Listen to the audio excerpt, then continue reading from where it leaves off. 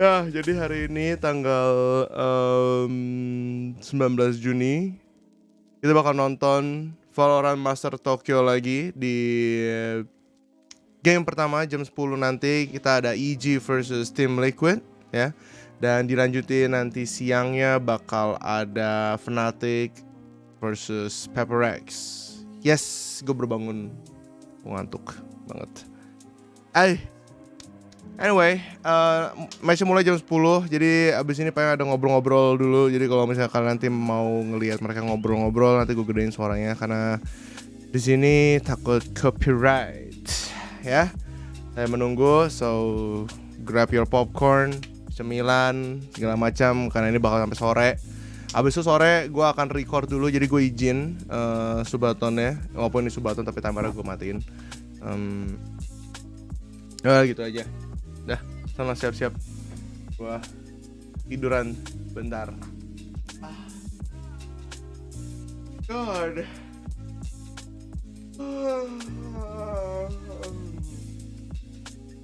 Bangun jam 8 tuh udah satu hal yang paling challenging gue di bulan ini sih. Tidur susah banget, walaupun jam 2 gue udah tiduran. Gue harus guling-guling sampai jam 3, jam 4-an baru bisa beneran tidur.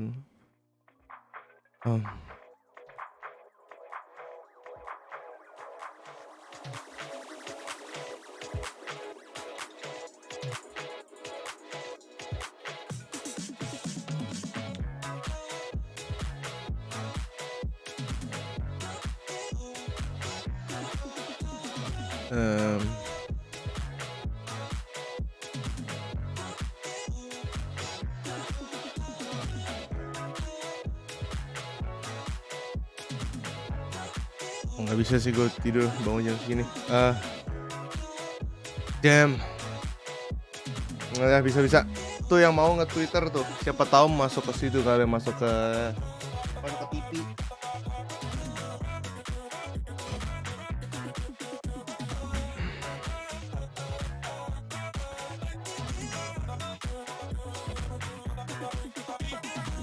Ya itu siang nanti. Ya berarti sore nggak bisa. Kok sore sih? Game aja mulai jam 1 siang. Ini sore mau udah kelar. Siang. Tuh yang mau tuh hashtag Valorant Master Day 8. Kok udah Day 8 nih ya? Udah Day 8 nih. Habis nonton tidur lagi? Nggak bisa. Udah nggak mungkin tidur lagi gue. Ngantuk iya, cuman gue tidur kayak nggak mungkin langsung tidur gitu. Nyari like dulu, but nggak 1000 like, watch party kelar hari ini.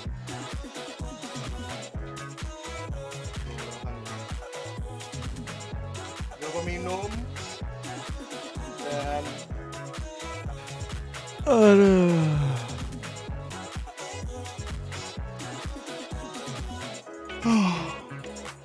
gue belum lihat EG main sih.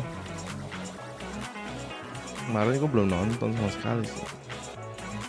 Kalau Liquid ya oke lah, we'll see. Match hari ini sih bakal seru sih. Terutama Fnatic sih sama PRX. Ya M-nya 11-12 sih William sama gue kayak kemarin gue main. Jadi kalian gak bakal kaget gitu sih kalau misalnya ngelihat nanti mereka main. Paling bedanya adalah tim mereka lebih kompak aja kerjasamanya. Kalau soal MC bisa diadu sama gue. Kemarin kayak gitu. Skill segala macam sih.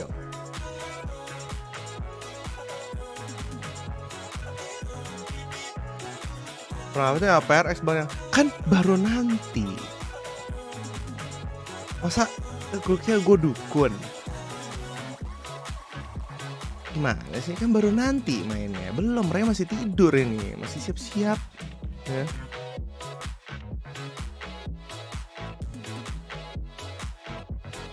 Nah, ya kalian jangan gitu dong kan. Kaget ngeliat aim begitu sih. Kayak gak pernah ngeliat orang jago. Kemarin kalian ngeliat ngasih semenit.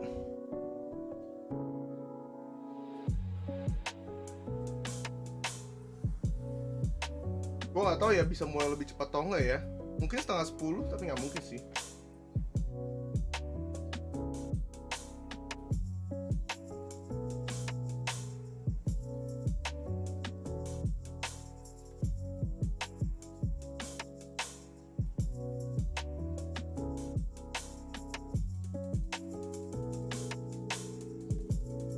Ya bagi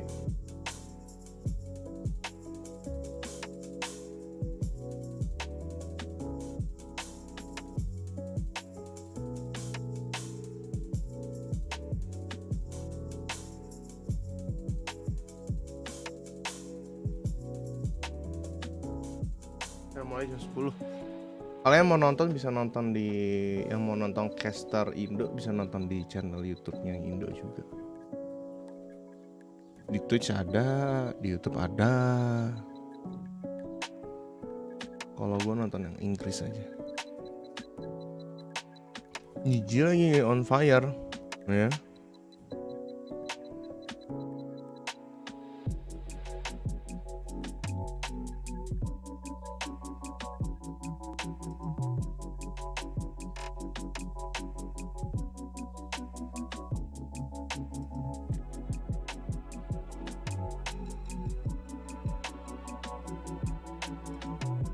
Oh, ingat, yang punya epilepsi jangan nonton ini ya. Ingat tuh tulisan warning, warning. Ntar kalian di flash, kena flash beneran kan nggak lucu. Nih.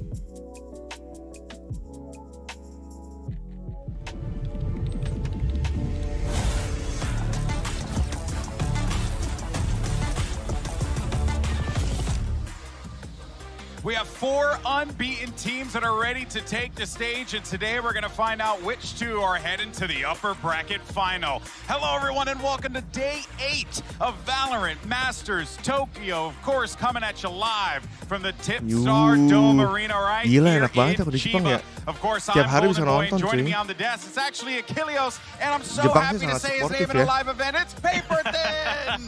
It's good to see you, buddy. I'm excited to be here, man. We had a great time yesterday casting the NRG DRX match, and now we're going to have a lot of fun watching two really good games today. Yeah, and Great time might be a little fans, bit bold. the fans are loaded up, but you know, Seth, why I don't are you get wearing this, yeah. sunglasses, bro? Because I knew I was going to be on a desk with 2 bald guys, and that light was just going to be bouncing off and just blasting me in the face. So I figured I'd just You go know, ahead and shield myself. I Make brought sure an that I'm extra prepared. pair just in case you needed them. Oh, So, what yeah, a friend. Always look at that. I mean, obviously, there's just a lot of shine coming that way, Yeah. but that just means that we shine bright like a star, boo-boo. That's all that really means. I feel like Psycho right now. Si Golden Boy bagus sih. Truly, Ini that's kayak what ini hold on, let them know it's castingnya. good. Demen In gue. any case, guys, let's go ahead and talk about what happened in yesterday's elimination matches. First, it was Loud facing off against Edward Gaming, and then, of course, we were served the upset of the year. As we saw it happen to us in real time. We had to accept it and believe it.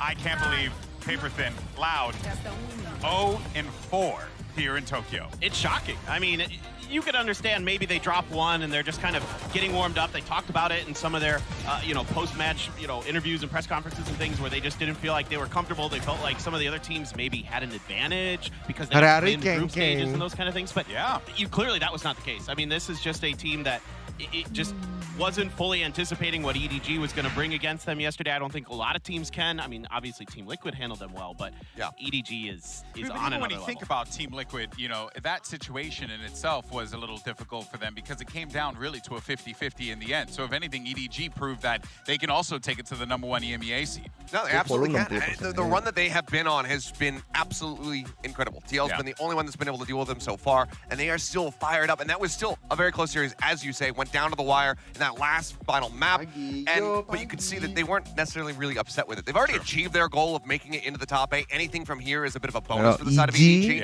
But the camaraderie that was shown on stage, Rengar standing up, applauding after the ace there. It was just such a wholesome series. And I think there's a very real chance that we could see those teams potentially clash again as well. Oh, yeah, and I really, really am excited about that one. But of course, it takes us over to our next matchup. We have DRX, who would be taking on NRG yet again. And it was hilarious because we had Achilleos and Paperthin casting another DRX game, your first game that you casted here in Tokyo, Paperthin. And it was a DRX matchup. Unfortunately for the boys, it was not the outcome that they wanted. NRG looked really clean. Yeah, they really did. I mean, this has now kind of been the story of this NRG core versus DRX is that they have their number. They have good reads against them. Yeah, DRX came out swinging on Pearl, but Haven was just a masterclass. NRG has such a good read on that map. They had such good read on how DRX wants to play. And, you know, I was talking to Finesse before the match yesterday, and he just said, look, we play very similar. So sometimes it is close, but clearly yesterday they really had them downloaded. Yeah, I mean, the wheels have been coming off for quite some time, to be frank, for DRX. So, you know, as upset as we are to kind of send them home, we also anticipated that this was going to happen because NRG just have been a bit of a cut above. Even with their own struggles, they have been a cut above DRX this season, and it's just the way that it is. And all we can hope for as specific representatives is that DRX get their stuff together when it comes down to champions. They've got a little bit of time to try to prepare for that one. For NRG, though, not as much time to prepare because they're still here in this tournament, and there's very fast turnarounds when you're in that lower bracket. Oh, yeah, indeed there is. It does feel weird, though, to have a tournament and have no Korean representation left in this. You know, it's a bit of a heartbreaker for sure. We claim Potter. Yeah, we claim Potter. You know what? I like that. I like that. That go ahead and takes us to our bracket, of course. With those two eliminations, we're now down to our top 6. And boy, oh boy, is this shrinking down. So as you can see, we have PRX and Fnatic, and then our first match of the day is going to be Team Liquid taking on Evil Geniuses, and awaiting the loser of those games down in the lower bracket will be NRG and EDG, who are also set potentially on a collision course with one another as well. This bracket, Seth, just it's nuts. I mean, genuinely, we have still Pacific representation left, which is nice, but it's going to be tough because they're going up against Fnatic. Yeah, I mean, I said the same thing because they were going up against DRX. Clearly, that didn't matter. DRX failing to just be able to beat content creators. They lost to SOM, they lost to CTRS. So if you're a streamer, you've got a leg up over them, I suppose. Think back to F4Q as well back in the day. That's true. First team to take them down. Content creators, just their curse, I suppose. Just a couple streamers. Yeah, just a couple streamers in a dream, keeping it alive. But yeah, it's still going to get tougher for here for the side of PRX because, again, DRX have already been looking disjointed. PRX were already able to take them down. And now that they best them with CTRS in the mix, there's still some hope here, but it's going to be difficult. I always appreciate the Pacific hopium. It's always nice, but I hope as well. And we'll talk more about that matchup later on today. But before we get into the matches, we actually did want to spend a moment to highlight actually some of the really cool things that are happening here in Chiba. Actually, there's this suspended monorail that you can go through the city, and it's wrapped completely with Valorant Masters swag. It looks really cool. The fans have been taking it every single day to come to this venue. It really has been super cool to watch, and also I just love transportation. Kemarin nangis habis menang. Enggak, dia bukan nangis. Dia pengen sebat. Soalnya nggak dikasih sebat sama sekali. Dia pas lagi main susah. The city of Chiba Paperthin has been embracing this, but also it's kind of cool to see how our fellow talent team has been taking to this too, because I don't know if y'all know, but Mimi is like a big train fanatic. She has her day off today, but today we're going to celebrate her love for chains. Well, this is where she and I get along very, very well, because I also love trains. Every time I come to Japan, I'm like, I got to take the Shinkansen, I got to take the trains, and they're always laid out with these really cool designs, so it's really awesome to see that Valorant is on there. A lot of times it's, you know, local Japan stuff, even anime stuff sometimes, so now we get to have this full experience of this absolutely wonderful country. By the way, I'm taking credit for this, by the way, because I wanted to go to I think it's Geigo or Gigo, I don't remember, I don't know how to pronounce the name of the arcade. I wanted to go, I found the train game, and then Mimi sat there the entire time. Yeah, I wanted to tell her about it, but you know, didn't get to see her until last night. I was like, oh, there's a train game in the arcades, by the way. She's like, I have already been playing. But actually, the reason why we're talking about this is that you know, we want to like learn a little bit more about what, you know, like easy access to events and the ability ability to be able to come to a venue like this means to, you know, the folks who live here. And of course, the people in Chiba have been really, really kind to allow us to be able to go and check out and even film on the monorail. And we did get an opportunity to really figure out what does the train systems, what does the resident public transportation mean to the people of Chiba. Mimi went for it. Let's go ahead and check it out.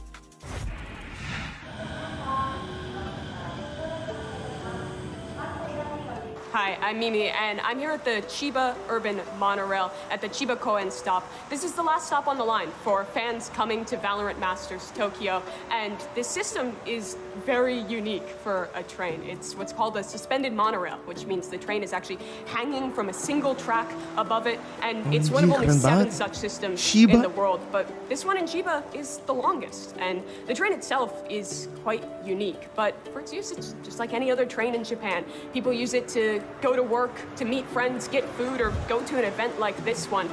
And for fans of Valorant, for the longest time, it's been separated. With COVID and restrictions here in Japan, fans have been at home, watching their favorite teams play, playing the game themselves, learning and growing in excitement for it. So events like this are something special here. In Japan, the trains provide an element of connection that not a lot of other countries have. Really, no matter where you are in the country, you can hop on a train between cities and maybe find yourself here at the last stop at Chiba Koen to arrive at this event.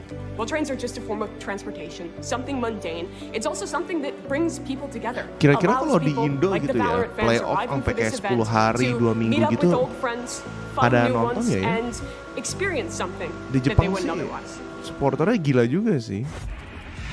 Firstly, I do want to say very well done, Mimi, on that. And Padahal also, ada tim dia yang main. we're talking about this because the audience that have been here has been nothing short of remarkable and incredible. And I really hope that if we ever get to do an event sangat supportive sih. More fans from around the world get to come and experience this, because this truly is an experience unlike anything I've ever experienced in my career.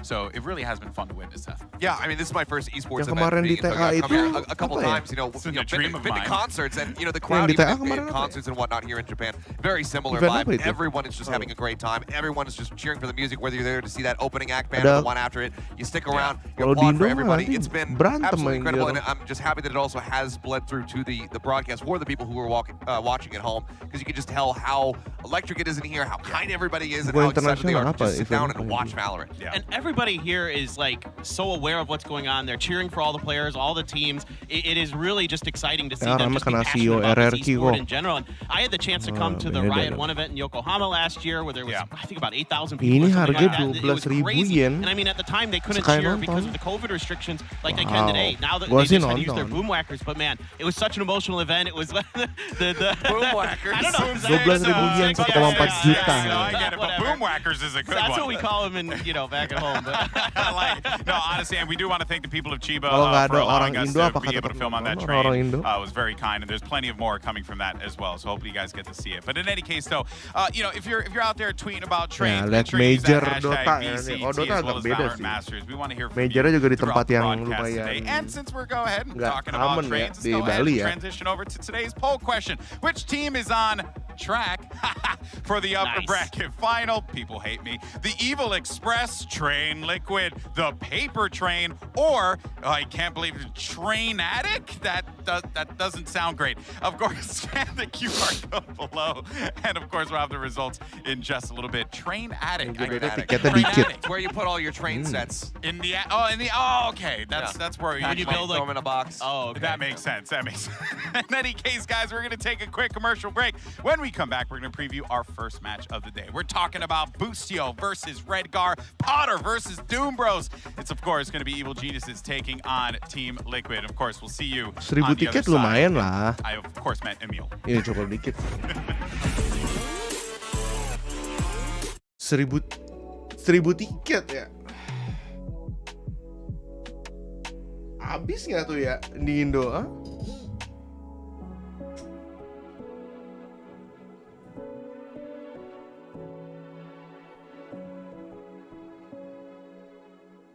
Nah, tim Liquid nah.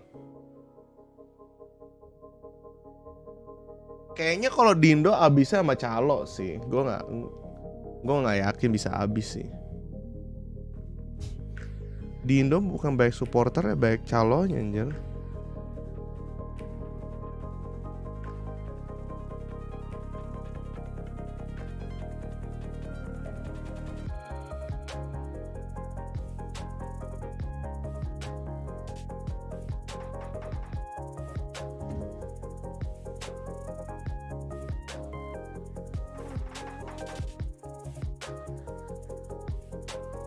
Indo jam berapa jam? 6 jam ke sono paling 6-7 jam. Udah sold out kok tiketnya. Iya pasti calo sih.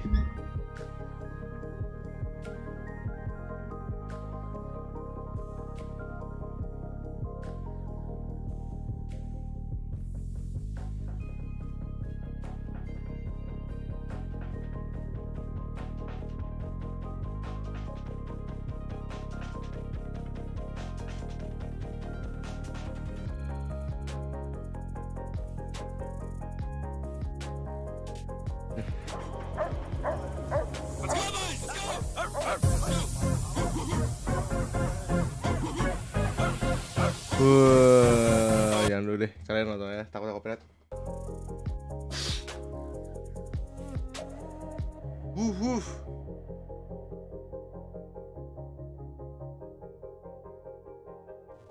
Oh udah, nih kalian mau dengar lagi. Welcome back, everyone, to Masters Tokyo. That's another John Locke special. In today's first match, though, we have NA's Cinderella team of evil geniuses taking on the EMEA champs in Team Liquid. And Seth, this is a matchup that we're all excited for because this is obviously going to be, you know, of course, according to the standings, right? Say what you will about Fnatic, but this is the #1 team coming out of EMEA going up against a plucky underdog in EG that has proven a lot of people wrong. But for Team Liquid, they have been tested. We've seen them be taken to the limit against EDG. Yeah, no, it was a really close series. Again, Liquid, they were tested. It's the only series that we've seen from them so far here at this event, given that they were seeded forward. But even saying, like, the EMEA champions, it still feels a little bit weird. It does. Because it did not look like that was going to be at all possible, given the way that the year started for them all the way back over at Lock-In. It has been a monstrous glow up for the side of Team Liquid to be able to, you know, best Fnatic and then come into this series as an opening match and be the ones to send EDG down to that lower bracket. It was hard fought, but they managed to get it done at the very end. Did drop that map, you know, in the midway there of split with 13-8. But this one, as we got the Lotus, it was completely down to the wire, but TL were just barely able to clinch it at the very end with Soulcast delivering that triple kill to get them across the line. This is a team that can make adjustments, that is, you know, at times looking absolutely unstoppable, but so too is EG. And this is going to be the biggest test potentially for them in this entire tournament. Yeah, no, I mean, I totally agree with that. I mean, it goes without saying, though, Paper Thin, right, that this Team Liquid squad, despite them being challenged, understands how to overcome that kind of adversity on the server.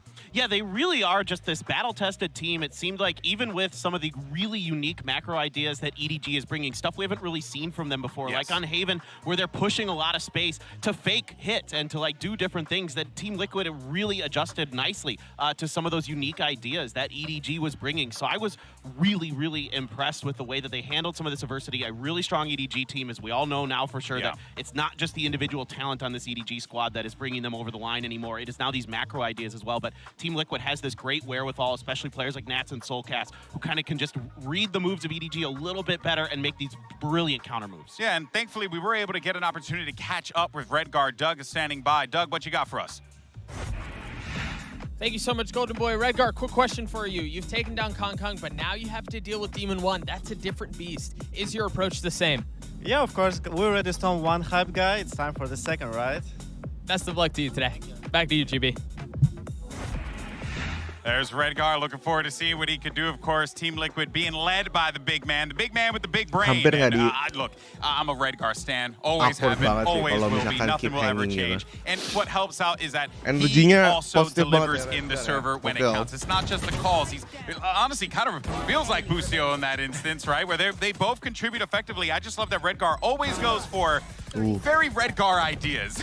Yeah, every now and then he comes up with something you're like, okay, what in the hell is he cooking? You know, what is going on? And sometimes those things fall flat, but more often than not, as of late, they've been looking better and better. And when he does pull off something wild, you're like, wow, okay, he's just a genius. He's a madman, he's a mad scientist. Pas kayak SD cuman kayak. Is, but of course for a close. Oh, what were you gonna say, Pippin? Oh, sorry. Oh no, I was just gonna say, like, I just think that there's brilliant macro ideas for them as well. Sometimes there's some weird micro mistakes, but yeah, overall they're really good. Oh yeah, I'm with you 100%. Langsung ke upper final it definitely ini. is going to be very interesting to see how they kind of masih incorporate those micro ideas, ya. especially against evil geniuses. They're always looking for those opportunities to shut that down. But of course, for a closer look on the squad, and of course their road here in Masters Tokyo, let's go ahead and hear from Redgar and Safe once again.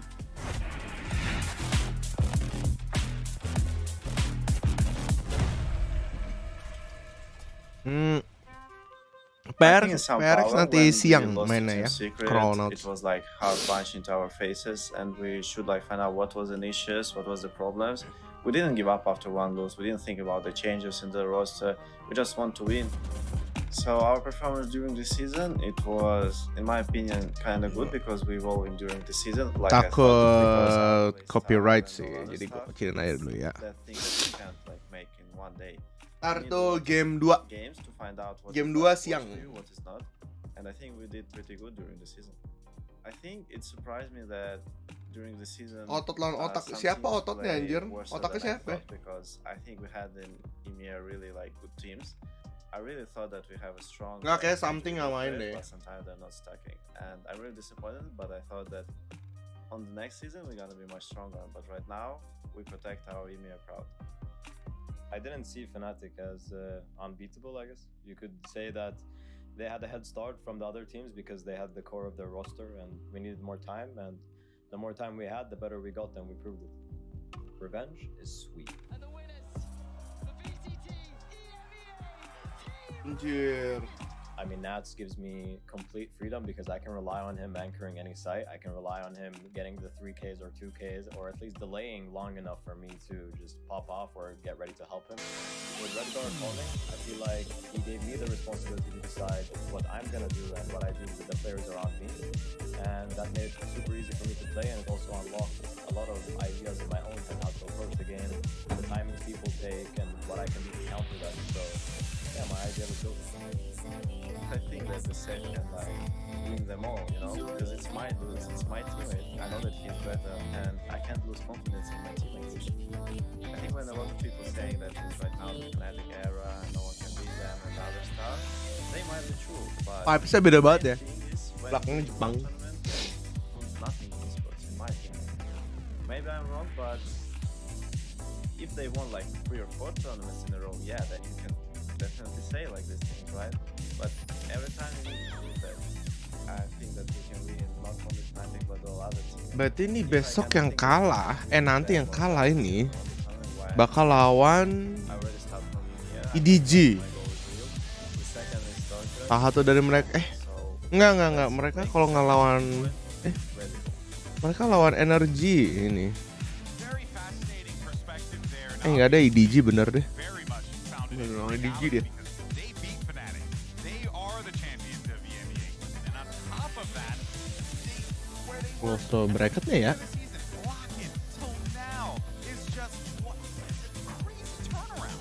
Yeah, I mean, you can definitely make the argument this is the most Oh, IDG atau energi nih lawanannya. the team secret at lock-in, coming all the way through to where they are. Mode bracketnya sih musuhnya sih IDG ya. Very impressive. Wah, So, ini Evil EG. Geniuses as well, man. I am Jauh Gemo, Ethan, both these teams are incredibly Kompus, improved. I mean, that's why I'm Tio. saying you can make the argument, right? Siapa guys yang kalian highlight di EG? Gue belum nonton EG dari These kemarin. are both just teams that have really worked out a lot of the problems that they saw in the early part of the year. They were really just like able to sit down and kind of talk it out, kind of get on the same page, and find just impressive performances. So, you know, on the screen here is Demon? the real deal. Yes, I don't think there's any doubt in my mind now.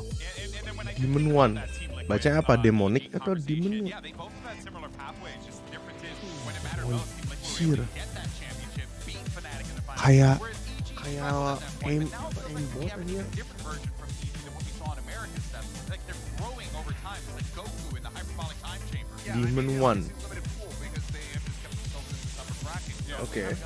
Bunch of them, but it still just feels like they continue to iterate on everything that they've had in the Demon One. past and just grow it, Yeah. find, you know, where the holes are in the armor and say like, okay, now we're gonna patch that up and reinforce it. And a lot of that has been on the back of Potter. She's been absolutely stellar for this team, and the team has been working with her system to ensure success, and they're just absolutely insane, this squad. Yeah, and they've been doing just such a brilliant job, Clinton, of like really anticipating what their opponent is going to be throwing at them and then playing effectively with that information. The growth from this team, as Seth had pointed out, is really outstanding. Yeah, I fully agree. And a big part of it is not just like their prep and their strategies, it's their on-the-fly thinking, coming in there and being able to react, knowing, you know, the situations when their opponent has their ults ready and how to play ahead of it. You know, they'll get ahead of these rolling thunder so that they put their teams in bad positions or other ults like that, where they're able to really Udah di counter M-Lab some of the ini macro daripada ideas, rank game-nya. the strategic ideas Oh, that gitu? teams want to come Saya into around with, try to use against them, and they're one step ahead of you almost every time. It really has been fascinating to watch EG grow into this dominant force. And I know a lot of people are still questioning whether or not this team is legit, but I mean, I think it goes without saying they're here now. They most definitely are. Earlier, though, we did get Doug, who managed to catch word with Boostio. Doug standing by. Boostio. Thank you so much, Golden Boy. Boostio, quick question for you. What will be the key to success for you guys to take down Liquid today? Yeah, the key to success is probably just Demon 1 go kill, and then just hit B. Excellent strat. Thank you so much. Good luck. Anjir. PD. Hit B. Hit B. Guess we're getting Pearl today. Yeah, Boostio's giving us all the good, Gokil. good materials. Can't believe you laid out the whole strat book right then and there. I mean, just pull a page out of Team Secret's book, right? Just hit A every time on Haven, and it'll work. You know, but now all the players know, everyone knows. Oh boy, but see, even when you know what's coming, yang satu it's very friendly hard approach, to deal yang with this satu tuh young man. bener-bener kayak Giacomo berapi-api gitu, has been cuy. unreal. Truly does have that dog in him. Real talk. I mean, just even when you have a conversation with the kid, you can just tell he's got that attitude that just really propels him. It gives him a good perspective on the game, and he approaches that in the server as well. He really does, and I mean, look, we've been gokil banget ya, Sky-nya bisa nge-follow up gitu ya. Coba gue kayak gitu mainnya. You know, which player do we want to talk about? You can talk about anybody. Honestly, all of these players deserve to be highlighted. They deserve to be featured because they have all had their individual performances. They have all had their impact. It's not just the Demon 1 show. As much as Boostio's joking, saying like, "Oh, Demon 1 go kill" is the strat. Giacomo has been putting up absolutely insane numbers.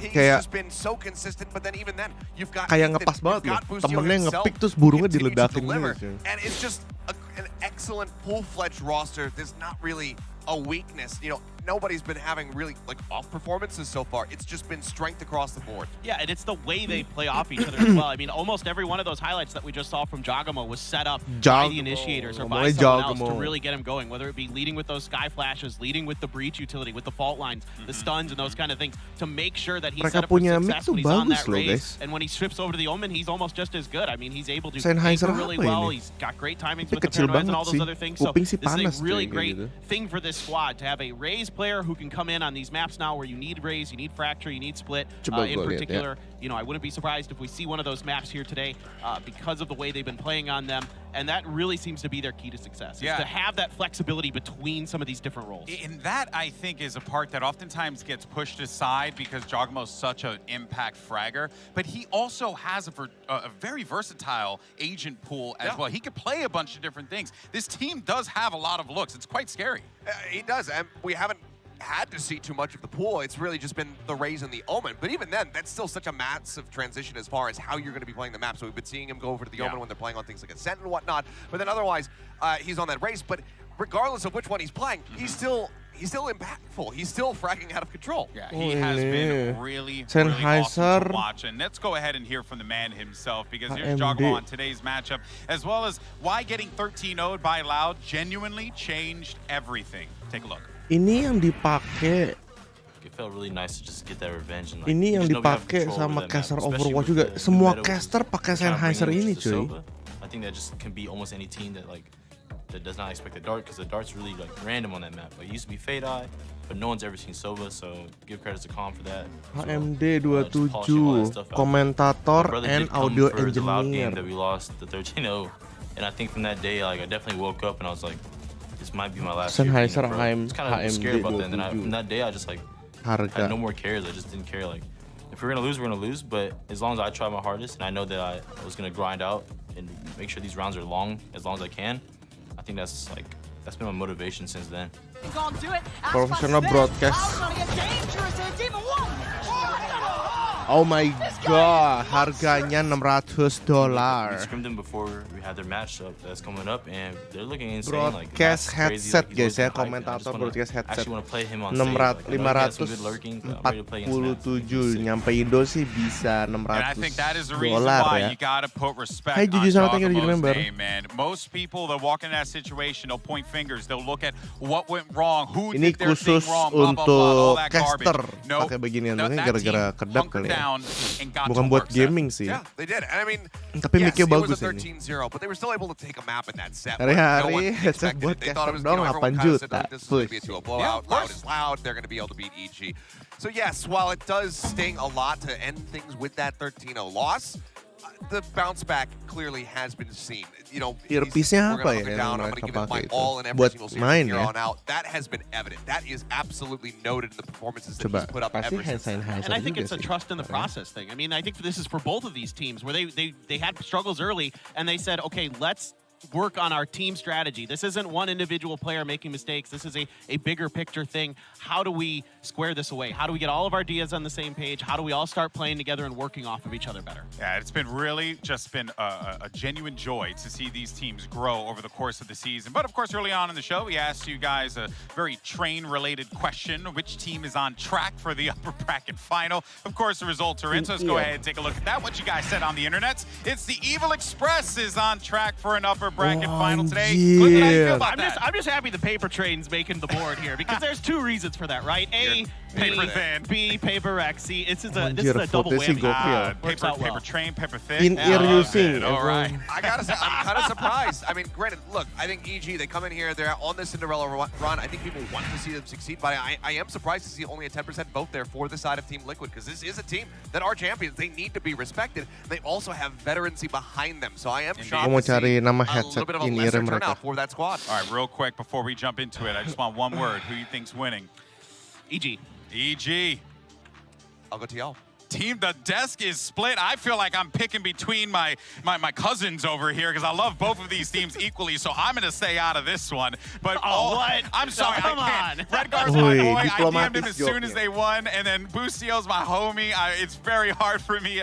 Everyone on those teams are all fantastic. I wish everyone can win, but that's not the way it works in these competitions because we have two incredible matchups today. EG versus Team Liquid, Fnatic versus Paper X. Day 8 of Valorant Masters Tokyo starts right now. Day 8. Kalau Day 8 ya. Kalau kalian nonton 8 hari berarti kalian udah habis 9 juta buat nonton doang setiap hari loh. Lu bayangin. Day 8 anjir. Ya benar. In ear. Chipset use. Hemat uang. Ferry baru aja buang 10.000. Hai Ferry. Sapa aku bang. Biar orang tuaku bangga. Wah, nggak boleh gitu. Kamu sebagai orang tua dengan cara kamu sukses.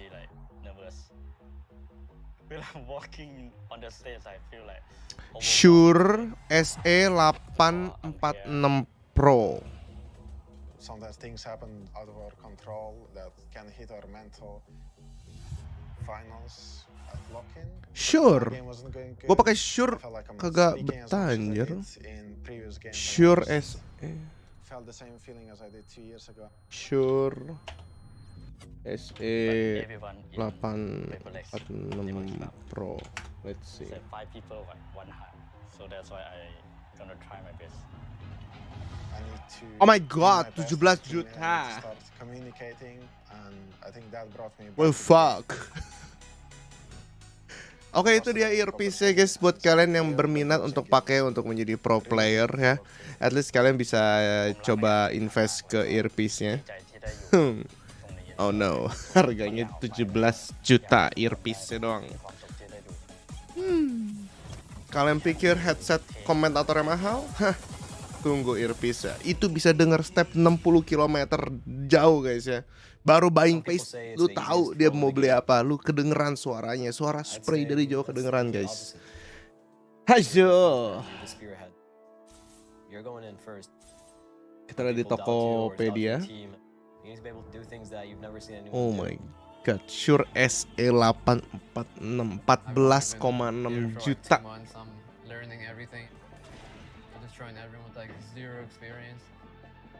Just wait until I get that experience. I do think they're in very good form. They play very well. Gue beli Shure kok jelek ya. Itu sampai suara komen dia pun kalian bisa dengar guys. Maybe like a 7.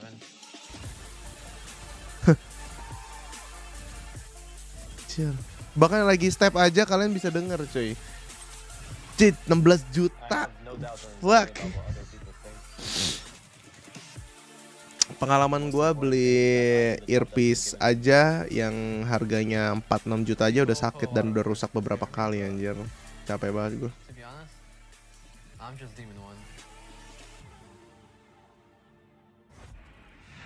Match 1, let's go ahead and get started. TL, you are higher seed. Team A or Team B? Team B. Oke, siap-siap. Team B. So EG, you will be Team A, and we'll start with your first band. Okay, we will ban Find your band. We are banning Pro. Anjing, coachnya dari mana EG, itu? map number 1. we pick fracture. Side on fracture. What do I start from fracture? Fusions. Fracture. Defense, okay. Alright. Map number 2. We're gonna pick Haven. Haven. Side on Haven. Haven. Unexpected. Anjing. Anjing kayak guru Mandarin gua anjir mukanya. Dulu pernah ada IEM hilang di VCT, dia beli lagi saya 200 USD. IEM 200 USD? Itu mah yang punya gua ya. Lotus. Okay. You have Ascent and Split. We remove this and pin it. Okay, we ban Ascent. Ban Ascent. Map number 3 is Split. EG side on Split. Sisa Split. Okay, so we're gonna go through this really quick. Guys, gue nanya lagi. First set of bands, Kenapa we have EG with Split? Vine, TL with Pearl. Map number 1 is Fracture with TL on defense. Map number 2 is Haven with EG on defense. Next set Ya, of gue bands are mau Lotus liat and Lotus Ascent. so padahal. Cider number 3 is Split. Tapi gue with suka EG sih on ada Fracture sih di sini. Go T-Bow. Fracture Heaven itu. Cewek anjir. Tuh berani biarin dia masuk dulu, takutnya copy lagi oke. Emang maksudnya iya gue nanya. Orang-orang jawabnya sisanya.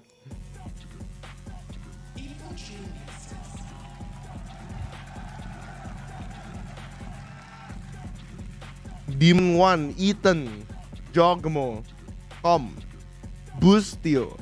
Oh yang ngomong tadi Bustio ya. Anjing yang pendek. Yampi, Shafi, Redgar, Nats. Oh yang kemarin ada Soulcast. Iya.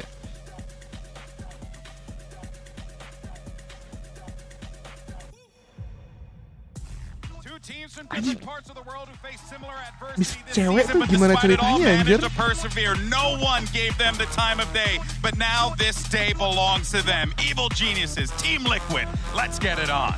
They earned it. The time of day is theirs, and everyone has to pay attention to these two squads now because they have been absolutely captivating in their runs to get to this very moment. And I cannot wait to see this clash. Can we just start the game already? We know the maps are just getting there. I'm with you, man. But let's get the agent select. We'll find out when we get to real quick, though, let's talk about the maps real fast, Paper Thin, because honestly, seeing that Fracture come in first, that's pretty big for EG, a tone setter without a doubt. Yeah, absolutely. It's a map they've been very good on. They have great reads on this map. Their rotations are phenomenal. Everything about the way they play this map, I love. They kind of have a really unique read on the way to play it compared to some of the teams that like to run the Neon and things like that. That hasn't really bothered them playing against some of those high-tempo teams like Lao, as fast switching over to the Neon. So this is a really good start. I like this map for a lot for EG.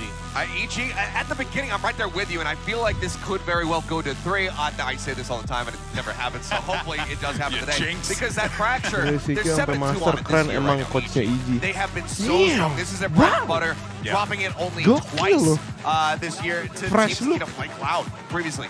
And then they were able to best them again just, a couple days ago. So it was a really strong performance from them on this one. But then you get to Haven as a map too, and that's where it starts getting concerning for them because this year they're 1-4. It has been one of their weaker maps in this pool.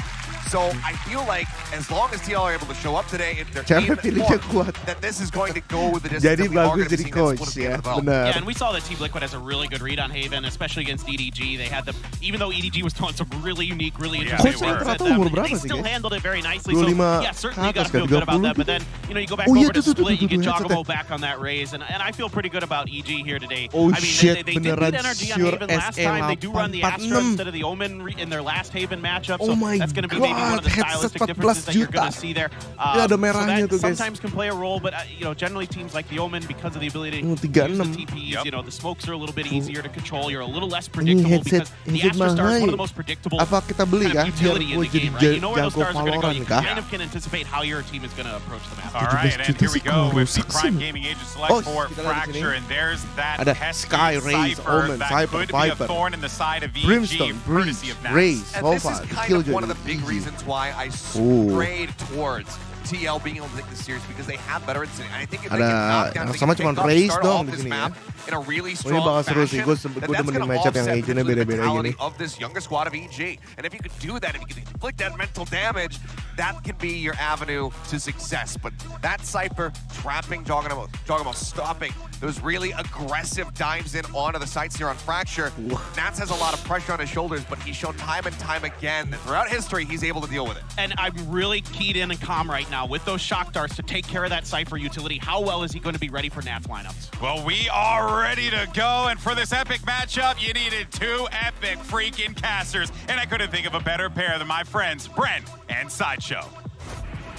Thank you very much, GB. Yeah, you guys have set this matchup, I think, quite perfectly because you have two teams here that could not have had bigger strides coming from lock-in to now with this matchup here. Josh, if I saw this on paper at lock-in, I'm calling in sick. Yeah. Mate, I'm like, listen, this match would not have been a banger, but we are literally witnessing two teams here, Liquid and EG, that are reaching their peaks at just the right time. Yeah, the glow-up is absolutely absurd from both of these squads. And for Liquid, they already managed to win their domestic tournaments, be able to lift that trophy, outpace Fnatic, and yeah, peak at the right time.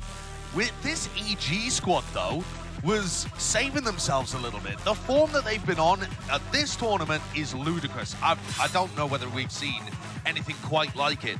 They've won 11 out of 12 of their pistol rounds. That's like 92% win rate in pistols. That doesn't happen. And then they've taken that and overall been converting about 2/3 of all of the halves into a bonus round as well. So they go up 3-0, often 4-0. You cannot beat a team that's doing that. You have to stop them. Already we've seen some ideas at play. There was a nade being held there by Safe, but very slow beginning. And you're right, Josh. It's EG's pistol rounds, conversion into the bonus as well. That's been their bread and butter. Shock darts close, just in case there are some trips. A fault line that's Ini emang gak ada suara atau gimana nih? And Demon One's just feeling this out. He knows that there's a reactive push coming. Cuy, gak ada suaranya nih.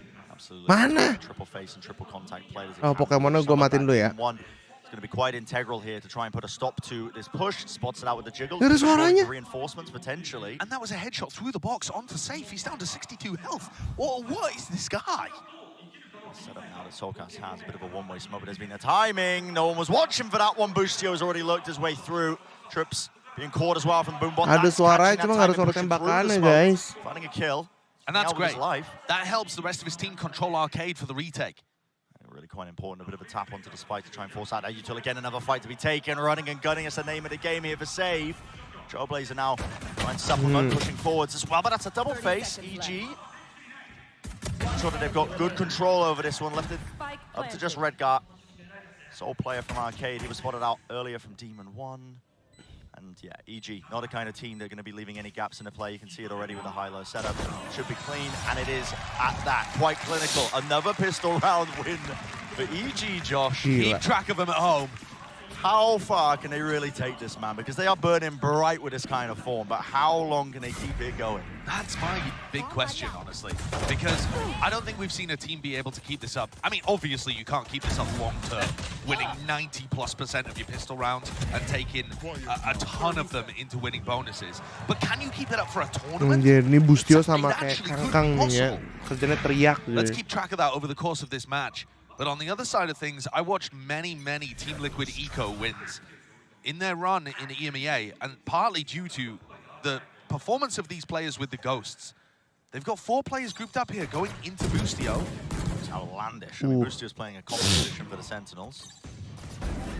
That's a turret that takes out Safe. Okay, I mean, are we going to get started with this? A bit of tomfoolery from Team Liquid early on. He was weak off the Bulldog shot, but also that shouldn't happen. How is that occurring? Okay. Team Liquid really are the tomfoolery team. Yeah, you just... But it sometimes disguises how excellent their tactical play is, too. Liquid really are going to give you some amazing rounds in this match. I can guarantee it. They'll also give you a bit of trolling. They will. They do love a bit of trolling. Wow. Tagged up by the drone, flashed up. That util. I mean, we talk about the excellency with a supportive util that comes out from players like Ethan, Com. But yeah, I mean, you just gotta keep an eye out for it, honestly, over the course of this entire series, because it is amazing. Enabling players like Jooomers, who's really also coming alive. This guy's always been a fantastic player, but on this map in particular, it's Demon 1 who's playing the Brimstone, taking a bit of a backseat. Jooomers playing the Raze. And I would say over the course of the Americas season, Jooomers not been as impactful as he was last year. Throughout 2022, he looked like a star player when he was on the Jet and the Raze. This year, taking a little more of a backseat on some of the more supportive roles. And then here at this tournament, found his form again and just looking absolutely electric. A lot of the other players on EG, absolutely integral to the way that the team plays. Yeah. Right? Ethan and Con with the supportive utility, potential for clutches. Demon 1, we all know what he's able to produce. You've seen it just with his raw aim. But then you've got like the X factor. And to me, Jooomers is that X factor player. Right, Brent? Here we now go. Let's see 2-0. what Yeah. EG have got cooking. Remember when they played against Loud, this bonus round ended up Emang going turret into sesakit tower. It apa was ya? a huge Sekali util tembak dump 20 HP onto ada. Sadak. But it was important that they got Com's Hunter's Fury online for that play. Com has not got the ult around. They're 3 orbs away from Boostios. Do they make a play for the lockdown? Jangan di highlight That gitu to me seems a dong. bit Kan too malu slow. orang yang mati sama Slow, turret, too obvious. cuy. You can be playing for the orbs like that, but EG, they do love to cook on these bonus rounds. The city approach. It's Como's holding the north side. Deep dart towards drop. This is meant to make it feel like, I believe that there's more players towards that direction. A lot of teams do that with their 1-4 defaults on Fracture. They run their initiator player on the north side, and it does make it feel like there's more presence there. Yep, great point. And Team Liquid are using the same setup they did in the pistol. But a deep push as well. This reclearance through into main. Turret's going to be touching that one into, well, Satchel. Jooomers jumps on the opportunity. And strikes, and he's rewarded with the kill onto Yampi. Masih bisa nyemprot anjir. There's another reclearance. Hall as the doors opens up. They're going to be aware of this. Boostios just holding it quite delayed. The spray transfer. That's cheeky little two-piece. Might have done enough as well to salvage some portion of this round because he's brought it to a 3 How versus bisa 3. kayak gitu I think nge-spray, that guys? is the play that Kan potentially pelurunya kan saves things for setiap berapa Liquid, you're peluru right. anjir itu. Because if he falls there, the whole of the A site completely Masih bisa open. headshot lagi. Now EG has to do a little more. Save still has full utility here, tucked into such an unusual spot at back dice. Jooomers has nade for it. You see players do use it in that portion. Safe underhand nade as well, preventing a deep push as well, but it is the tight squeeze. Wrapped around, Com pushing past it now. Aftershock in his face, Shock does to try and clear through. Not shying away from the fight, is he? Takes it straight to tower and regains control of this one. Left up to Nats and low enough that a single bullet will do it. There's another bonus round for you. It started already, Brent. It started already. The EG snowball. They win the pistol. 12 out of 13 pistol rounds at this event won. Only 1 that they've dropped against Loud on this map, in fact. And then they convert the bonus. Yeah. So that's now, I'm trying to keep track, that's 9 out of 12 bonus rounds won as well. It's just truly unbelievable. Yeah. And you see it with the small eyebrow raise on safe space. How do they win that? It's not through any kind of elaborate utility play. It's by baiting out dry reactive info pushes from Team Liquid and then punishing them. Sheer punishment happening here. A lot of presence over towards Halls. Nats is essentially alone when he's making that play. Cage down with the cam as well. Play now towards it. Save with the sheriff shots. They do land, so Jooomers will fall. Maybe getting a little bit too aggressive. They attempted to pivot there. I mean, Nats is Solgas. Sheriff, hold up. Marshall. It's the one before being traded. Sight is going to be theirs, though, so she should be able to get this plan down. But this is a major opportunity for Team Liquid to strike back quickly. Here are the ults, though. I think this is quite reasonable. Using the lockdown to try and clear this one out. Team Liquid going to be feeling that time pressure again. Yampi going for a cheeky play. The time is running so down low here, though. He is going to get detained. Not going to be hunting this one out, though. Probably going to be suspecting that he's actually in spawn. So Yampi's going to be tucked safe in that position. Yeah. And they're not going to be aware of it. It's actually a lovely play. I quite like this. I don't think Com's going to be expecting it. Shots whipping, no! Okay, rifle aim. They know that tower's compromised. It's Yampi up there. Nanoswarms, though, to delay. Itu strateginya Yuki pakai kemarin, sengaja kena detain nih, guys. Nanoswarm kill, Boostio. Ridiculous with it. No time, 6 bullets. There it is. Round win. Everybody falling in the end. No survivors on either side. Yeah, Safe choosing also not to keep the Vandal into the round that's coming up next. So, weird one, but okay. I don't think that was intentional, though. Yeah, it's not going to affect the economy that heavily either. But all right, everybody falls on both sides, and EG managed to get away with that one. After, you know, some nice plays there that could have potentially turn things around. Yeah. I am worried though a little bit about the way that Liquid are playing this defense because they're stacking players over towards A holes a lot, and so much of what they're doing is just without utility. It's a very, very slow composition that Team Liquid are playing. It's excellent if EG just run into them, but EG themselves recognizing that if they slow the pace down, Liquid don't have that much ability to go and grab info around the map. Yeah. This double smokes comp as well that Liquid are running used to be much stronger in the chamber meta. You could have your chamber player set up in A halls at this corner here, which the drone is clearing now, and with the Omen one-way smoke on top of it, it was really quite difficult to chew through. But the A halls hold becomes a little bit weaker, doesn't it? I mean, Redguard was set up for a trap play over towards Dish there, off the cam. And now it's completely stuck against a Halls Fury into the corner. Expenditure of the ultimates to see if he gets the value. He does. Redguard caught out alone on the side. Still swarming onto the location, but kills are being found. Two players already falling. Anjir. This reflank attempt as well. He's an important one. About to take contact into two of these players, loses his duel. So they lose the backside of Hall, slowly losing positioning over this post plant. Pushing him up onto the site. Here's a showstopper. Let rip close though, safe. Doesn't land it. Doesn't hit it at all. Nats has also just been waiting and wandering right into the crosshair.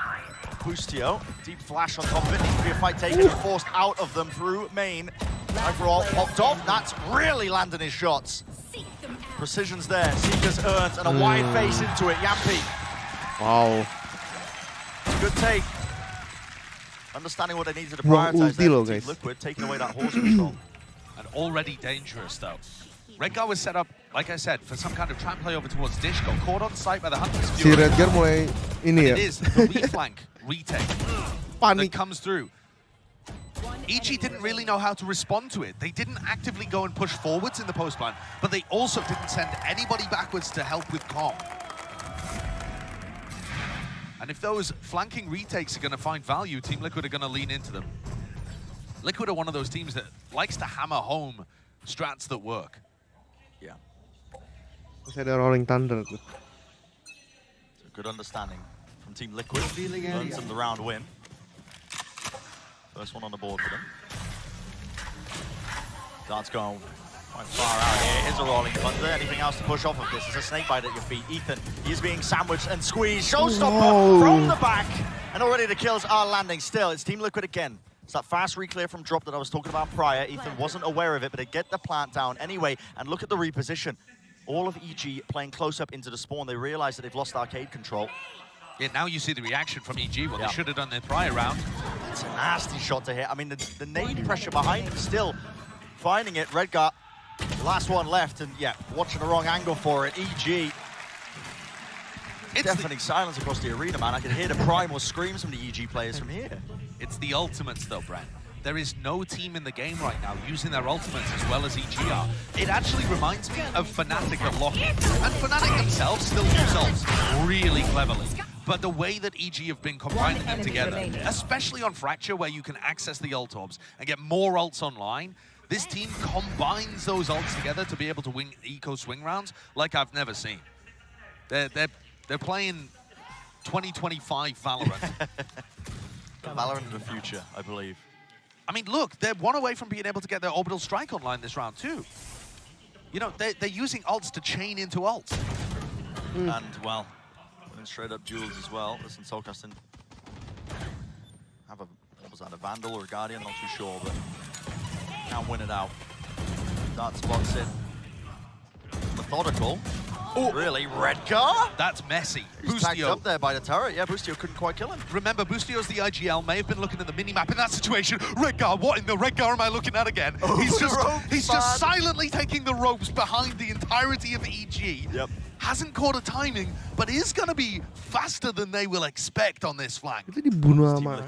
Fast flank into A horse to take away that space. Oh, no. He's got his knife out though, Redguard, man, please. That's unfortunate. Oh, boy. But I can respect it, you know? This is the round to try something like that. When you're at an eco disadvantage, a player disadvantage.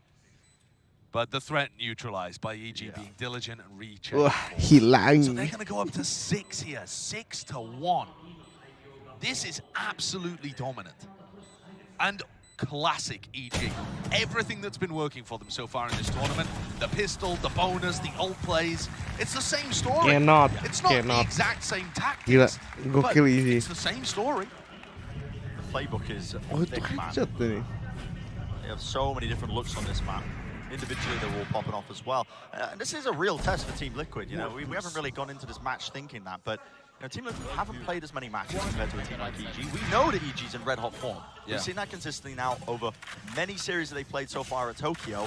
And this is a match that's playing for minimum top 3. Yeah. That's essentially what this is for. You move into the upper finals, the lowest you can drop is in that top 3 position. It's a huge stakes on the line. The orbital. For Liquid, we do need to see that step up, I think, to try and get back into this map. Team Liquid are playing an anti-lockdown setup, but not by north-side crunching, as most teams would do, with an aggressive composition. With their slower, more defensive comp, they're actually planning to just play full B retake. You saw the Cypher and the Viper, Nats and Soulcast just leave the site so early on. They're not caught by the orbital strike either, because nobody had to leave. Something that EG do like to do. Orbital strikes and Hunter's Fury, so good awareness from Liquid. Okay, but now with the plant, Com gets his Hunter's Fury online. This is the threat, though. Retake coming from many different flanks. 3 players onto ARC. Mana lu retake-nya? Trailblazer leads this one in. They are still running out of time. Snakebite at his feet. His Hunter's Fury is being used preemptively. I mean, at this angle as well, straight into the spawn. Just too much to really watch for. The nade over the top, sails right through. It does collect the kill into tower here. Feeling the heat. EG now, Team 1 has to take a timing through the smoke. Will it be watched for? Team Liquid are really starting to do the most. Spamming into the smoke. Wild.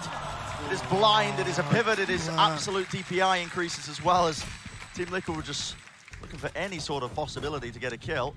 And if I ask you, what won EG that round? Would you possibly say the ultimates? The fact that they had a free access to the B site because there's a lockdown on one side and an Omen ult on the other. The composition that Team Liquid's picked, it's not a bad comp for Fracture. I don't want that to be people's takeaway. But you look at the ult differential, and that's why EG are so dominant with this composition on Fracture. It's because they have insane ults to play around every round. Time out. They min-max it.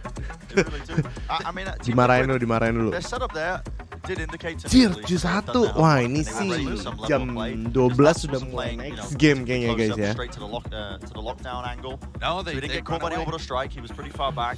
They had plenty of players on the north side as well, where they thought it was going to be weaker with the arcade reflank. But listen, that is all just to say that Team Liquid still had to play a 5v5 retake.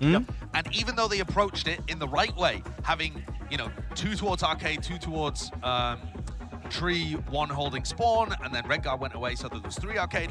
I like the approach from Team Liquid, but they're still at that point having to play a 5v5 retake where there's ults on board for EG. And that's really difficult. Even the whole time just acting as the final layer of defense tunnel with his aftershock to stop the plan. An angle onto Redguard. It's immaculate gameplay. EG are currently playing the best Valorant right now. Whether or not they can keep it up is the only big question for me. You have to see some kind of response from Liquid. There's a fast play, disrespecting first layer of this Viper wall. Already taking up all that space towards arcade, making a lot of noise in the process. There it is, aftershock with the boombot. The emphasis there. Snakebite to push back anybody who might be pushing into tower, and well, Soulcast pre-aiming the position of where he's expecting maybe the satchel peak. Jooomers falls, but he wants to refight. This does get the second one before it's traded, but the fight's just been won out anyway. Com got 2 from arcade. How has he managed that? He's just alone when he's doing it. He's holding the angle. Di arcade udah mati 2 juga tuh, gimana tuh? Out of the smokes, but perfect awareness though from Com. And he's brought it right back into their favor once more. EG have just been in control of almost every round. Now, this has been slowed down a tad. They lost control of Canteen, and look at it. They wait for the phone line to come back on to regenerate, to set themselves back up onto the angle, but they don't actually take the space from it. Forcing out the ults. Now Busio just takes a straight up fight. Knows where he is, and that is just precise. It's surgical, man. So well played. Incredibly well done there. I mean, we've got to see Com skills in the replay, I think, because those are the ones that end up winning the round for him. So, let's take a look. Dodges the flash, finds the... Enak banget ya.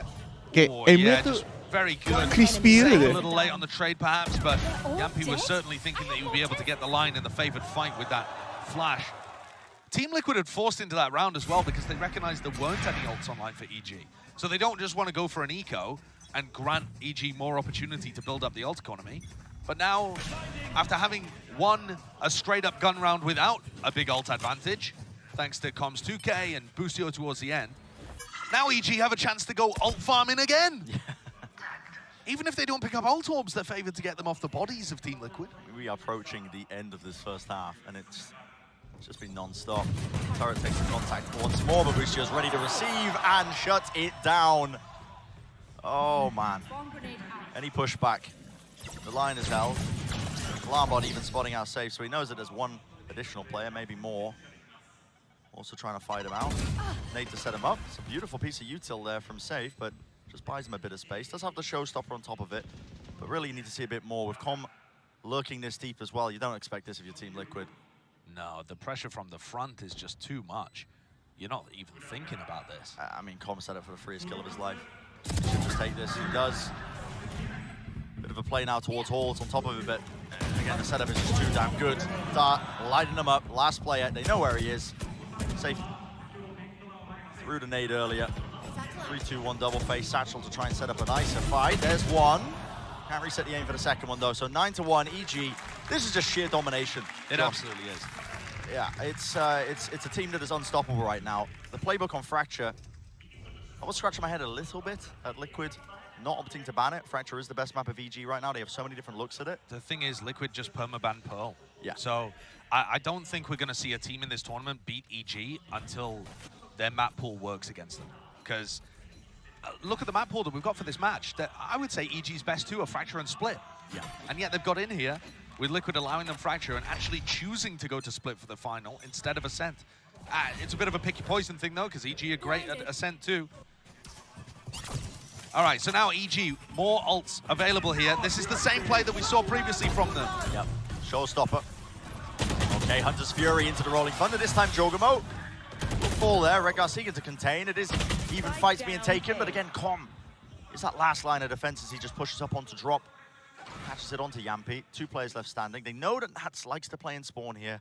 And already Boostio's just creeped up towards it, but is Nats going to be aware? That's a question, because they have missed each other just like that. Granted Nats a kill. It's 2 versus 2 now. Ult, given a bit of information. Look at Ethan. Just trying to hunt for a timing here. Neural theft, revealing his position. Still jiggling onto the corner. Spam down. Bit of damage. Com, know his positioning as well. Just fired that dart off Snakebite to collect a kill as well, but no! He's vulnerable up. Shots don't land for Soulcast, left it up to Nats, and look at the discipline immediately. Retreating up. It's a crossfire setup. As soon as Ethan takes contact, it's going to be a swing from Com. In fact, okay, well, Com just swings out. Well, time's running low anyway. Yeah. They know the round's won. It's just so damn clean. It really is. Oh, wow. Oh, dropping the bag at the end as well. Com has been performing spectacularly on an individual level for this map. He's really made the difference in a couple of crucial rounds, getting big kills there on Soulcast, and the one that he got from Drop as well. Now, it does look weird from Joooomer here, but I do want to explain that this is a similar set play to one that they ran, I believe, against Loud, and so Joooomer wants to go for different pathing. Previously, he went for that double blast pack, but he went into sand to follow up, so he's thinking, I'll swap it up this time a little bit, just to throw people off, and he ends up, you know, improvising into his own breach ult.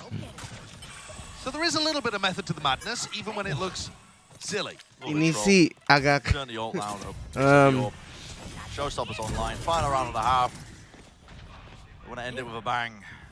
Spotting out the cam. Flash to set him up into tower. Clears that one through. Playing into spawn. And Team Liquid are trying to go for these flank retakes, which I think is a nice idea. But what utility? How are they getting their way in? And can they stop the post-plant setup? That is a nano swarm at their feet, so nobody can follow up through those seekers, by the way. That was laid down earlier. Com does fall, though. That's big. It could be a potential massive opening, but the timing with that fight that Joooomer takes is just immaculate. Boostio holding close to Jenny, a bit of a jiggle of the movement. Again, he's got his teammates to back him up. EG. Man's backing with it. Nats, though, pushing all the way forward. A bit of a tap onto the spike, forces out the aftershock. There needs to be an attempt and a play towards this one. Still low, Ethan. Last one left. Onto the spike, it's a tap. Damage done, gets him on bit. He knows it, he takes the fight again. EG are firing on all cylinders. They are feeling it. Bren, they don't even need the Red Bull clutch. They could have had a 10-2 half even if Ethan had lost Itu that. pede ya. Itu pede He tuh just kayaknya. drives another nail into the coffin.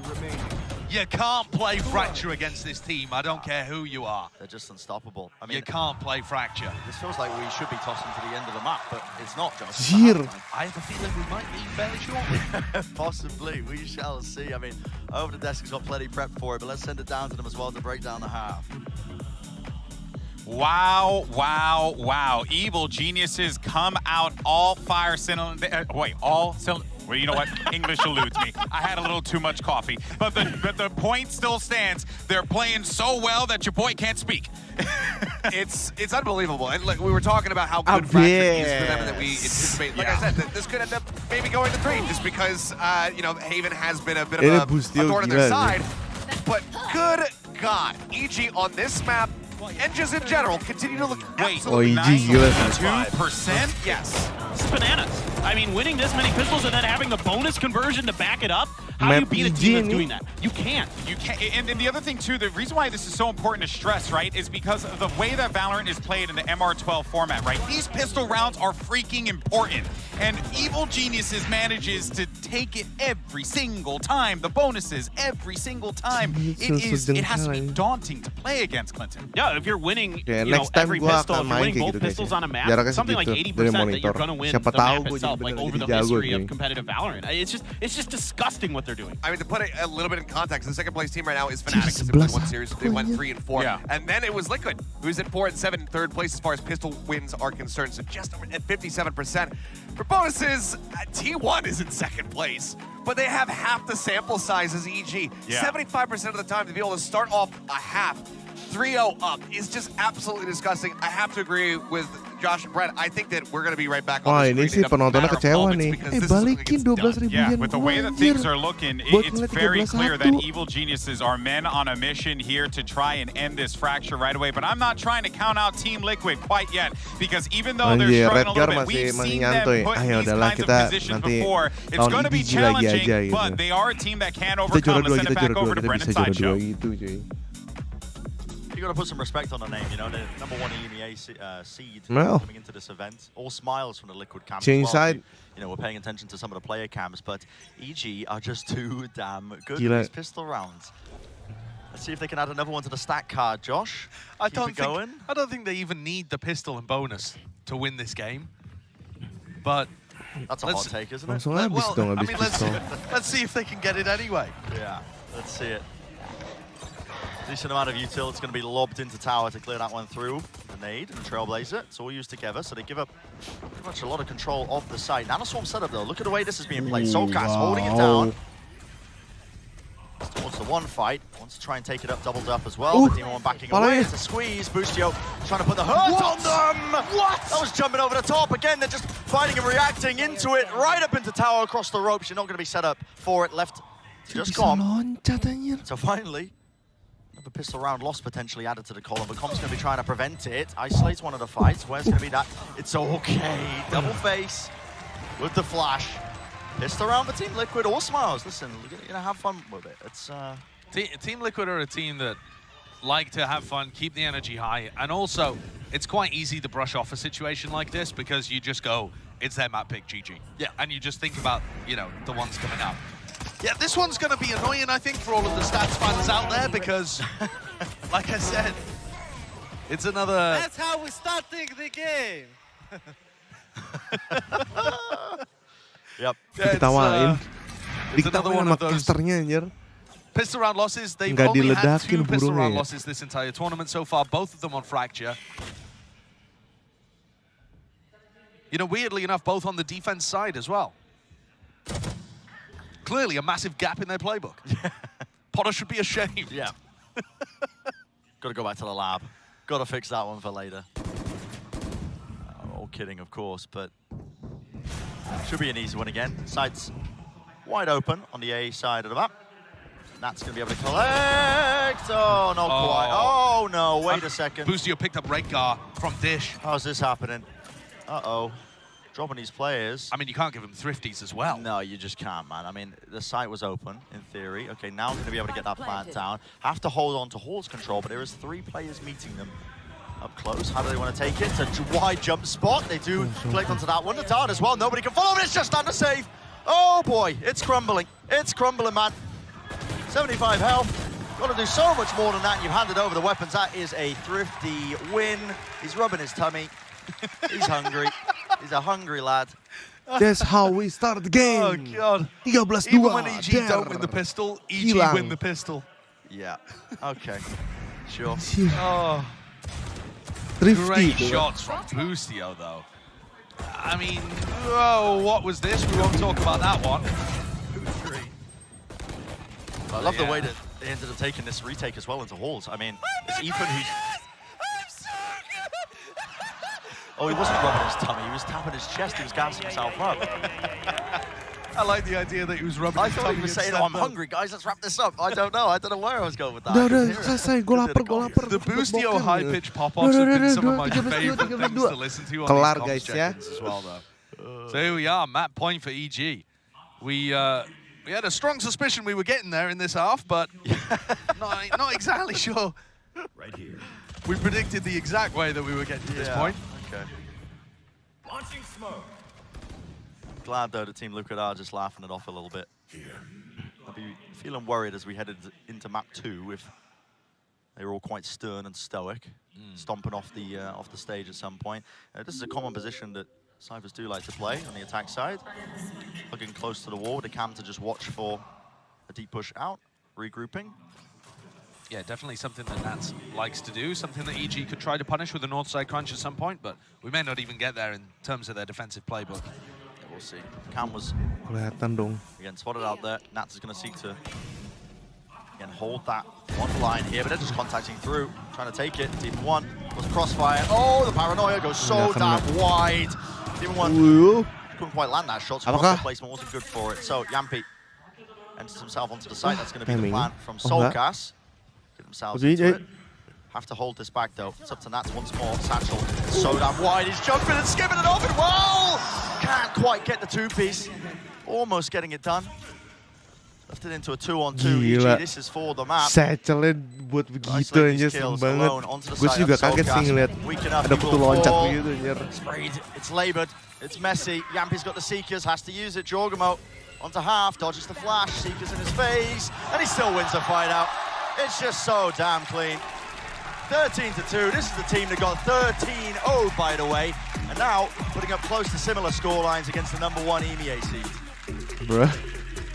Yeah. Loud absolutely dismantled by this squad, and it looks like, at least in map 1, Team Liquid to follow.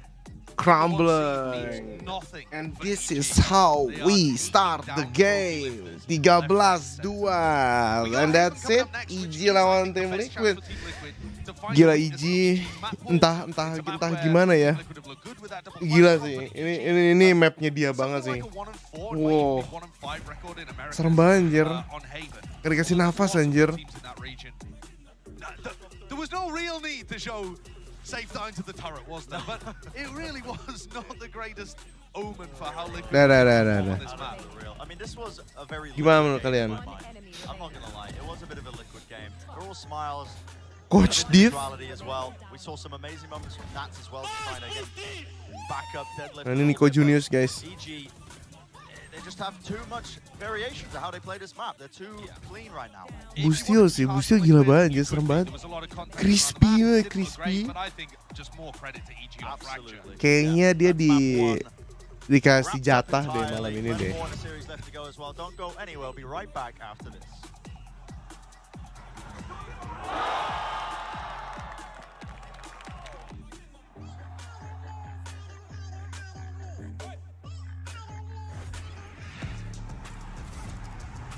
Wow. Habis kita menunggu game 2. Mau lebih dukung mana? I don't know, sekarang mungkin Gue belum pernah lihat EG sih main. Ini pertama kali gue ngeliat EG sih. Alisson udah pulang.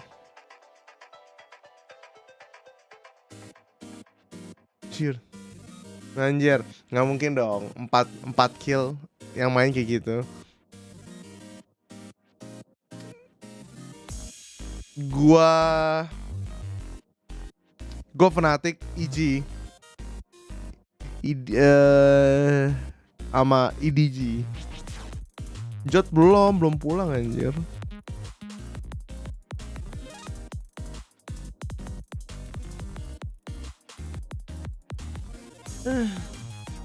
No Red Bull tuh. Kalian boleh minum Red Bull gak sih?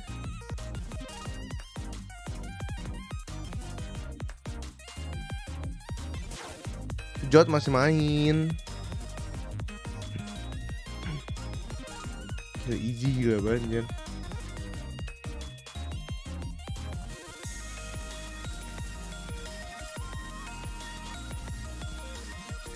PRX something main nanti. Seriusan.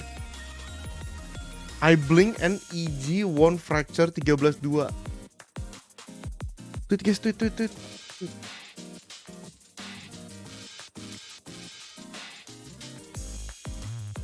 Even they lose a pistol, they win a pistol. Anjir, gokil, boleh.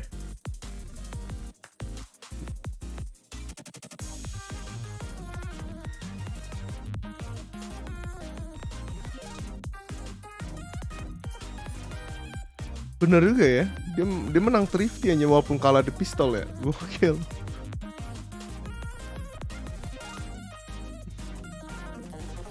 Oke, kita tunggu game 2 ya.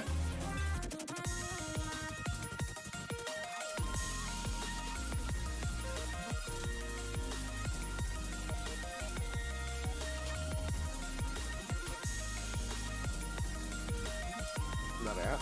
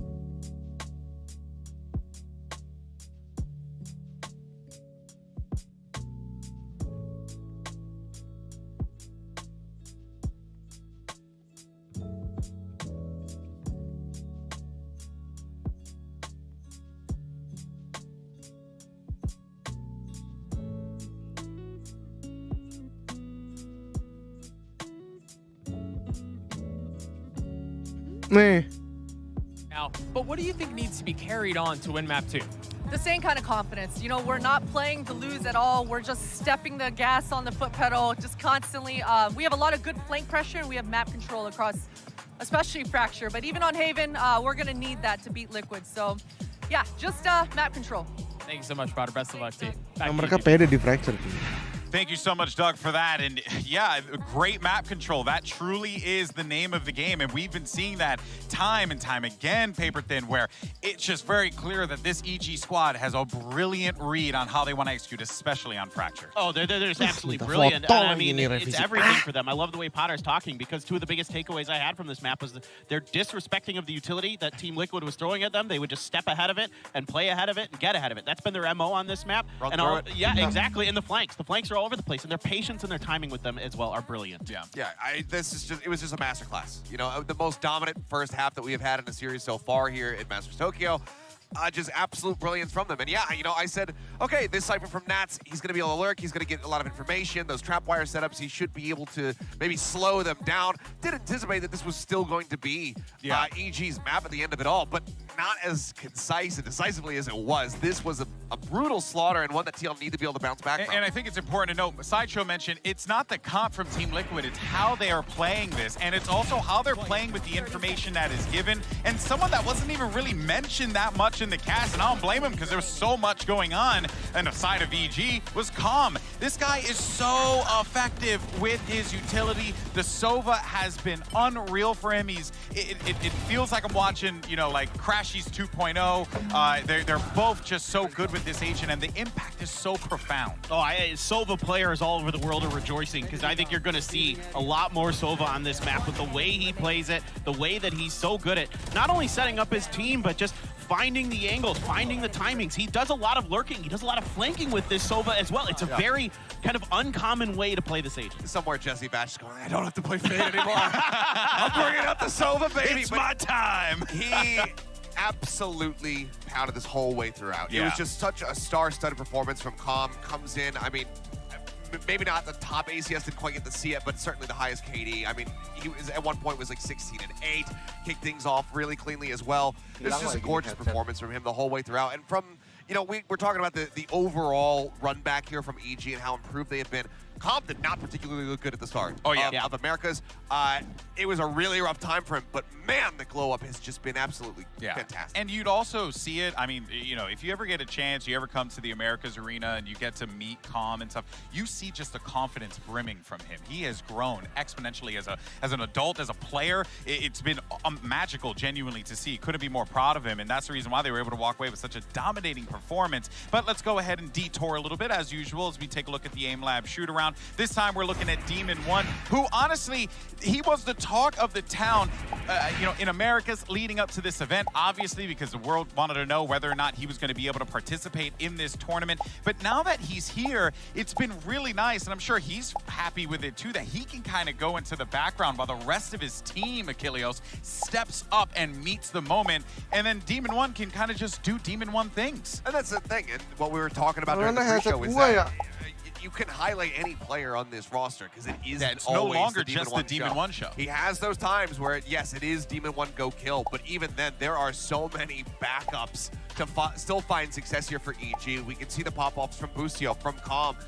It doesn't matter. They have so much firepower on this squad. So even if he is having a quieter performance, it's usually not because he isn't finding the impact. It's just because it's been so evenly dispersed across the 5 players. Yeah, it's everything for them right now. It's everything for EG. Obviously, the most dominant performance we've seen here so far at Masters Tokyo, but, you know, switching over to Haven, a map that is Team Liquid's playground. This is where they come back. Exactly. This is where you would expect them to come back, and I was going to say that the pistol rounds were going to be oh so important here for Team Liquid, but then they won that second half pistol and then proceeded to drop the eco right after. I mean, it just seems like this EG team is, yes, obviously they're rolling on the pistols. Yes, that's a huge part of why they're succeeding, but there's so much more to this as we've seen so far in these last couple games. Yeah, couldn't agree more. Of course, we did get an opportunity to catch up with Emil ahead of this map. Doug is standing by. What you got for us? Thank you so much, Golden Boy. I'm standing by with Team Liquid's head coach after the loss. And listen, you guys have seen EG's Fracture a number of times. It is well known. Was there anything different that you saw that maybe caught you off guard or surprised you in that match? A little bit how we use the ults were different. We know we must swap something up, and we had a pretty extensive anti. So some of the stuff was a little bit different, but I'm just going to be honest, we just didn't play our game. So, like, that was it. Best of luck to you in Map 2 and the rest of the series. Back to you, GB.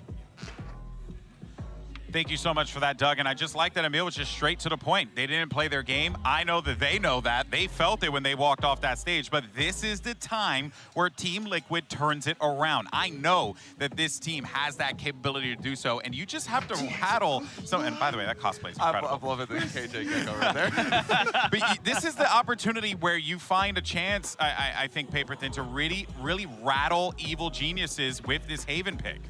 Yeah, I think so. I mean, this is a map where, again, when I've watched Team Liquid on this, it's like they have such good counter moves to some of the aggressive plays that other teams want to make, some of the unexpected plays. It seems like they've always got backup plans in their head. And to me, it particularly falls on the Nats and Soulcast. Redgar as well has some of these great moments where they're doing these counter lurks, where they're able to kind of anticipate the way that opponents are taking the space, what's left open for them that they can capitalize on behind that. Yeah, and while I do think that this is the best chance for Liquid, and it's a map that they need to win, obviously, if they want to stay in that upper bracket, EG, obviously, no slouches on this map despite being 1-4 on it. They still do rack up rounds. They make close series. The most that they've ever, the least they've ever picked up on a map was 9 rounds, and that was versus 100 Thieves and a loss. So they still can fight back, and given the form that they're in today, this could still be very tough for Liquid. Team Liquid, though, still have that opportunity to come back into this one, and you'd be a fool to count them out. We'll see how things pan out on the halftime, but for now, we'll send it back to Brennan Sideshow.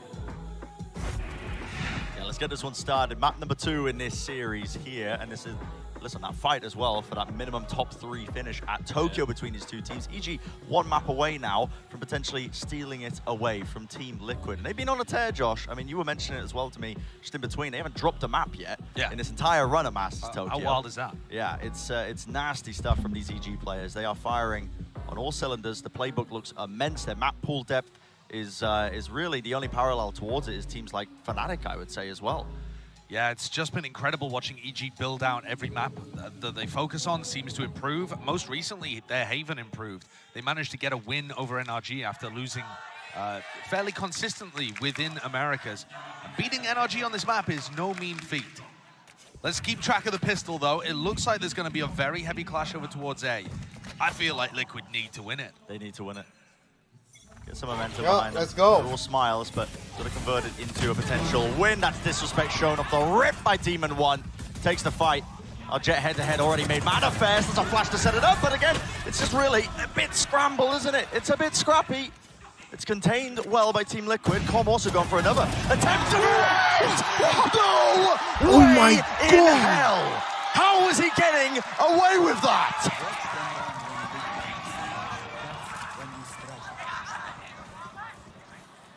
I'm absolutely speechless.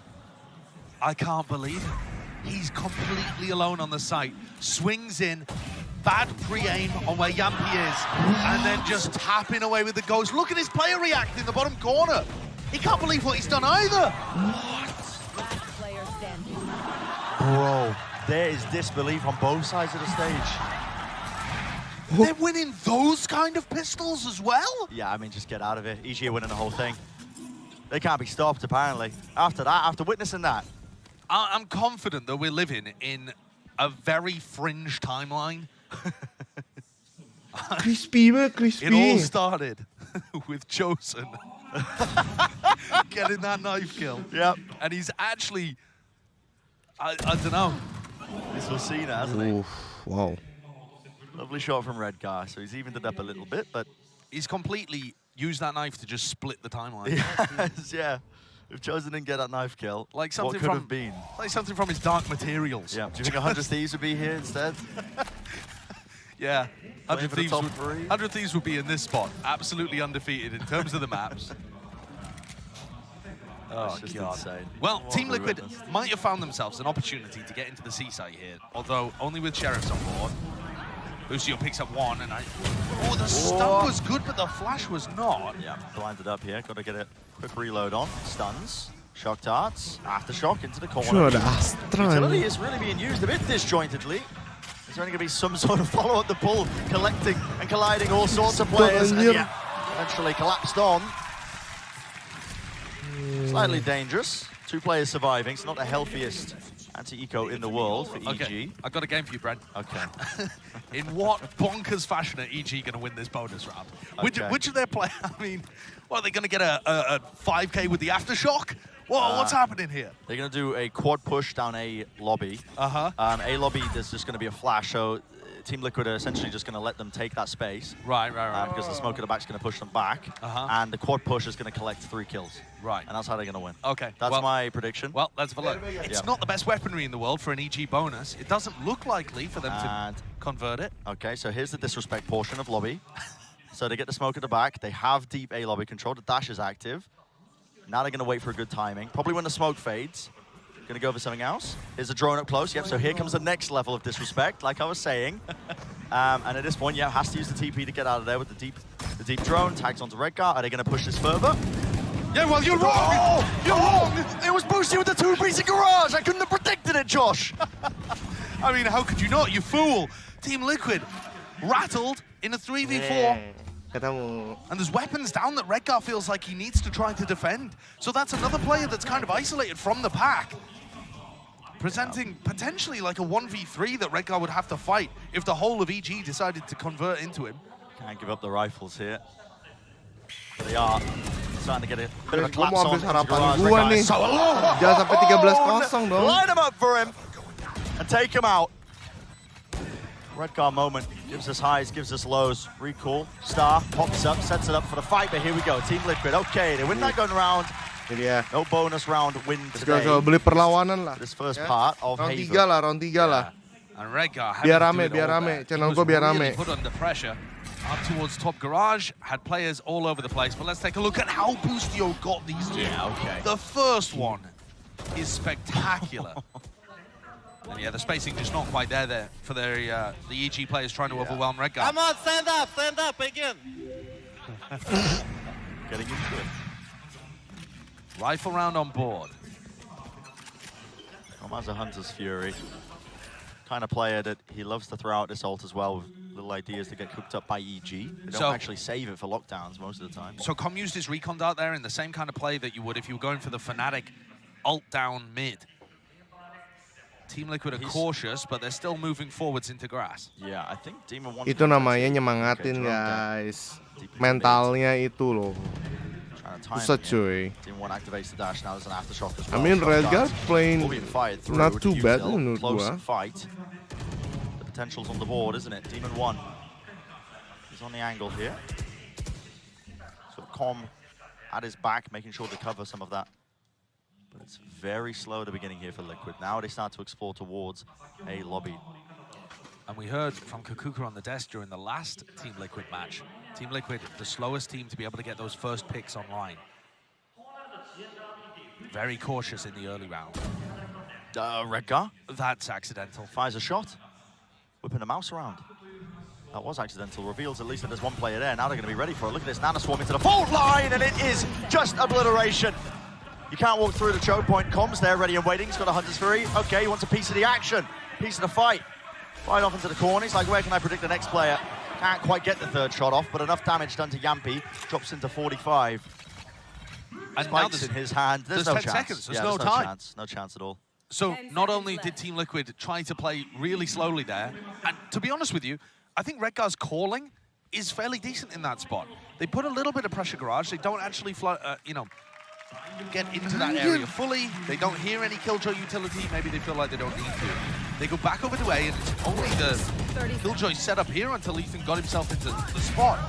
The big problem to me is that he gives away that they're contacting into that area by just firing a shot. Nervously, missed input, I think. Yeah. Slamming the mouse into the keyboard or something, but unfortunate for Team Liquid revealing that. I do, though, like the way that EG was playing the defensive setup. Normally, like I said, there's going to be Killjoy utility in Garage, and that time it was just Demon 1 looking for a fight. Sometimes teams are a bit sloppy in terms of how they take Garage control, because they expect it just to be held by a turret or an alarm bot. Oh, that damage. Predicting that Orb's going to be played for. They bring Yampi down to 1 HP.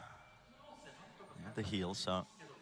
And EG are also playing a different defensive setup here, Bren, where they've got Ethan and Demon 1 at the start of the round predicting a B hit. They have nanoswarms ready for safe to go for that updraft play that the EMEA teams like to do. Here we go, though. Flashes. Full line to push it back as well. The util exchange as well, pumped one way and the next. There isn't really too much committal here. Exploration, safe, hoping maybe for a rotation from B. None of this makes too much sense to me, Bren, because they haven't pushed Com off the line on A. They needed a smoke there or something. Yeah. Now there's a smoke. Trailblazer. This is trying to fake that A pressure and presence. Drone's going to be used now. Only spotting the one. Does it pull anybody away from C? This is designed to be a C re-hit. I don't think there was enough behind that A hit. No. Com's calling. He's like, guys, this is a fake. No one is budging from EG. Maintaining the ground. Not giving up the space. Here comes through into drone. All the way through. It was an anti-flash position played, but Boostio still collects the 2 kills. Redgar's in the spawn. 20 seconds left. Potential for the round might have just been overcooked entirely. That's his last one left. Not for much longer. 4-1. Looking like a similar beginning to Fracture right now. This EG team. Unstoppable. The form they're kind of in, all the players individually firing off. They have really good ideas. The structure that's behind some of their setups as well. It's always got a backup to it. But this attacking round, not a fan. I mean, I don't think it made sense the way that they were trying to push and pull people around the map. They had early pressure towards C that felt real, and, you know, there was a bit of backing behind it, but they never had anybody deep down A. They weren't trying to create A pressure afterwards. I don't know. Overcooked, I think, a little bit. You think back to how Liquid were able to deal with an on-form EDG and eventually get that across the line. To me, it was putting safe in positions to carry them. Getting aggressive executes like this. Dash into the dog. Gila, itu smoke banget. Doesn't quite get into the site entirely, but they do have B control now. Starting to plant, stun, fault line. Everybody really just unable to play that one. That spam coming straight through the smoke. Nats is able to collect it still with the crossfire setup onto the rifles. Yampi. And Nats are still left alive. They've got to try and stop Demon 1, though. The reposition here is so intelligent. Smoke drop down. He could be anywhere. He leaves Yampi guessing. Where has he pushed for? Crossfire setup. They're trying to re-clear towards spawn. They don't know where he could be. Just missing the timing on that one. That's great from Yampi, though. Both of them had to clear this one. Space granted to them. Left just down to Ethan. Stun. In his face, he's got half on the defuse though, buys himself some time. 3 seconds until the fault line, has to take a fight though. Taps it, the 3-2-1 swing, and it's clean from Team Liquid, clean. Invested some 3-2-1 swing. Next time kalau main harus kayak gitu guys ya. Still got the round on the board. 3-2-1 swing. And I'm telling you, the faster rounds from Liquid, they just look better. Because what I've been impressed with about Team Liquid is the way that safe entries and the plans that they come up with in the post-plan. Not all of this slowly map control, moving around, playing the info game. I think that's actually where they've looked a little weak. So I'm fully next in time favor kalau of main kayak gitu guys ya. like that. 3-2-1 swing, terus bunuh 4. A lot of the time, Boostio's been putting his utility to try to deny those fast B pops. This time he's got one nano swarm over there. They don't. It doesn't always have to be towards B.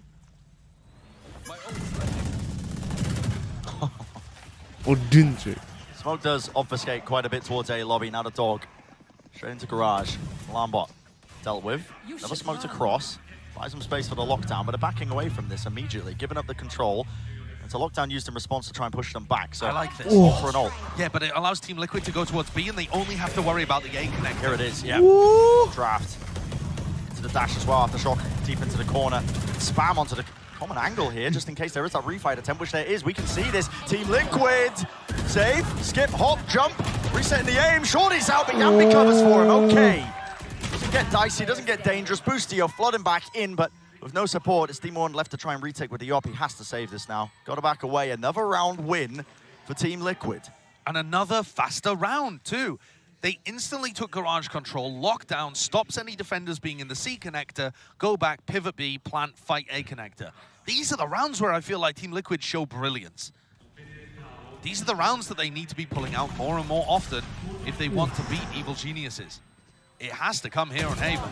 They want You're right, the faster plays are working out. God knows for Liquid, they almost need a dominant map here to get their mentality in the right spot, because map 3, both teams are very good. This, in theory, should be about the weakest that you're getting, EG.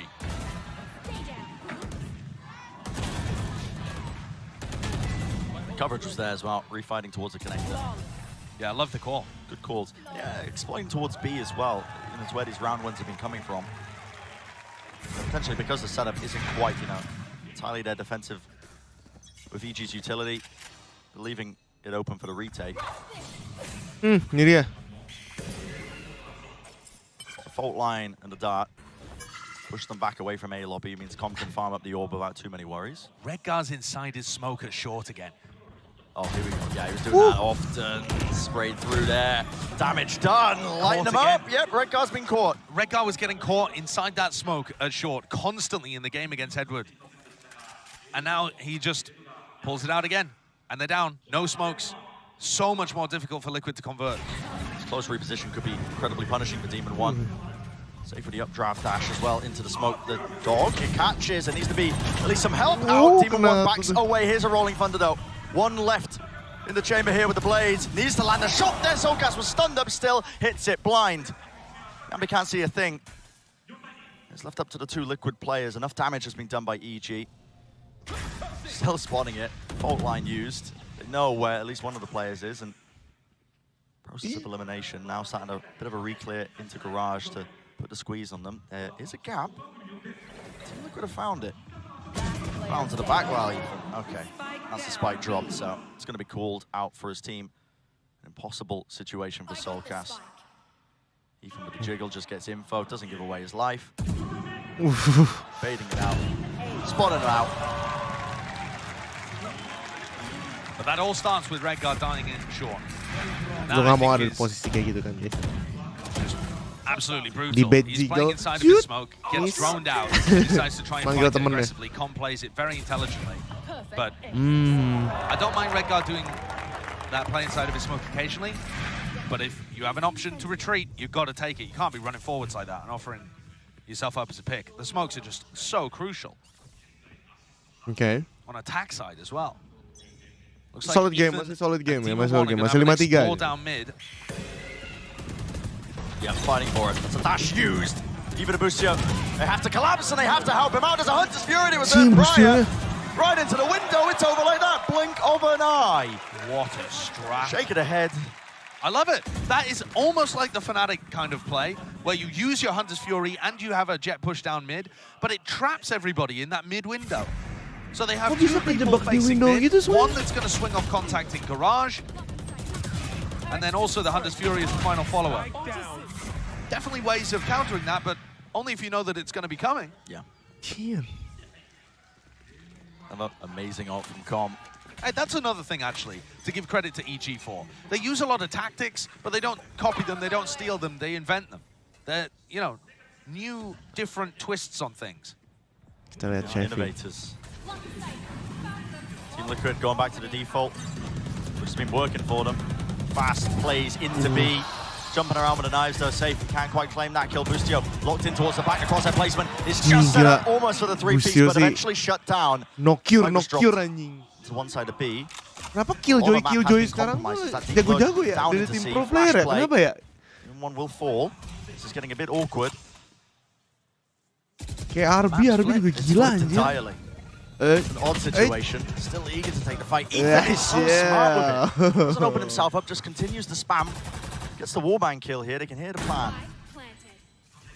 You've got to know that the map has been flipped to some degree as well because they gave up space towards C. That's why Com is playing so passive right now and safe. He doesn't know where Nats is.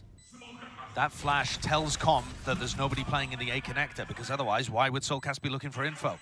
So now Com can creep forwards. Here we go. Right over the top. Solcast, he needed to force an early fight here, needed to win it out. He's been revealed entirely. Nats though, he does win his one. He wins the second one, forces it down, and wins it for his team. There's 3 in it. A classic Nats round when his team most certainly needed it. That's about the only player that was able to have those big performances on map 1 too. Killjoy sekarang nih lagi ngerai banget cuy. Ethan caught just pulling his gun out after using a piece of utility. Excellent work there from Nats. These nuts. They have an Operator and an Odin now for Team Liquid to deal with. Odin lagi. Chance to make this a reasonable half. Dart misses, I believe. Meant to sail through that slight gap above the top of the door. Also a risky spot for Com to play. If they go for any fast garage control, he has to just backpedal and pull the Odin out. But Liquid are heading over towards A. Tara contact. No, the turret, I believe, is in B. This is just a double setup. Okay, just off of some sort of queue, but the fault line and a swing. But also, they've just got setups all over the place, don't they, EG? Including the same Nana Swampers down there. The alarm bot close to the feet of Boostio, but it won't help him out here. He just needs to land the shots. And he will do just that. There's 2 ripped away. Boostio, when he's under immense amounts of pressure, just feels capable of almost anything. And again, it's left up to players like Nats to try and pick up the pieces of this deep look all the way through. Chaos in the round. That is such a deep position to be played in Spawn by Com. Look at this. Because he knows that the TP came through from Red Guy. He knows Red Guy's in heaven. It's so ridiculous. They were aware of it. They are certainly aware of it. Oh, Red Guy spotted. There it is, cleaned up. Now they're like, okay, set the sights over towards the other side, and Com has got the read entirely. Yambi with the plan, but it would have to be a 1v5. The reposition into garage. Can he find a solo player, an opening, a fight to be taken? Popping up. Whoa. First one, there's a fault line. One flash available. The fuse being stuck by Com. Teammates holding it. Triple face. Shut that one down. Doesn't get dangerous. I know we're heading towards potentially a competitive half. There's chances that Team Liquid can get this back to 7-5. Itu baru Odin. It already feels over. I mean, the way in which, that's the second round in a row where Boostio has been able to shut down Safe on the entry. That's a massive problem right now for Liquid. Safe is 3 and 10 on attack side Jet, when normally he takes over games. This is the guy that's been hard carrying Team Liquid at times throughout their run in the EMEA, throughout the run to get the trophy. Yeah. And he just keeps running into EG players that have got the read, got the angle, and shutting him down. Which is insane, you know. We were talking about the Jet head-to-head being potential factor. They're both at the bottom of the scoreboard. Yeah, both at the bottom of the scoreboard. I mean, this is Safe as well. The kind of player who shut down Kang and paved the way for his team to get the win. But was anticipated to a degree, but the shot goes wide. One pinging close. Somebody looking up onto that angle. Garage is being explored. Smoke dropped. Fakes like somebody could be crossing. Sempit banget tuh EG don't gapnya. even use their defensive utility. They don't buy it. They know that Liquid like to fake this map control. So Ethan just uses one flash to re-clear garage. All right, no one there. And that means you don't have to invest, you know, fault line, aftershock, all of that kind of util dump that defensive teams often would. And Nats is sat here knowing now that he doesn't have presence in garage anymore. Shot just missing in between. The adjustment couldn't be there for Demon 1. Now he knows. Under attack towards the B site. There's a lot of util being used, lining up these players into the connector, holding it through, picking up the rifle in the moment, but only the one kill, and not aware of it. That is aggression towards the extremities, straight into the connectors. Team Liquid, they run their way all the way through. Nats is caught into mid though, locked down. Eventually going to be destroyed. And Ethan already knows that this is heading towards A. A 2v2 though, oh sorry, 2v3. Dalam 10 detik itu mungkin sekitar ya 7 atau 8 utility lah keluar semua itu. Termasuk ultinya Killjoy tadi berduaan. Okay, Red Guard, I mean, he's going for a deep lurk timing here. Doesn't need to miss it, the shot or the kill. Damage being done, dodging off the flash. The rifles in their hands as well, definitely doing the most, but well, it's Team Liquid. They contain. Wow, also setups there. Listen, it was scrappy again. Very labored, but they have made this half decent. It's 7-5. A chance that they can bring it back. Yeah, definitely. It's competitive, but like I'm saying, I feel like EG is still in control. Gila si Demon 1 bingung banget posisinya. Slim margin by the scoreline, sempit. but Liquid are having to do such unusual things in order to get things across the line. You know, you've got Rengar TPing all over the place, pivots from B to A to... Yeah, it's been crazy. It's been crazy stuff. Well, that's the first half wrapped up as well. Send it down to the desk to break it down so far. Excellent half there, truly, from both teams. It was great to see Liquid really begin to just kind of clean things up a little bit. But we have to address the com-sized elephant in the room with our Verizon high-speed moment, because that was one of the craziest pistol plays I've ever seen. That was one of the craziest plays I think I've ever seen in my career. That was just bonkers, man. The faces from all the players, Paper Thin, they were all stunned at what they were witnessing. I mean, that last bullet is a fadeaway, too. I mean, there's no ambiguity about what Ethan had to say after it, but you can see Liquid not being, you know, what do you do? Really kind of roll with it. I mean, what do you do? What do you After do? that, like, there's nothing else to be done there. But it's still a tragic loss of the pistol. Again, EG managed to scrape by and maintain that just incredible pistol round win percentage. I'm not going to give him flowers on that pistol because Calm had to clutch up big time. Liquid did a lot of things right, but it came down to those moments. They did, but we find ourselves now in a 7-5 half, and had that not happened, this could be the opposite side. This could be Liquid having that added momentum right off the rip. It could be a 7-5 in their favor, maybe even an 8-4 if they are able to get that pistol under the belt nice and early. Instead, it is EG finding themselves with the advantage. Granted, this is their side selection. Now they're going to be flipping over. This should be where Team Liquid start finding their groove a little bit more, finding a little bit more comfort. But if things like that continue to happen for EG, there's just nothing that TL can do. Yeah, I mean, Team Liquid looks a lot better here. They're making better counter moves. They're kind of reading the map a lot better. You're seeing some of those classic Nat moments where he disrespects some utility, comes in and clutches out around. So right now, I think Team Liquid is a little bit more engaged than we saw in Fracture. Yeah, no, Sideshow pointed out before, right? It was great to see that aggression coming out. The thing that got them over the line against EDG. It was good to see them really pivot to that here against Evil Geniuses. But now, let's see what EG could do as we flip sides and send it back over to Brennan Sideshow. Yeah, I'd love to see it, honestly. Team Liquid to bring this one to a third map, winning this one out. All right.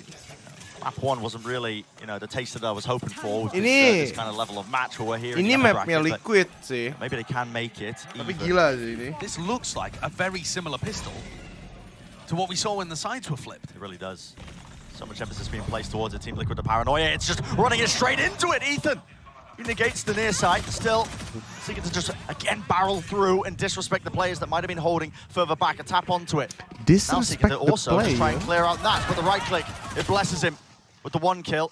They give up on that prospect for trying to remove him from that position, instead just taking the C side, planting towards the back of it, and Com has already lurked his way to a bit of a further back angle. Surely not again. The Trailblazer does this clear it. It's being watched for. Safe holds that angle. It's a flash in the face of Demon 1. Too much blood come there. So, pistol round for Team Liquid. Absolutely major. If Team Liquid wanted to hold this momentum that EG have in the tournament, Ayo Liquid, momentum ya. Bisa. This one was a must win. And they have a very similar setup. 4 players over here, but they choose to fight it even more aggressively. And the key is the paranoia from Redgar. Kalian ngelihat Liquid sekarang mainnya lebih barbar nggak sih? Get extremely aggressive, push up there.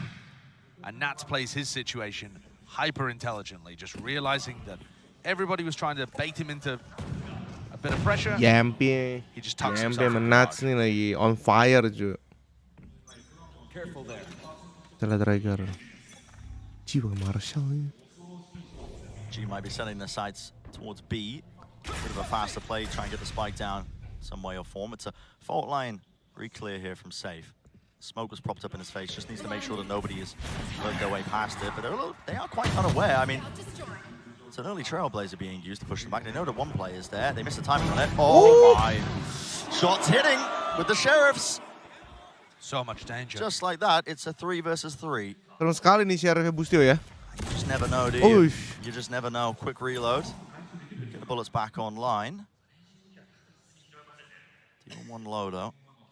And he's holding that angle, trying to take a long-range fight against Redgar with a Marshall when Demon 1's on 7 HP. The confidence is never lacking, but they're heading into both initiators on Team Liquid, who have double Bulldogs. Demon 1's grabbed himself an upgrade, hasn't he? Close to the corner. Dart's broken. Watching for the lurk play. Good anticipation here from Yampi. Fault line.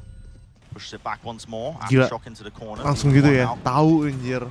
Steadily creeping ever so close. Taking a lot of damage in this one. So both Game sense tuh guys. Team Liquid.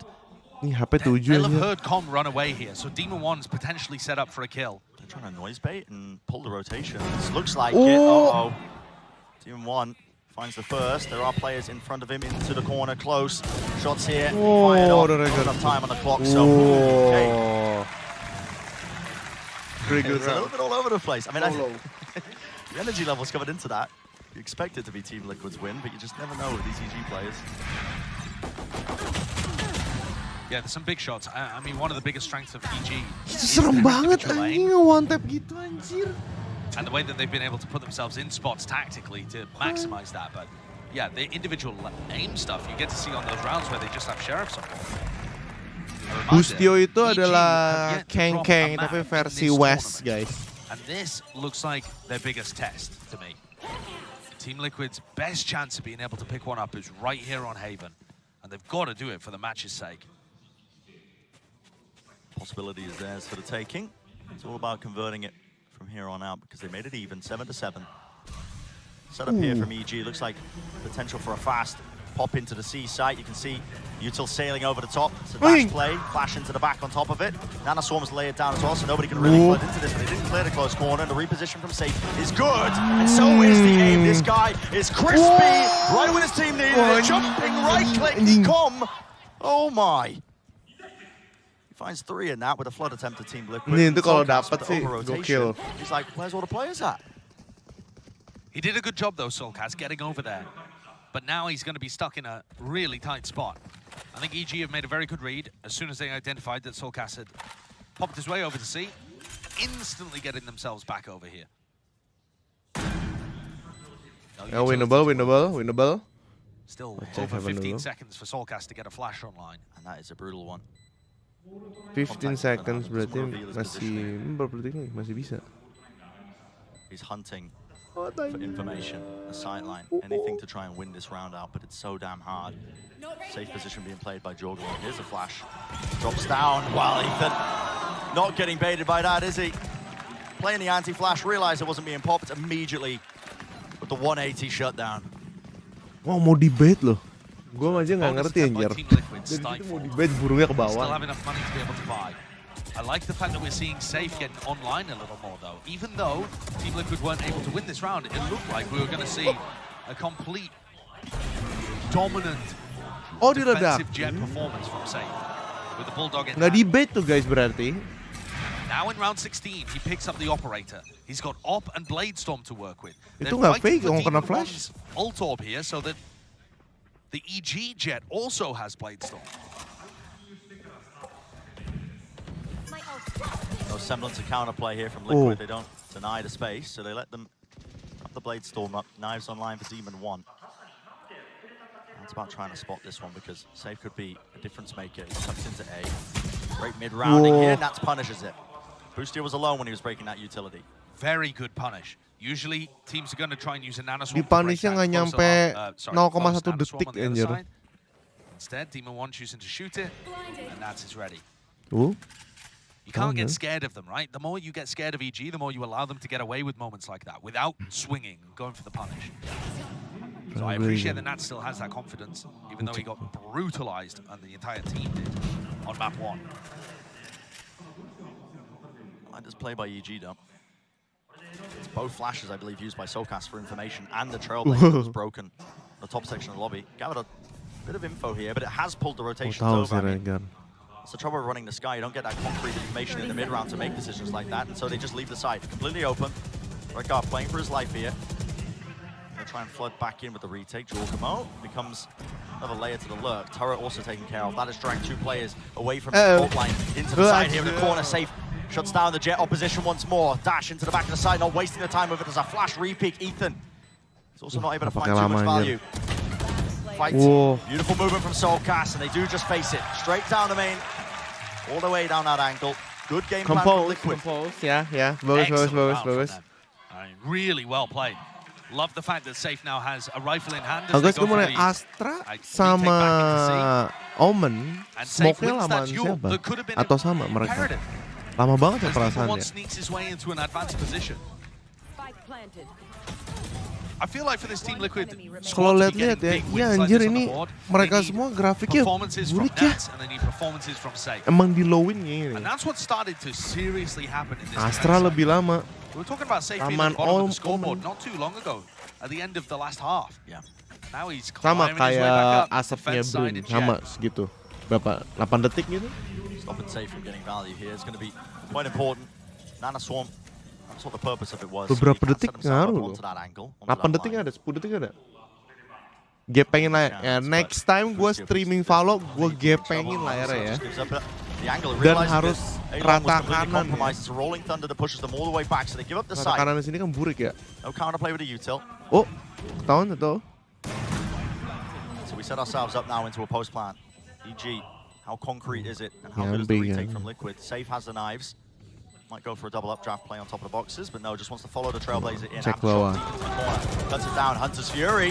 Offloaded as well. Com just using it to try and punish us. Again, the attempt for the retake starts to really get moving and get going. Boostio is going to have to really shut this one down. Just a stinger. He's low, repositions to the side, but eventually traded. There's still a pull. Joooomer, it's going to be important that he stays alive in this one. Aftershock as well, delaying all this time. Ethan needs to be cleared out of here. Here's the defuse, but again, the pull is online, and there's the damage being done. Time. They have to get onto this right now. The shot to fire, they don't know where Joooomer is. Here it is, landing 3. Ice cold in the moment, and so much delay. He's so good in these spots. Gila, dia bisa It's ridiculous how impactful he's been in this tournament run so far for EG. In the clutch, on rays, on smokes. Last player standing. Itu bisa kena gitu. Prioritizing his life in order to get the pull off. Wah.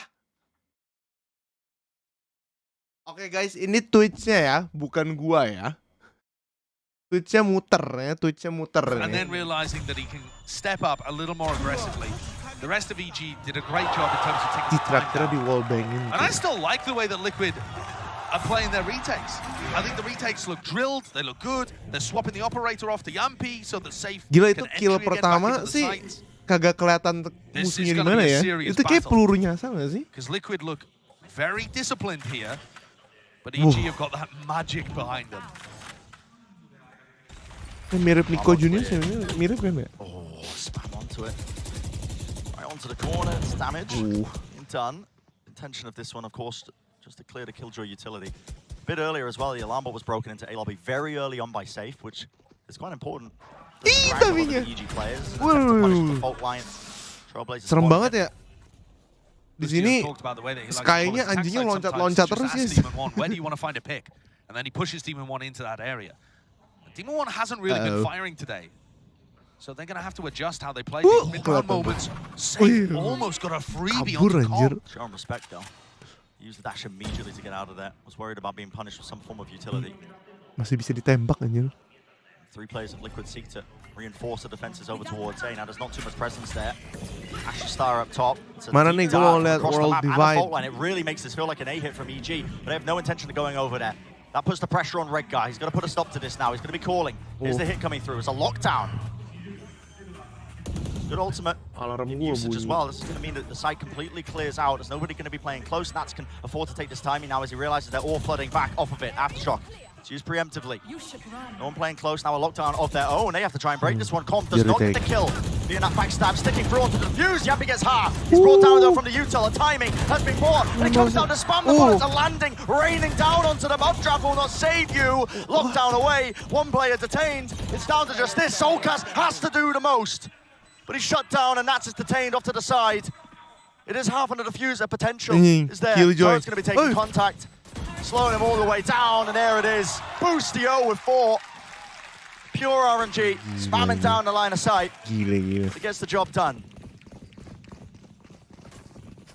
Team Liquid go for another retake, and it fails this time. So it's going to knock their economy down. I wonder what would have happened in this kind of situation had Rengar chosen to smoke the spike instead of just smoking the choke point. I think it would have offered more opportunities for Team Liquid to take advantageous fights down long, put pressure on those post-ban players, and not just allow them to spam onto the pings.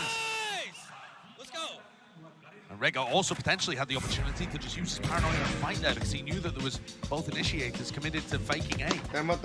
Anyway, what's done is done, and EG have flipped the momentum in this half immediately by winning a thrifty and then a crucial eco swing gun round. And that's it. Suddenly, Team Liquid are on the back foot again after looking so great. I got to give credit to EG's calling here as well. Going up against IGLs of the likes of Redgar. I mean, systematically crossing off all of some of the most major IGL players that we have in the game, in VCT. Just crossing them off the list, man, because that was, I felt like, pretty well thought out by Team Liquid. Yes, they had players over there, but they had a lockdown to clear out the side. They had a clear idea of how they wanted to play it. But then it was EG that were one step ahead. They had their own lockdown to push it back. Yeah, it came down to a bit of RNG with the spam down a long angle, but they had util to play as well. Into their pose with the nano swarms. Definitely. Yeah, I mean, EG love to run those kind of fake plays. Boostio is very good at finding the right moments to call them. And they're playing off the kind of expectations of the defensive team.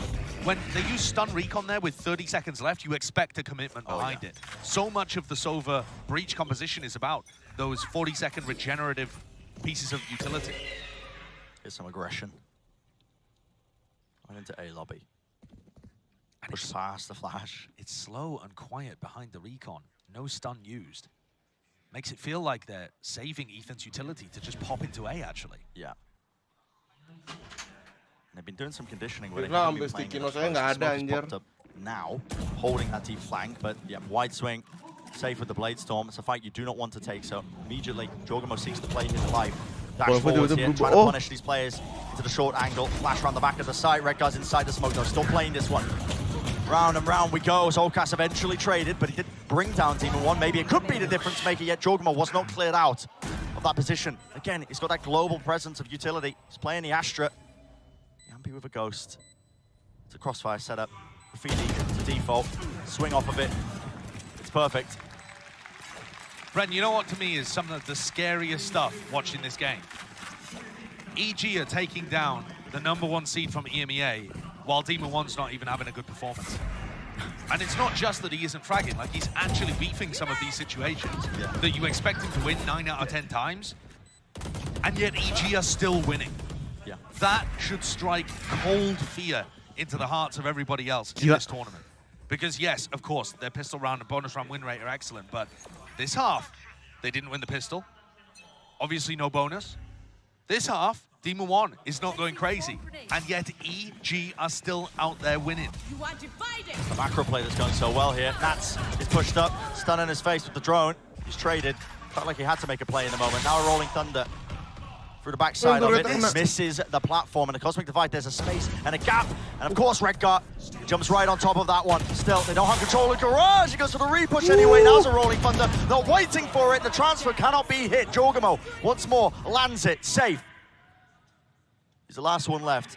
They don't know where he is. Could be backside, could be on the flank. You can feel it in the way that everything's just being cleared. Spike dropped down in the middle of nowhere. That is a position you just do not anticipate. Crouched down at the top of logs. What absolute filth that angle is. Match point. Match point. EG, they 2-0'd foot. 2-0 DRX. Stomped loud their domestic rivals. No maps dropped. 13-2, the most dominant map we've had so far in Masters Tokyo.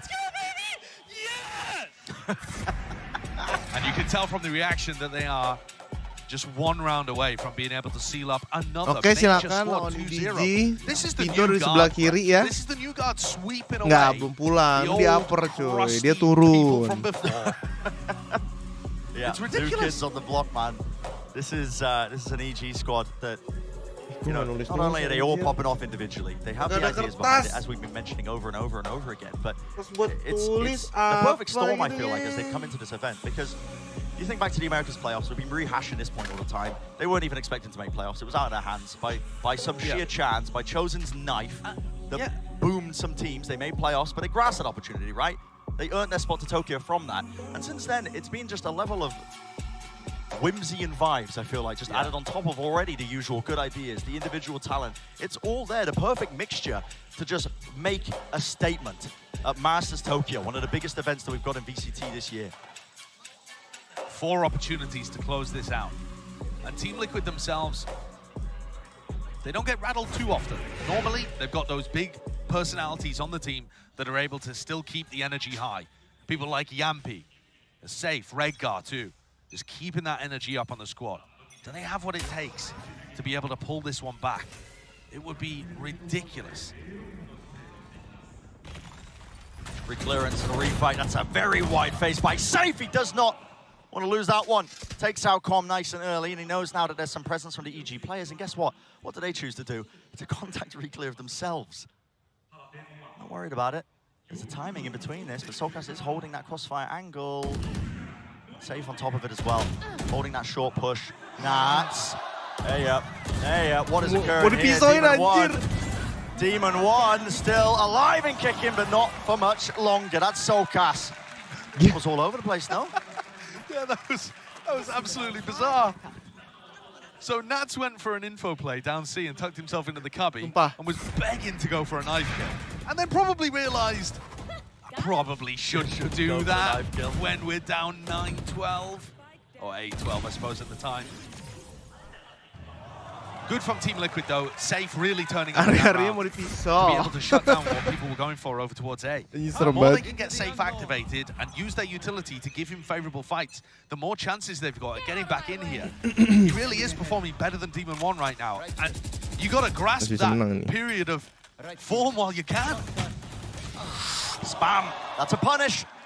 They know that EG love to play for these orbs. Tom was one away from the Hunter's Fury.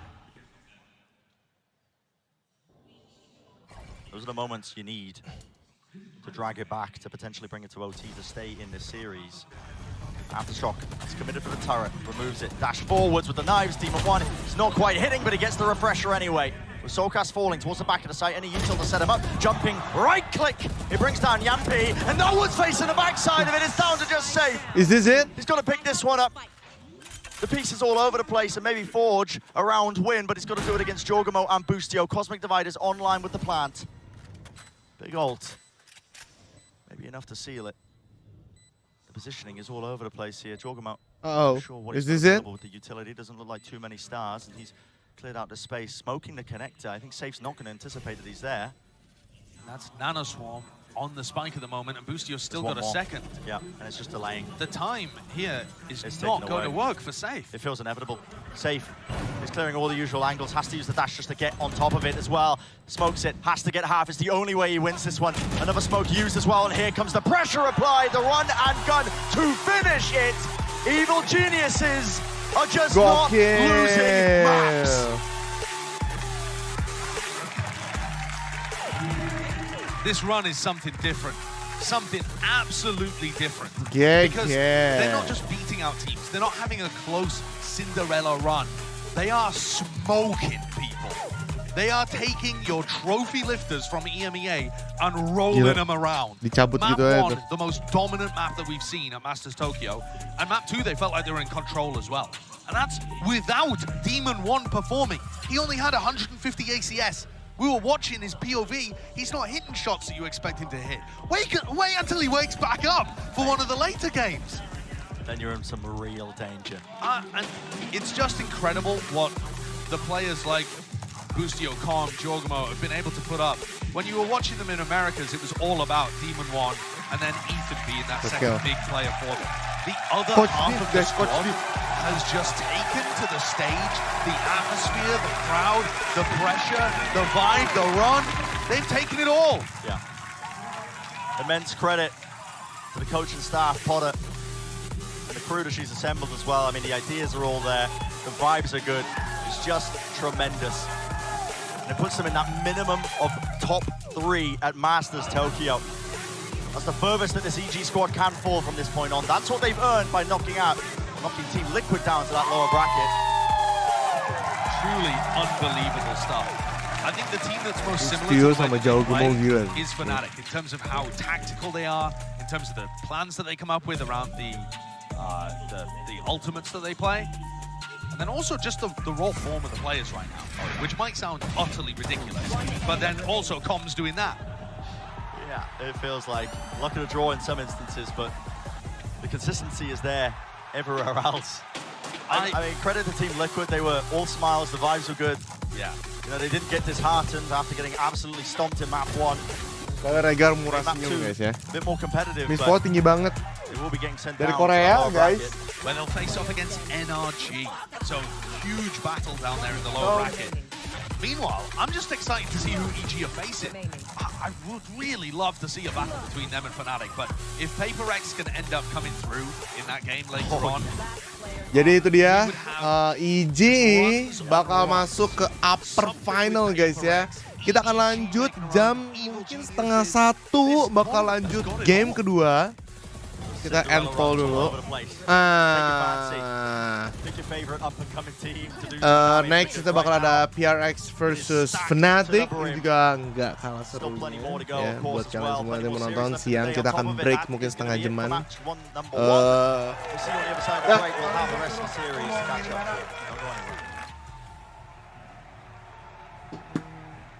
Gue dari tadi nulis alamat salah mulu anjir. Pokemonnya gue nongolin lagi buat habis.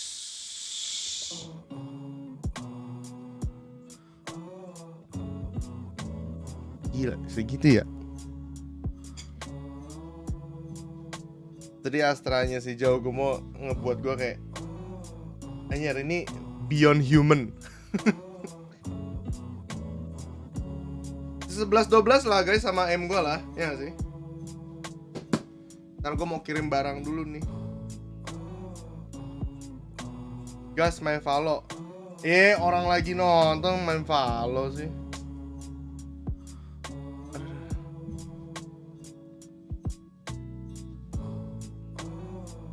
Sumpah Jauh gue mirip Niko anjir. Gue nggak ada selotip jadi gue pakai beginian aja kirimnya.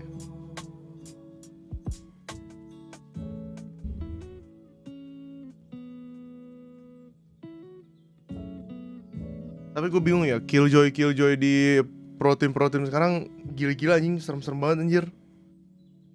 Itu Bustio juga, Bustio, RB ya. Aneh anjir. Bisa se-crispy gitu ya kalau nge-M ya. Anjing. Mana gue bisa kayak gitu ya.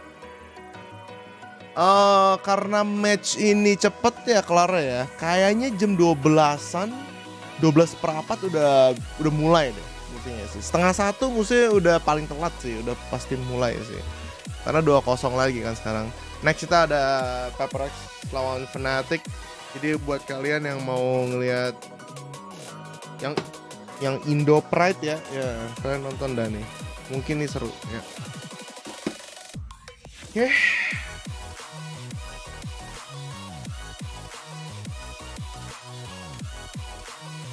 Gojek.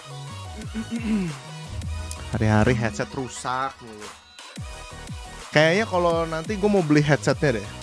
Shure SE846 guys. Buat kalian yang mau jadi pro player minimal kalian modal earpiece-nya dulu. Ya itu earpiece yang dia pakai itu Shure SE846. Tiap orang satu. Kalau kalian main berlima kalian beliin 5. Satunya harganya cuma sekitar 18.335, lagi ada diskon sekitar 14.668.000 ya satunya ya. Kalian bisa denger sampai ke batin kedengeran guys ya. Dia baru buying pace, lu udah tahu oh ini beli Sheriff, oh ini beli udah bisa kedengeran dari jauh. Kalian beli dah tuh. Biar kuping kalian tuh nggak min 1. Headsetnya 17 juta anjing, bisa beli motor.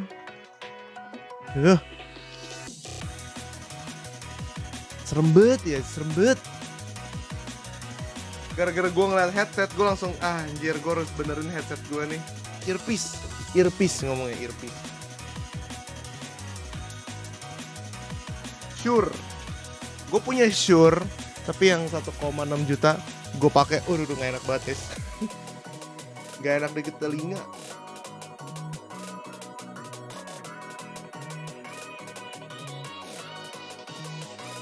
Nanti, padahal musim hari ini gue giveaway ya. Iya, cuman segitu. Karena apa? Kenapa gue bilang cuma? Karena kalau kalian pakai earpiece itu, kalau kalian juara 1 di Master Tokyo, kalian dapat $350.000 cuy. Kalian bisa balik modal. Kalau kalian skillnya jago mah, ya kan? $350.000 itu, bener kan? Segitu ya hadiah kan? Kalian bisa dapat 500 juta beli motor. Kalian 17 juta mau beli apa coba? Coba 17 juta dengan harga 17 juta kalian mau beli apa? Motor mana? 17 juta. Giveaway Shure SE846. Nah, hari-hari beli PC kagak dapet guys, beli PC 17 juta mah. Lagi PC-nya mau YouTuber. Gak dapet PC segitu. Maksa nanti. Mending kalian buat Nggak tahu sih buat beli apaan ya. Buat modal ngapain lah.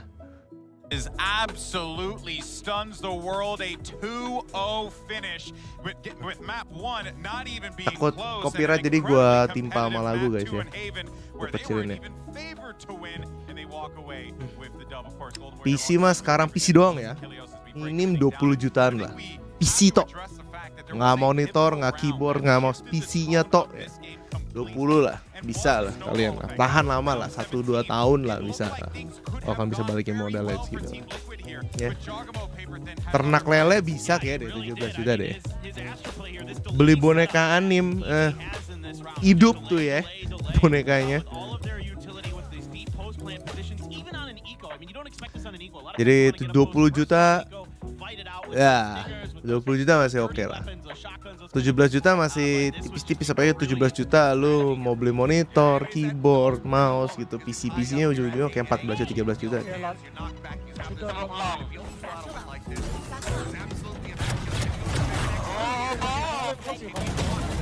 Siapa itu? Siapa itu guys? Beli gorengan 17 juta, lu beli sama gerobak-gerobaknya anjir.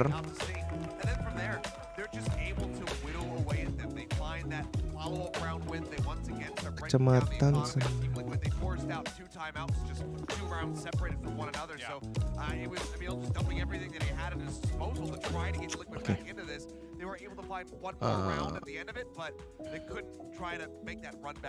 Yeah, and it's very hard, right, to, especially off of those eco rounds, you know, that we've really praised EG for putting together, and the emphasis that they're putting on those pistols paper then has just been so profound, and it's like, how do you stop these guys? Because it feels like they just get away with murder sometimes. Yeah, they're hard to read. Like, they're all over the map. They're phenomenal with the share. Kalian mau dengar komen apa?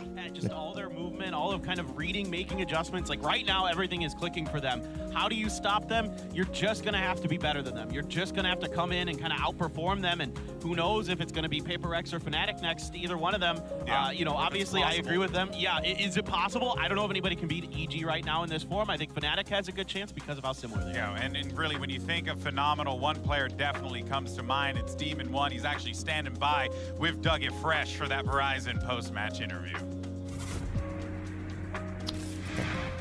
Thank you so much, GB. Demon1, you son of a gun. You guys did it again. Demon1. We haven't had the chance to talk to you since you've arrived, but you've taken down multiple teams on the international stage. This is a different place for you to play. And Dia pada nggak juara satu loh, Iji loh. Gokil loh. What has the competition been like here for you? I would say it's about the same. You know, it's still really good teams. Everyone's like doing the same thing. It's like, you know, you can. Dia mirip sama Bustio ya. And like, you know, we're doing our thing, they're doing our thing, or their thing, and we're just beating them. You're not. There's no like upgrade in talent or competition or anything no, like that. It's It feels about the same. Yeah. That's wild. Yeah. Given the performance that you put on in Humble. Americas, to be able to translate that to the bigger stage, if you will, is outrageous. 17 juta buat sawer, nggak usah sawer gue 17 juta guys, buat kalian aja. Buat kalian bbeli headset Shure SE 846 guys. So special for you guys. We're just really good on it. I don't know. Everything we do just works. Casternya aja headsetnya 8 juta, 9 juta cuy. Casternya loh ya. Itu belum pakai kedap suaranya, yang kedap suaranya nggak tahu tuh berapa lagi tuh ya. Kan double com kan dia kan. Satu ininya paling bisa 10 juta juga ini, 8 jutaan mungkin. Sennheiser itu caster broadcastnya, itu makanya mic-nya bagus banget guys. Mungkin kalau kalian nanti mau cobain ya, kalau misalnya kalian mau bener-bener mau headset mic itu, headsetnya broadcast itu emang bagus-bagus kualitas mic-nya. Cuman gue nggak tahu kenapa kebanyakan hampir semua headset broadcast gitu gedenya tuh sekuping anjir, jadi nggak ngklep gitu loh, bergede segitu. Gue juga nggak ngerti sih, kan sakit ya kupingnya, gepeng ya lama-lama ya kayak gitu ya. Wah udah siap tuh. 4 second dah di sono tuh, lagi siap-siap. I mean, I'm really happy and all that, but it's like. Mulai ngapain dia tuh? Colok ini dia. I don't know what do I get. Ayo, vote dulu. Next game. Start your poll. Game 2. Congratulations on the win again. Best of luck to you throughout the rest of the tournament. We're gonna throw it. Pilih mana nih? Excuse me. Yeah, the Prime Gaming. Sorry, that one was free. The Prime Gaming post-match highlights. A little bit more Valorant on the other side of this break. Don't go anywhere. We'll be right back. Ask community. Two teams from different parts of the world who faced similar adversity this season, but despite it all, managed to persevere. No one gave them the time of day, but now this day belongs to them. Evil geniuses, Team Liquid, let's get it on. Not shying away from the fight, is he? Takes it straight to tower and regains control of this one. Left Fought, Fnatic. Let's go. Falls, but he wants to refight. This does get a second one before it's traded, but the fight's just been won out anyway. He knows where he is, and that is just mana Fnatic, suaranya Fnatic. Onto the spike, it's a tap, damage done, gets him on vid, he knows Fnatic lah. Masa PRX sih? Kalian mah Indo-Pride dulu. 13-0 by the way, and now putting up close to similar score lines against the number 1 EMEA seed. Com also gone for another attempt to hit! No way in hell! How was he getting away with that? Kenapa Indo-Pride? Coba. Loh, vote sesuai ini dong. Sesuai performance dong. Nanti finalnya gue mau bagi-bagi Valorant point mungkin 5.000 guys buat yang menang ya. Oh, 5.000 Valorant point. Yang nebak bener ya tapi ya. Nanti nebak bener dan skornya. Itu pasti seru banget sih. 3 orang bakal menangin sekitar 5.000-an Valorant point yang bener. Seru gak sih kayak gitu? Tapi nebak skor bener sama nebak timnya bener. This run is something different. Something absolutely different. 700.000 berapa? Kemana? 10.000 ya? Berapa Valorant point? They are smoking people. Oh, iklan guys. Bentar. iklan. Sabar. 7.000-an, nah berarti 7.000 Valorant point guys nanti.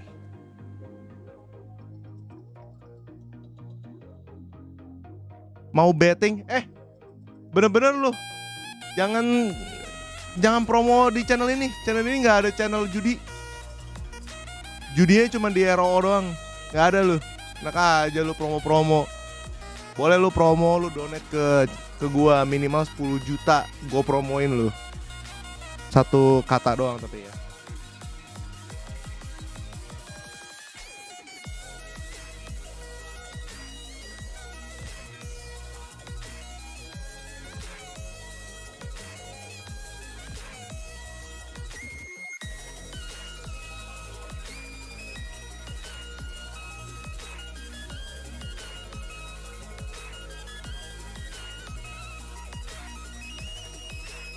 Jangan promo-promo judai.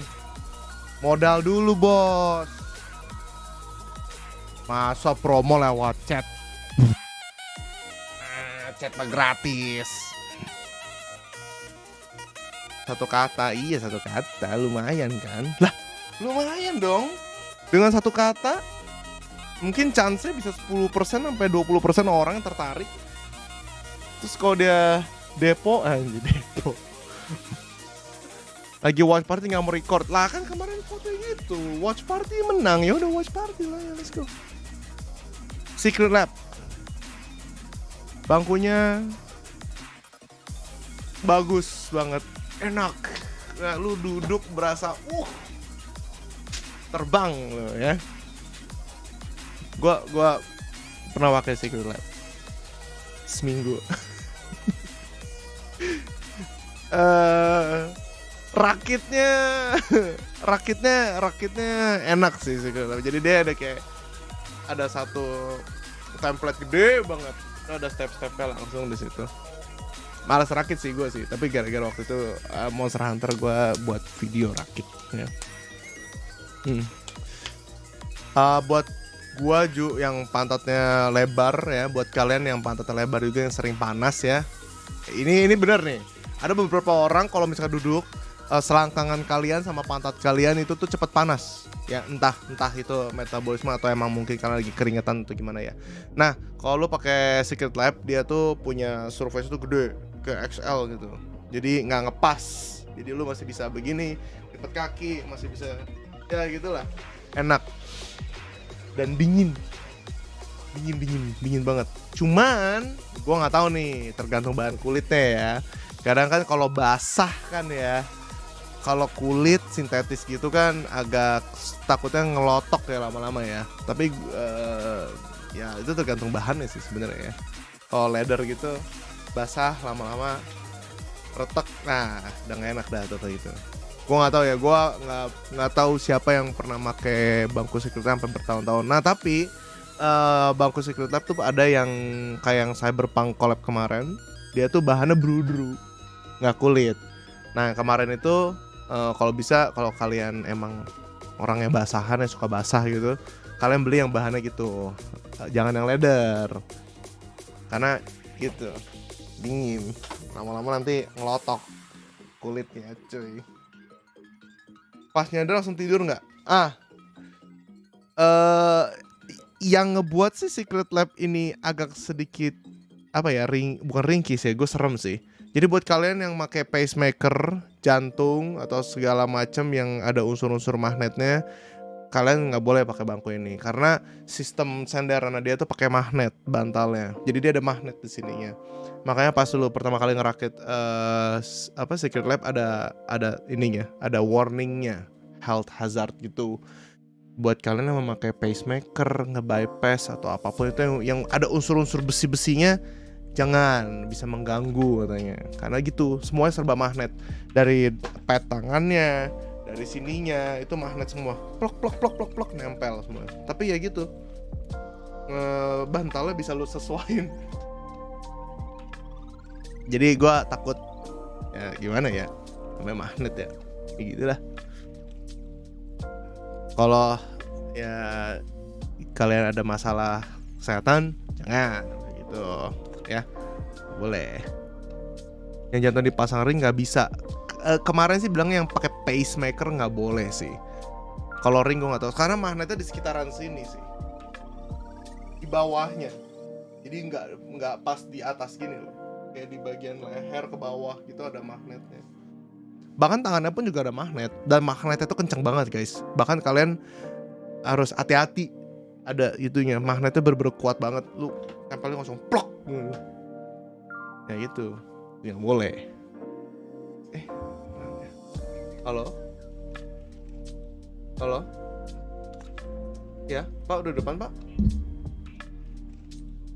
ya, sebelah ya, yang silver ya. Satu lagi ke depan lagi, satu lagi. Saya ke bawah ya, dibilangin sebelahnya lagi. Oke guys, nih kalian, aduh nanti ini lagi. Takut ini pasti copyright punya sih anjing lah. Ntar guys ya.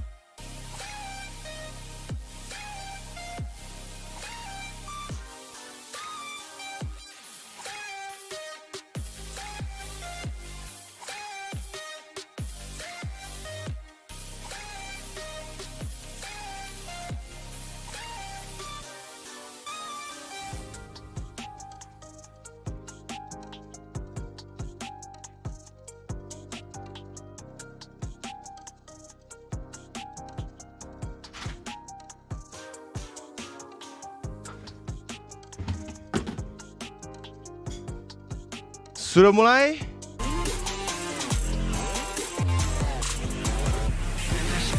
Welcome back to day 8 of Masters Tokyo on our second match of the day, Fnatic versus PRX. Of course, I'm still Golden Boy here. That's still Achilles. That's still Paper Thin. They're really trying to make us earn that paycheck today. Yang dukung Fnatic, mana suaranya? You know, I'm kidding. I wanted to be here for this matchup because, well, Yang dukung it's the PRX, #1 Pacific team taking on our lock-in champions. And let's just jump right into this one and talk about it because, fellas, PRX is coming into this one without something, and I'm not talking about the word, I'm talking about the player. Yes.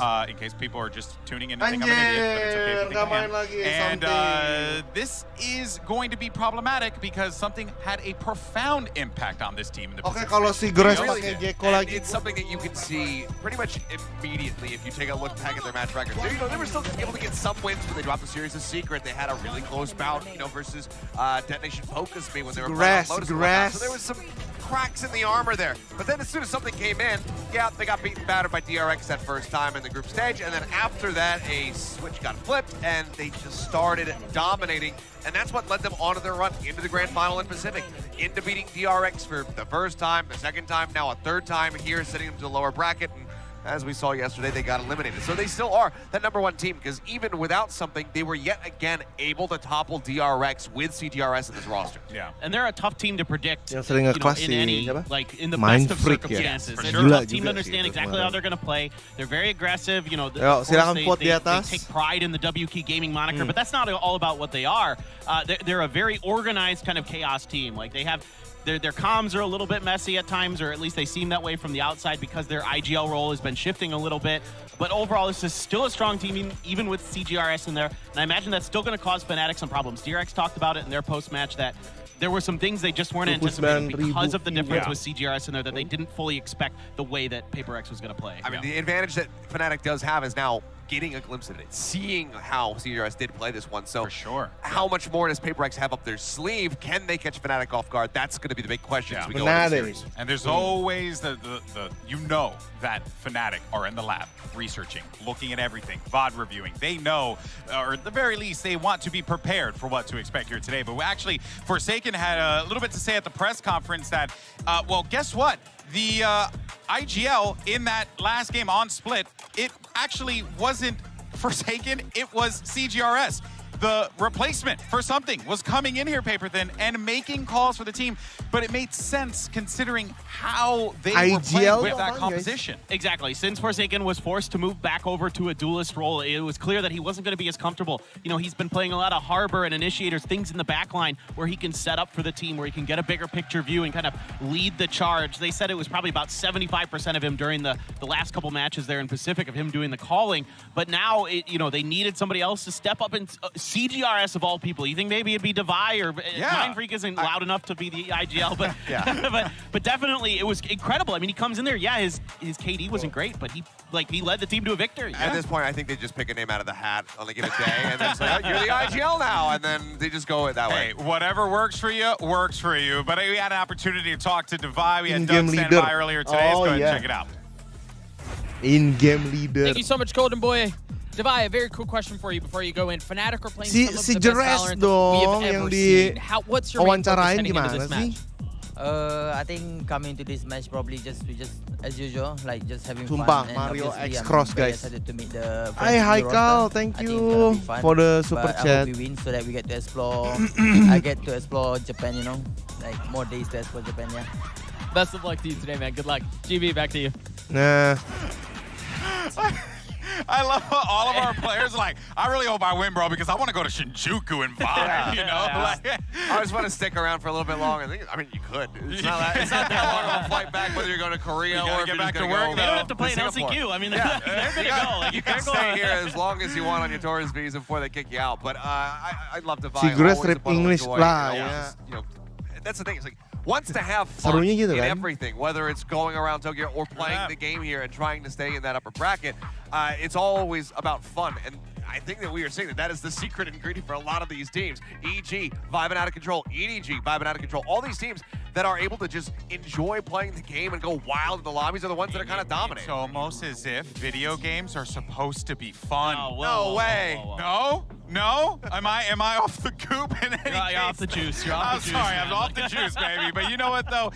That being said, I mean, it's really great to see CGRS step up the way that he did. We're going to continue to hammer this point home because he really is the I don't want to say the focal point of this team. I mean, if he's calling, he definitely will be in this matchup because he's going up against Boaster, one of the greatest IGLs in the game right now. But also, I think it's just that he's clearly just bringing a different vibe to the team, and they've positioned their squad around that.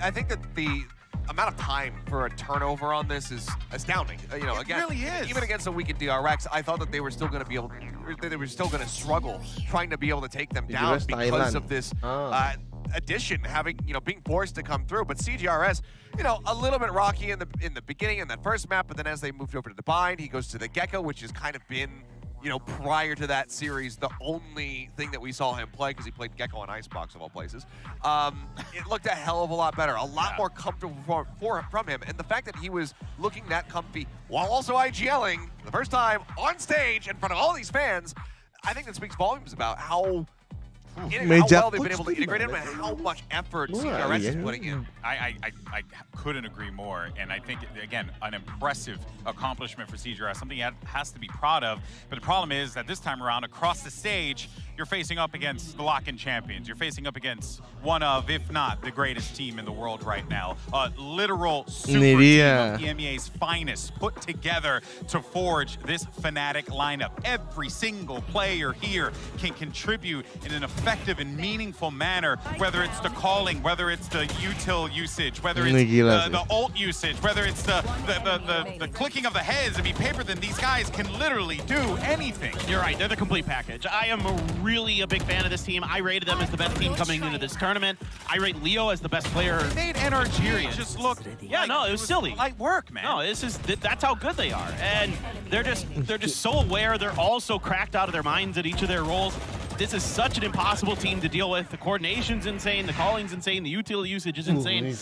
There's no weaknesses in this team right now, it feels like, other than their match against Liquid, where it just frankly seems like they ran out of gas during that stage. Yeah, I mean, they've been through a lot. They come out of lock-in, immediately go right back onto the grind, have to play out a long season. Granted, obviously Liquid under similar circumstances, but I agree. It just looked like, oh God, we're just exhausted. Can we go to Tokyo already? PRX. So, you know, while I don't want to take anything away or act like I'm taking anything away from Team Liquid, it's a great effort from them, and Fnatic were trying to fight back. It just feels like they were definitely out of it, but they had a decent amount of time to rest. They're pushed forward, and they just crushed energy. Yeah, it really was impressive to watch Fnatic take it to energy the way that they did. We did get an opportunity to catch up with Coach Mini. Let's go ahead and take a look. Coach. Thank you so much, Golden Boy Mini. A quick question for you. Last time we see you guys take down NRG, highly anticipated matchup. Everyone was watching. What are you doing to make sure that the team stays focused and you avoid a hangover against PRX today? The hangover? I mean, to be honest, it's quite an easy one because none of our team drinks. So, I mean, for us, that's pretty easy. But I got my eye on Alpha because he just turned 18. In the past, I just threatened the cops on him because obviously he's not allowed to drink. And for Boaster drinks non-alcoholic beer, and we all hate him for it. So. Anjir, bersih. Best of luck to you today. Good luck. Ini berumur 18 anjir.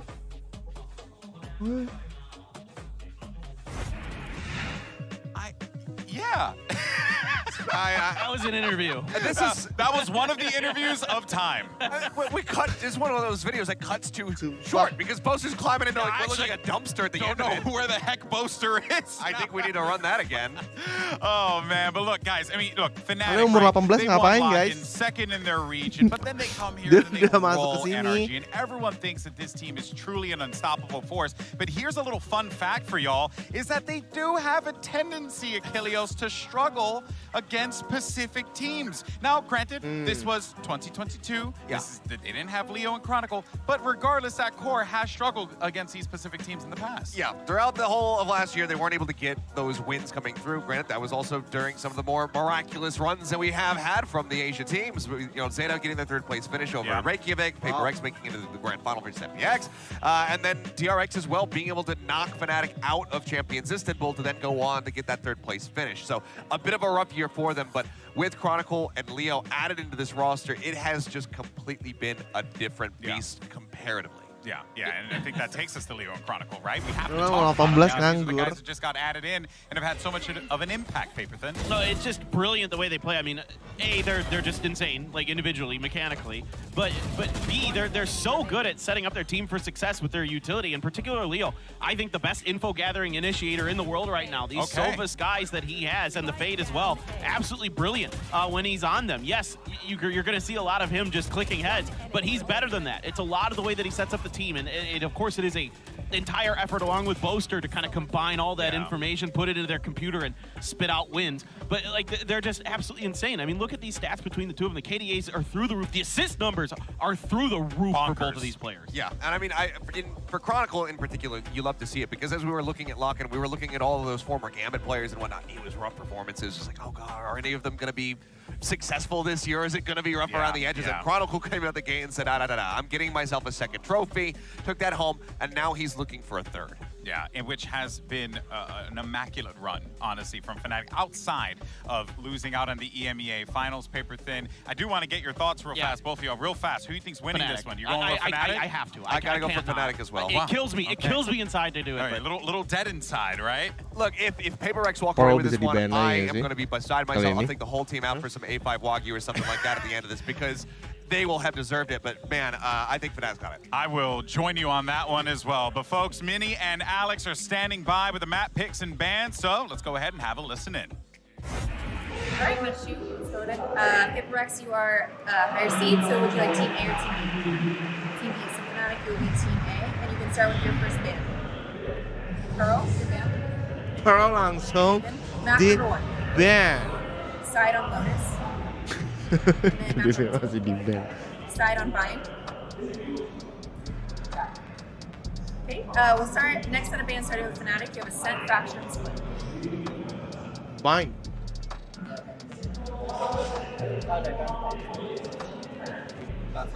And Fracture. Your band, you have Ascent and Split. Okay, so map number 3 will be Split, Fnatic side on Split.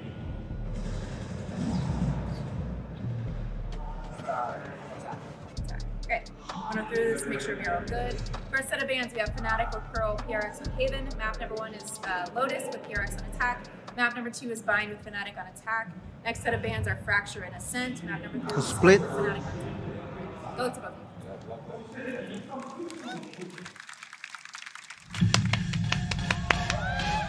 Tanya lagi guys, itu mapnya.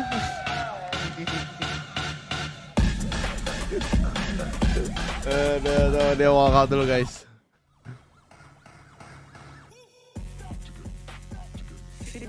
Wah, ini mah mabok guys, habis mabok ini.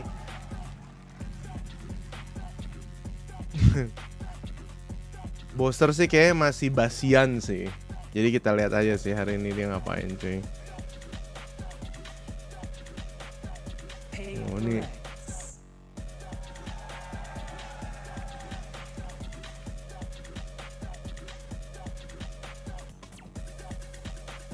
PRX kayak vibes-nya serius banget ya. Kalem, compose, serius gitu kayak. Si Grace sih ketawa mulu ya. Nih gue suka nih orang-orang kayak gini guys. Chill. Finest teams in NRG to get to this point. It's going to be a monumental effort from PaperX in order for them to take down the juggernauts of Fnatic. But when you talk about PaperX, Paperthin, ayo doa dulu sesuai kepercayaan masing-masing guys ya. I mean, I'm still keeping my eyes on Jing. He had a stellar performance the last time. Can he continue that today? He's going to have to be the guy today. If PaperX is going to get over the line here, he's going to have a similar, if not better, performance than the last time they played. I mean, not only that, but obviously Forsaken as well has to be in that conversation, given that we saw him shift back over to the Jet, something that we didn't get to see from him for quite some time because something was in this roster. And it looked like he was right at home. Back onto the Jet. So I think that he and Jake as that dynamic duo back once again as the tools for this team. They need to have impact, but of course, CGRS, what is his role going to be today? Is he doing more calling? Is he going to be more of a side caller, or does Forsaken really undertake that role once again? And what kind of what agents do we see from CGRS? What kind of figures can he put up? Because this is about as tough as it gets. Ain't Ain't that the truth? And of course, we didn't even talk Monster about 28 Durka. tahun. I mean, arguably one of the greatest players in the world. I know that sounds like a little bit like hyperbole, but I don't think anyone would argue with me on that. Durka has brought it time and time again. So he's going to be something to look out for in that server. But I think it goes without saying, though, that for PRX, they certainly have understood that they are going to be going up against a force here in Fnatic. And if there is a win condition for them, yeah, it is going to be Forsaken. It is going to be Jing. It is going to be those guys stepping up. Can they do it, though, against the likes of Durka? Maybe. A lot of pressure is going to be on Durka. Let's go. Brought him up because, like, one of the things that really gives PRX a big advantage is their individual trading ability. Like, they are some of the best in the business. They were Iya si Alfajir itu yang 18 tahun anjir. Itu nggak kelihatan kayak 18 tahun. Gue kira kebalik anjir. PRX wanted to run here. I mean, I figured GGRS is going to be on the Gecko. It's just kind of his perma role other than the split. He just basically got put Headsetnya yang kedap suara nggak tahu sih. Tapi earpiece itu dia pakai. I talked to Mindfreak in a post-match interview that we had, and I asked him kita lihat nih line apa ya. Said Alex told CGRS go into the lab, play let's Gecko, go. learn the ins and outs Let's of go, this let's agent. go. Maybe that Ini could dia. be the difference maker. They were combining the utility gorgeously on Bind. It's clear that they have a game plan with it. We'll see though, Achilles. Yeah, still. Oke, gua PRX akan menang, guys. We're not going to be seeing the kills from the side of PRX. But it's really going to come down to CGRS. Can he set Jing up for these explosive entries on that race to try to take over sites? A lot of pressure on that young man to step up on that stage. And Fnatic, it could very well just be another day at the office. Let's go ahead, though, and send it over to two incredible casters as we have Pansy and Hypox standing by.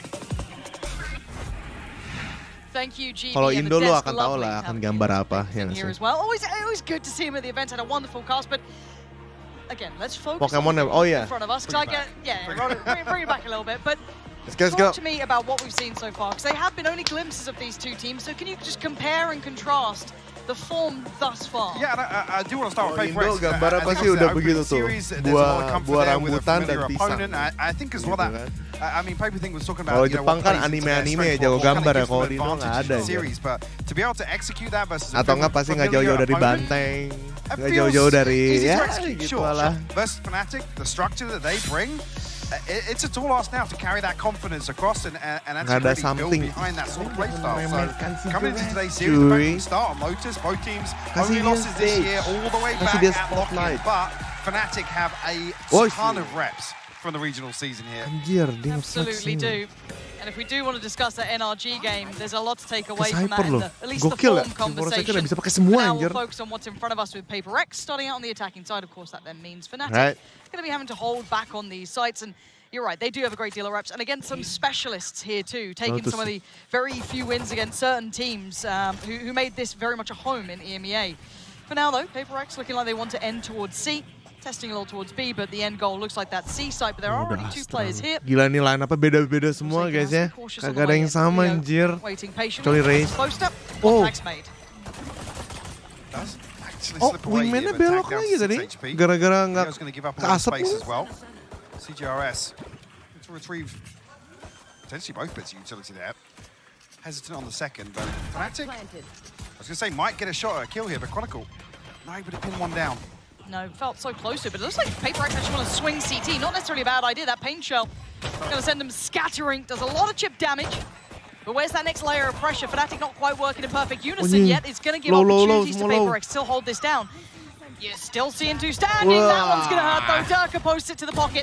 Oh, that's not a bad shot back for 1v1 Durka. Oh, there he is. Wow. Welcome to the stage, Durka. Lovely start for him. The first stage was beautiful, but then picks up 2 kills off camera to find the reset there. 2 kills off camera, bener-bener anjir. So much chip damage done with the first that actually the follow-up paint shell does secure a kill. It looked a little dicey there because PRX are able to take so much space, and I said CGRS actually sets in motion this push into spawn. Fortunately, Divide just can't find. Well, yeah, I mean, 30 HP on the right click potentially to close that one out. Yeah, Dirk is now over halfway to that showstopper too. 4 kills in round 1. That's how you do it. Straight on the rifle. Bulldogs coming out as well. Yeah, interesting to not see Fnatic obviously opt for that typical Marshall buy and spread the funds a little bit. It did seem to become common practice when we saw them throughout that regular season. But now they're going to note the orb has disappeared over towards B. But it's just going to be PRX taking that tour. Do what they can with this. I'm curious as well, we've seen 2 new setups so far in the first 2 rounds. Again, haven't seen that pistol round setup from Fnatic previously. And here, Chronicle's actually committed towards the bisa C gitu lemparnya. with Alpha. I don't know if this is just because this is a very, very heavily invested round 2. Maybe a different setup shown here by Fnatic. Conceded a lot of space outside A as well. You can see the spam coming through from Durka and Leo, but no real damage. Forsaken down to 66 HP. That's a nice bit of info, though, for Durka there. The jump spot should reveal potentially 1 or 2 players. Not sure if it was the same player he saw, but that's enough to indicate that this is maybe worth pulling the additional player over. Yeah, Leo now going to start feeling that scrutiny. Sight on the contest. Yeah, Leo comfy on this. No one able to really close that gap here. Wow, kesedot anjir. PRX desperate for an opportunity. Durka's farming. He's got a showstopper ready. Yeah, beautiful from Fnatic. This is pretty much largely in control, not falling to any of what PRX would have wanted, and a Prime Gaming flawless there in the second round. I'm curious actually if on the buy round now, Chronicle is going to drift back towards that A site anchor that was demonstrating very comfortably throughout the season. But already here, seeing some changes in the setup for Fnatic. Gila, I quite like that, because we were starting to, not necessarily question, but we were noting sudah ada ulti. that again, when you're the team coming in with a big target on your back, you have to adapt. Yes, we obviously watched that Liquid game that gave us a lot of worries. There were moments throughout the regular season where there were gaps in Fnatic's approach, but obviously we're just being very critical of one of the best teams there. We have to be, right? It's you got to look at it bigger picture. So nice to see during that downtime between regular play and here in Tokyo, they've definitely come up with some new bits and pieces. Yeah, exactly. Even seeing changes here in a 9-1 record this year on this map. That's what we know Fnatic for. Another setup variation here once again as well. Alpha, a little bit of utility here to help Leo and Poster on this hold, but save. CGRS actually can't find the first. Jing will find it with a paint shell though. Yeah, so much invested just to clear Poster. Alpha's here as well. Leo's sit towards CT, so I think Alpha's gonna dip away from this, give up the space, maybe allow him to get that plant here. Actually, get the spike and back away. Jing actually swiped the spike there. Very nice. Able to peel away from this. Will leave Mindfreak posted up, but Forsaken has found so much space on the other side of the map. I wonder how diligent Fnatic can re-clear this area. Obviously, there's a problem, right? Forsaken's position is brutal. Mindfreak's still going to try and sell that they've got that end goal on C, which does draw a player back, but Leo's got his eyes set elsewhere. Going towards B.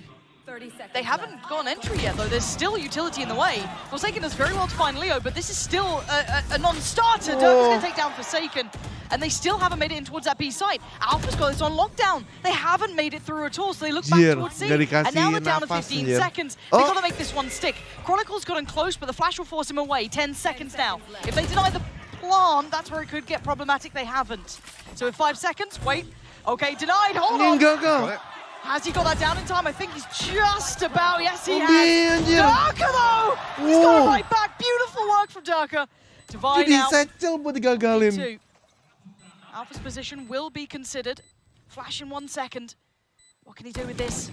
Not an easy situation. Spots it, loses it. Alpha's got it. Fnatic trying to mirror them. Match for match here. That late round attempt towards B, Mike, it had nothing behind it. Yeah, so well handled. The fact that PRX actually don't capitalize on all that space of Forsaken taken, udah 3-0, ayo. Towards A site, very, very strange. Because he's here for so long. Again, they know that Alpha potentially started towards C, and again, you've got to argue that the assumption's there that his utility is still set up towards B site. And Forsaken's way ahead of that. He's gone all the way through A. I don't know if the question mark is there that potentially there's another player unnoted from Fnatic towards C, or maybe towards drop or something, but satu Forsaken, satu booster di satu layar iPad. And pretty sure Durka is 10-0. That's the start though. Jing flies in, takes away Chronicle. So that does open up an avenue towards C if they want to lean into it early. But there's space being taken elsewhere. Instantaneous answer back from Durka, taking the space away from Forsaken. And look towards B. 3-play stack. Fnatic still controlling so much space in this map, even after conceding the C site. Yeah, they counter that first blood by finding 2 elsewhere on the map.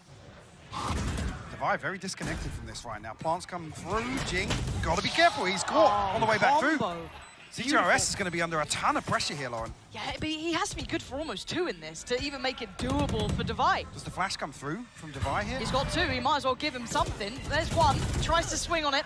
Doesn't get what he wants, just the tag, that's not enough, he needed more. Anjir, gila lu lihat deh tadi Satchel dibuat so much. anjir, serem Overwhelmed in banget. the end. Let's take stock, Mike. We're at 4-0. I mean, Fnatic are looking very good here. Give me your thoughts on what we're seeing thus far. I mean, this is a beautiful example of where actually you do get an advantage versus Fnatic, and immediately they aggress on the other side of the map. They look for the weaker side of this potentially default, or at least the setup here early on. After that, things just spiral out of control for PaperX. Like I said, Device -50. lost so far away from this. I'm not surprised to see a PaperX timeout so early on because there's very, very few tangibles for them to take away from these rounds. Like I said, they've got to be kicking themselves about the Forsaken lurk round. That's one that it took so long for them to make a decision. And I feel against a lesser team, Now, you might have gotten away with maybe not capitalizing on that bigger chance you had.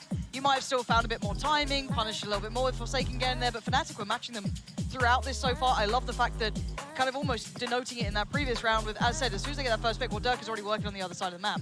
There's very few clean advantages you get against Fnatic. Hyper proactive to answer it. This is the thing, it's very rare you get those sorts of rounds, those opportunities versus Fnatic. In my eyes, the 3 best anchors we have in the game in the form of Chronicle, Alpha, and Leo. So the fact that that's one that slips through their fingers, again, makes me feel like maybe PaperX are actually not coming into this as confident as they were in a familiar opponent in the form of DRX.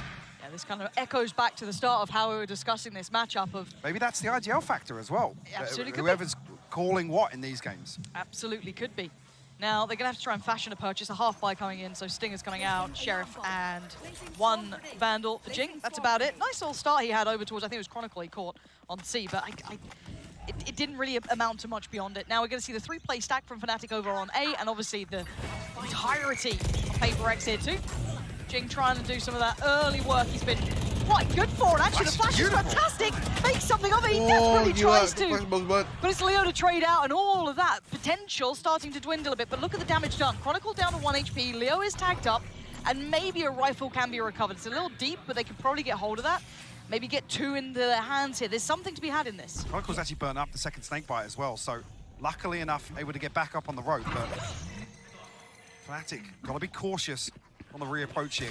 Will concede the plant, and actually Leo's going to fall. Yeah, this is lovely work from PaperX. Yes, the flank's on the way. Alpha, hold on. Why have you given him a chance? He was the monster on their initial debut. Dirk has somewhat taken the role here, but... He's heard Mind Freak reload, potentially. How close can Boast to get? Yeah, that's a freebie. And now down on 1.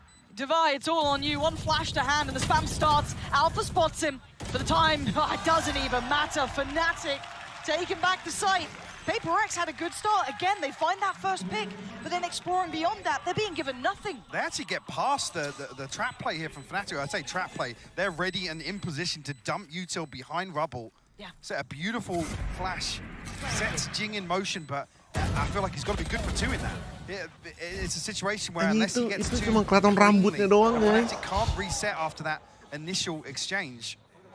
Almost amounts to nothing. Itu cuma kelihatan rambutnya. Gimana emang gitu anjing. On the other side, Odin, I guess, was Forsaken. A lot of ults to work with. Oke, silakan. Pintu departure ada di sebelah kiri. They've got some amounts to work with, maybe just a read so far. This is an all-in piece towards A so far, it looks like, for PaperX. Just maybe for the spam to try and deny that jump spot on the corner. Saw it being cleared through here. GRS going through the protocol list, but Fnatic seem well enough prepared to slip back from this. You're going to have Leo and Chronicle being the 2 to face what's on the other side. And there's not much beyond just this standard progress towards A here. Once again, Fnatic conceding a lot of space. Don't want to give up anything towards this ultimate from CGRS. PaperX will find themselves on site. Wingman will find the plant as well, and actually an aggressive showstopper here from Jing. So many ults, Mike. They are investing everything to this. Fnatic already sitting pretty deep. There's nothing there. They've completely evaded all of this. Plant finally going to go down, but now the counter utilities are pretty solid. They've got the ult here from Leo, and if they're playing actively on site, they're going to get noted by this. Now, did Jing get pinged on this one? Might get away with a little bit of something here. He's a little bit further ahead than maybe they expected. Still going to go through all of the gear for Leo. Perfect synergy, allowing Durka to swing. Forsaken denies the follow-up, though. That's fantastic. And now down to a 4v3. Forsaken divide. CGRS. Can they hold this one back? Not like that. Alpha keeping very competitive in this. And Fnatic's retakes are looking gorgeous. The PRX is just desperate to find a peek from somebody from Fnatic, looking to get this retake started, but can't find anything. This is even with the showstopper being completely denied from Durka. And in that exchange, there's still 3 members of Fnatic standing. One down. I didn't even catch actually what denies the initial plant from the wingman. Beautifully executed by Fnatic. This is a masterclass. Yeah. This is very impressive to watch, really, for PRX. Again, yeah, they're getting a couple of plants down. They're doing 5 everything diffuses right. Yeah. on the timeline. It must be incredibly frustrating, right? You think of it in that regard. You're doing what you're meant to be doing, and it's just not really working out. You can't hold on those retakes. And once again, with no challenge across the map, this is standard now, it looks like, for PRX, trying to head back through. Spam. Not finding as much as he'd want here. Maybe a little bit of chip taken, and that's about it. A little bit.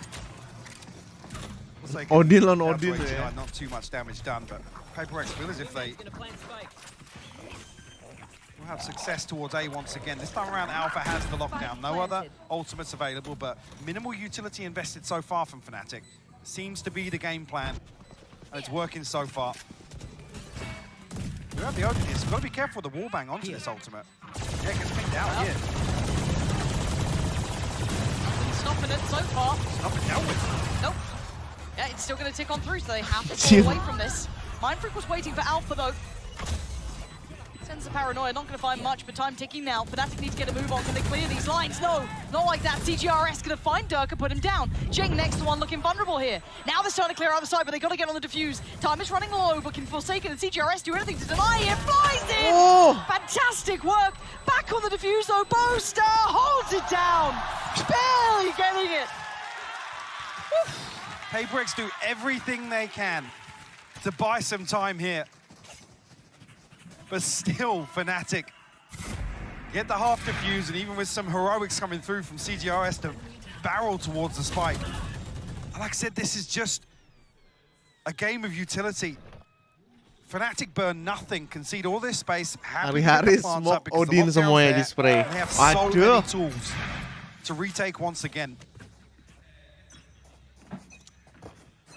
Without sounding like a pessimist, unless I don't know if they can overhaul enough here for PRX to really change much of this outcome. Maybe they can get a couple of rounds off an individual, right? Maybe Jing activates a little bit. Maybe you get, you know, a round here or there. Yeah, but he needs to go nuclear. Yeah, exactly. Okay, then best the likes of Durka, who's having a big game. Alpha's done activate too.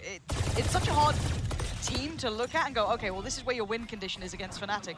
They're very well rounded as a collective. Looks like PRX trying to test another option towards B here. Haven't seen them fully start with this intent, so we'll see how that goes for them. Sending out a bit of kit there. That should be Leo confirming that they are indeed on the site. And maybe going to get themselves a plant.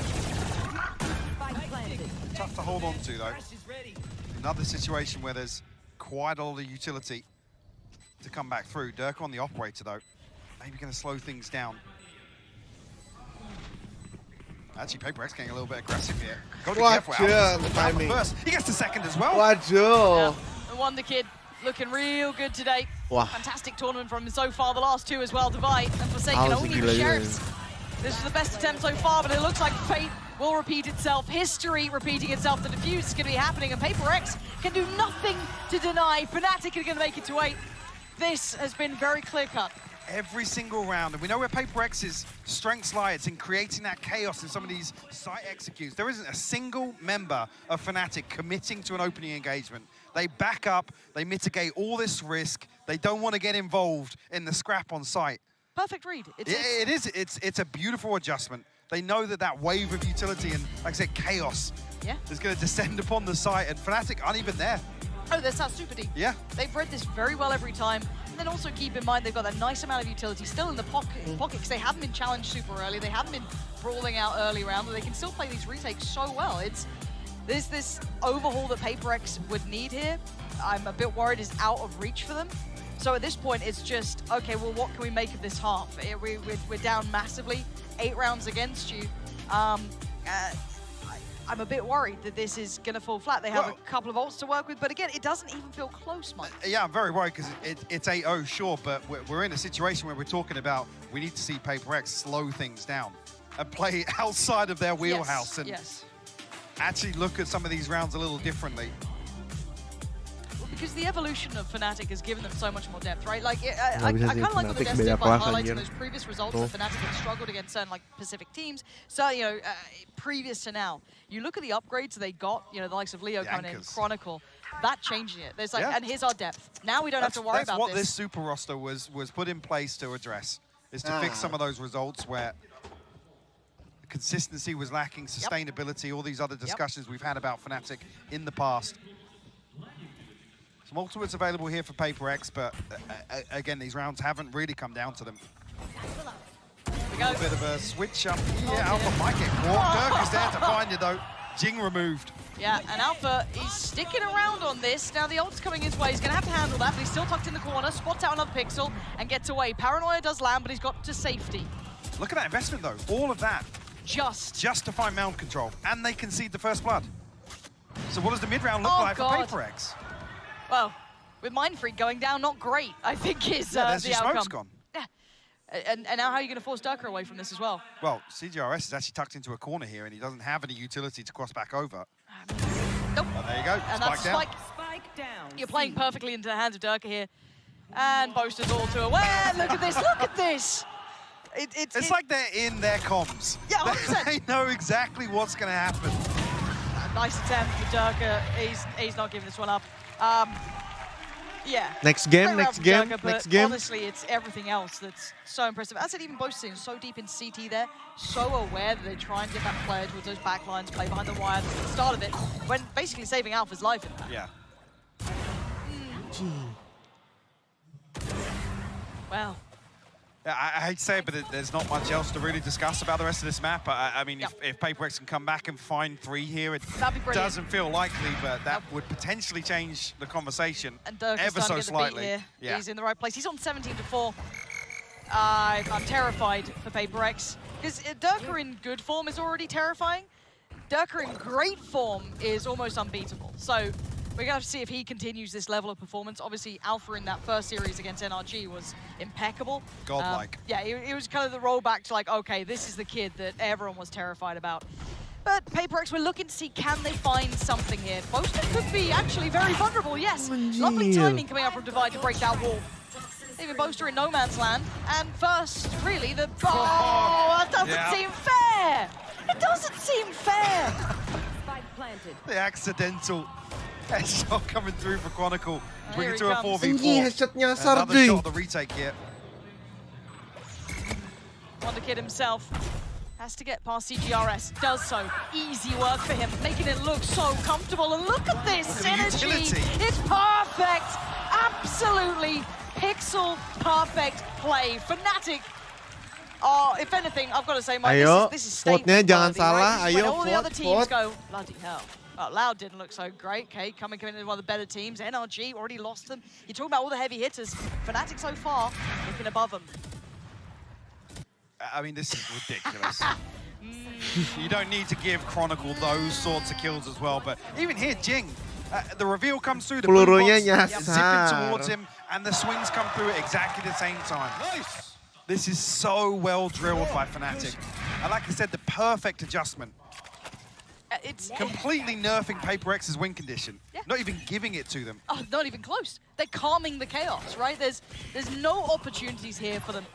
Absolutely outplaying them, categorically. And proactive on the other side of the map. The deep prowl is going to come out. It's going to reveal, well, there's no one here. So you can either push up Durka, leave him there if you fancy. Don't even have to really do much behind that because they can't back away now. Cornered into the map. Hello and goodbye, Forsaken, dead in the blink of an eye.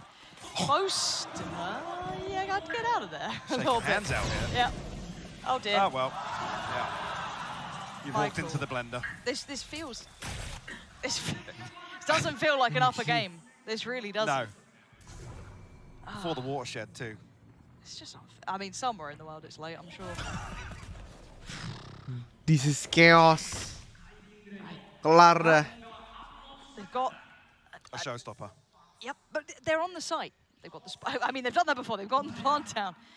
Yeah, and it's going to be so much for this. The flash was quite nice, but it kind of denies on the same time. Dirk's going to land. Here's my freak, good for it. But again, the numbers simply succeeding in every way. Fnatic. I mean, yeah, this is quite hard to watch. No one above 5 kills for PRX. This is just such a beautiful way to see Fnatic switch things up, honestly. So Durka currently sat on 19 kills. I think the sum total of PRX is barely ahead of him. Yeah. By 2 kills, I think. 2 or 3. Yeah. That's not a great stat if you're looking for a competitive game here. But if you're an enjoyer of someone absolutely diffing another team, now this is quite enjoyable. Going to juggle away that operator, get that rifle back into safety as well. Make sure that's not vulnerable. Leo, though, might get a little test here. Looks like they might try and explore that option on poster, but he's not going to fall for it twice. It's way deeper now. Door will swing. Nobody comes through on the other side here, but Leo and Dirk are both tucked into tree right now. Forsaken disconnected, Mind Freak set up outside B as well. Look at how much space Alpha is commanding here. The turret dealt with will pull Boaster a little bit further back, and Chronicle also in spawn. Double ops.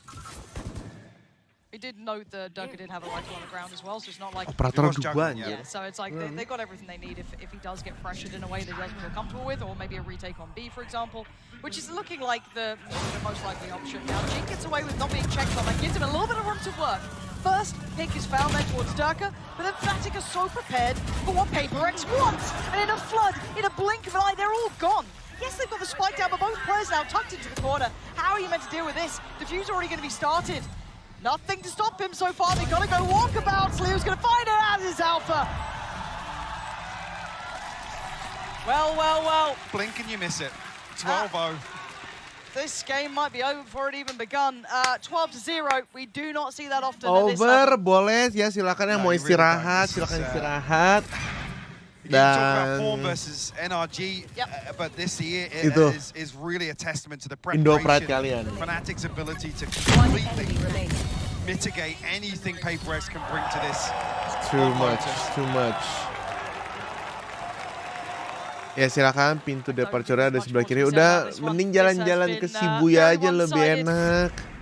Ke Harajuku.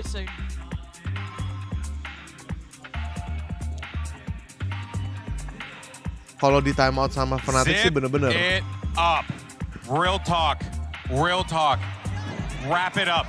This, I mean, that was clinical. That was disgusting. That was physically uncomfortable. I'm not even being ridiculous. Like, I'm not trying to overdo it here, but the game started off. We'll just go ahead and roll this real fast. Just jump right into it. Durka, going to talk about it. Why? Because he started off the first 3 rounds with 10 kills, Clinton, already out of the gate. Obviously, 4 of them came off of an incredible pistol. Tadi siapa yang bilang, there, kan Iko round pasti menang dong. 3-0, 2-0. This is just absolutely insane. The Sekarang way that he's performing. masih We Iko round highlighted kan? it, that we said, you know, this could potentially be a key player for this matchup because of the way that PRX's style is. This go fast style. Ya silakan lawan energi habis ini di lower breaker.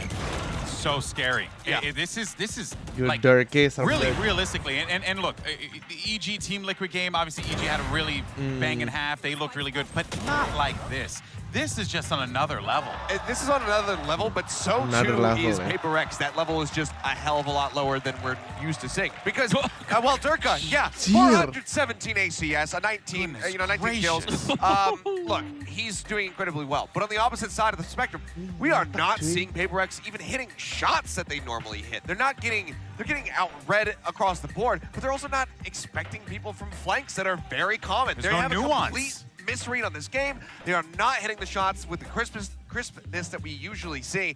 Something is out of sorts. I don't know. 400 kayak lawan bot like, I don't know if it has to do with the map. I don't know, but something needs to change. Yeah, you know what? I think we'll just go ahead and take it from there. Pansy, Hypoc, I guess we'll see you in a little bit. Yeah, you know what? I feel like this one might be over soon. Yeah, as we get back into bind. Well, look, very shortly. No. Have I told you the story of the 12? I'm here for it. Yeah, it was the comeback. Cool. I might be lying. I can't even tell you that story. I can't do it. When Dirk is playing like this, I can't do it. Right? It's just like, well, oh. Have we ever had a 13-0 Ayo, on the international 12-1. stage? I don't think we've cast it. I don't know if we've had one. I'm sure GB or Space or any of the others who are, you know. I don't think we have. Kalau 13-0 sih ada yang nggak bener. Especially not at this point in the tournament, I feel. Like, especially not this past is upper playoffs. semis. Exactly. By the way. That's ridiculous. Like, the difference here. Anyway, we'll focus up for this one because this might be a very short half. So, away we go towards B. The one man standing in their way will see GRS. Nice little trade work. And take down Chronicle, but will lose out to Durka. Sight now looking ready to go. Anyone going to get a little curious? Boombot sent, but doesn't make much odds here. Durka's away. And look at this picture. Got a little crossfire. Actually, they deal with Alpha. That's huge. That opens up an avenue. Oh, Leo's closed it. That's much better from Jing. Going to fill the void, and now it's all on Boaster. Is it going to be 13-0? The clutch man himself. Look at the HP, super low. Mind Freak down to 3, Jing down to 23. Oh! Well, the dream is dead, Michael. The comeback is on. It all starts with a pistol. There it is. Here we go. And 26 HP. That's a lot. Apakah? That's a lot. Here we go. How far down the rabbit hole? We're all mad around here, mate. Kalah thrifty. I'm down for it. You know what? The worst thing is, I do remember casting a game, different game altogether, and it was MR15, and it was the, you know, the furthest it could get, 15-0, right? Sort of look, and I said, there's no way. It happened. So I've also cursed other games, but I don't. GeForce emang selalu senyum. 4 appearances on Lotus, Yeah. 70% defensive win rate. Big. I think maybe it's 68, but I gave him the extra 2%. Yeah, you rounded up. I like that. Because of the pistol here. Oh, see, there it is. First step, take down Durka. Big un. Lovely. Now let's see if they can keep it clean. Flash to follow, Boaster. A little bit of a challenge. Now they're going to push on this one. Okay, he should be dead. How is he alive? There we go. Spike now down. It's all looking rosy. Until Leo does connect one, but a quick trade for Jing, and we're all good here. That spike should never fall back into hand. PRX, that full stand-in. Chronicle can't take them all down. They are low HP-ish, apart from one. Well, 3 of them are 1 hit to a Sheriff, by the way. Yeah, but Forsaken's still alive, so Yeah. it's fine. Yeah. And look, there we go. He hasn't got a leg to stand on now. Nothing. See, look at this angle. Oh, it's all good. Gila It's itu all angle-nya. good. It's all good. There's the second. Yep. Clawing their way back into this. Yeah. Yeah. Here we go. Oh, I'm seeing rifles for Fnatic. It's fine. It's fine. They've got a good.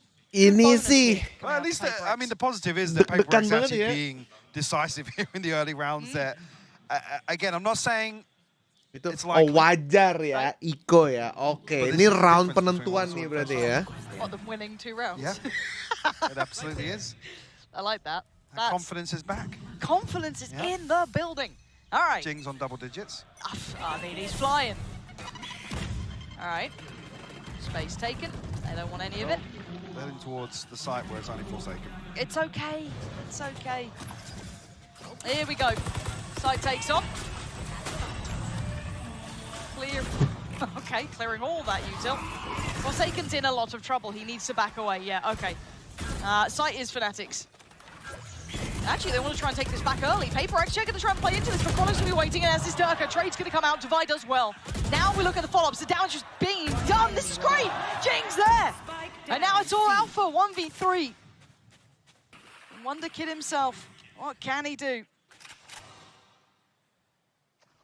That's a flash. Doesn't get away from it. PRX, that's 3. Wow, ini dia 12 sama nih. Sheriffs maybe. Showstopper burnt up, but no other ultimates available for PRX right now. Momentum. Okay, we have the stats man coming in hot. We're looking for 13 zeros here.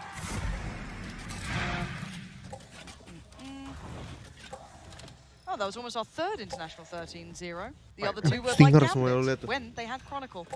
Oh, well. Well, thank you very much, Space. That's our stats man coming in hot with that one. For now, though, you can see the buy coming out. Stingers, bits and pieces.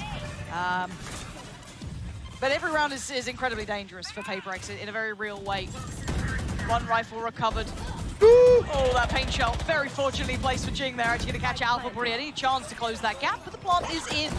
So pressure now comes back on.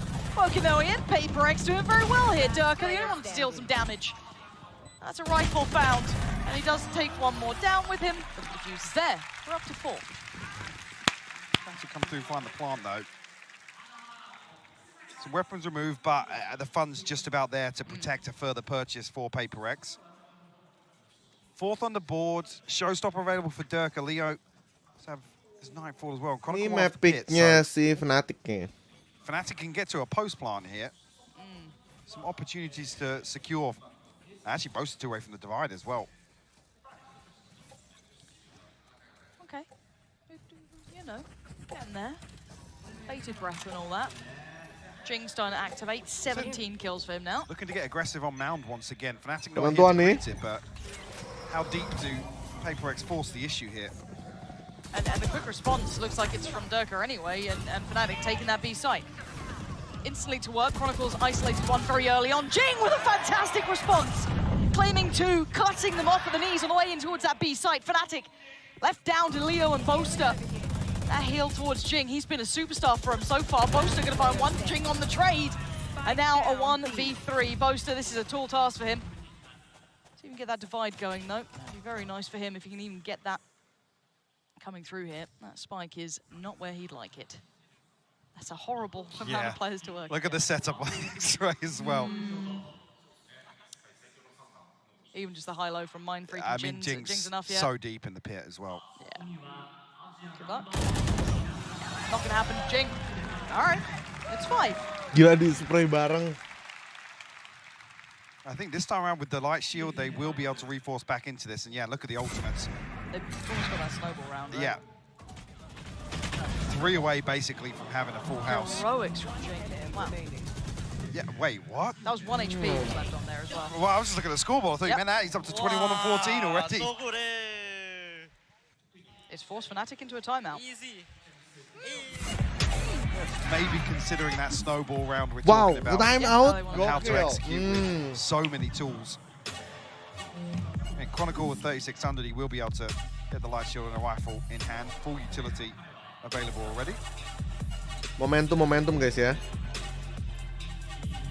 When do you call it? This is the question. I'll always stop the comeback. Just sorry, those at home. When do you call it a comeback? 7? 8? No, with a 12-0 half, like 9 or 10. 9 and 10? Yeah. There's 7 chances for them to close out. You're sounding like Sliggy. 7 more chances. Oh, it's down to 5, 3. Nah, this is good. Like, I'm worried when PRX are getting close to 10. Because basically, Fnatic, with this many rounds, with this deficit, Fnatic have another chance to build a second snowball to close this out. So you give Fnatic 2 snowball rounds to close a map out. Don't say should. They will close out. Oh, will. Will. Strong statement from you. Okay, so this is the round. It's done, right? I said if you give them 2 snowball rounds. Well, this would be the first, wouldn't it? So they'd win it here, right? Or is it just the attempt of It's not a snowball. They haven't got all 5 ults, so... Unless Alpha. Unless Alpha. Unless Alpha. 12 to 5.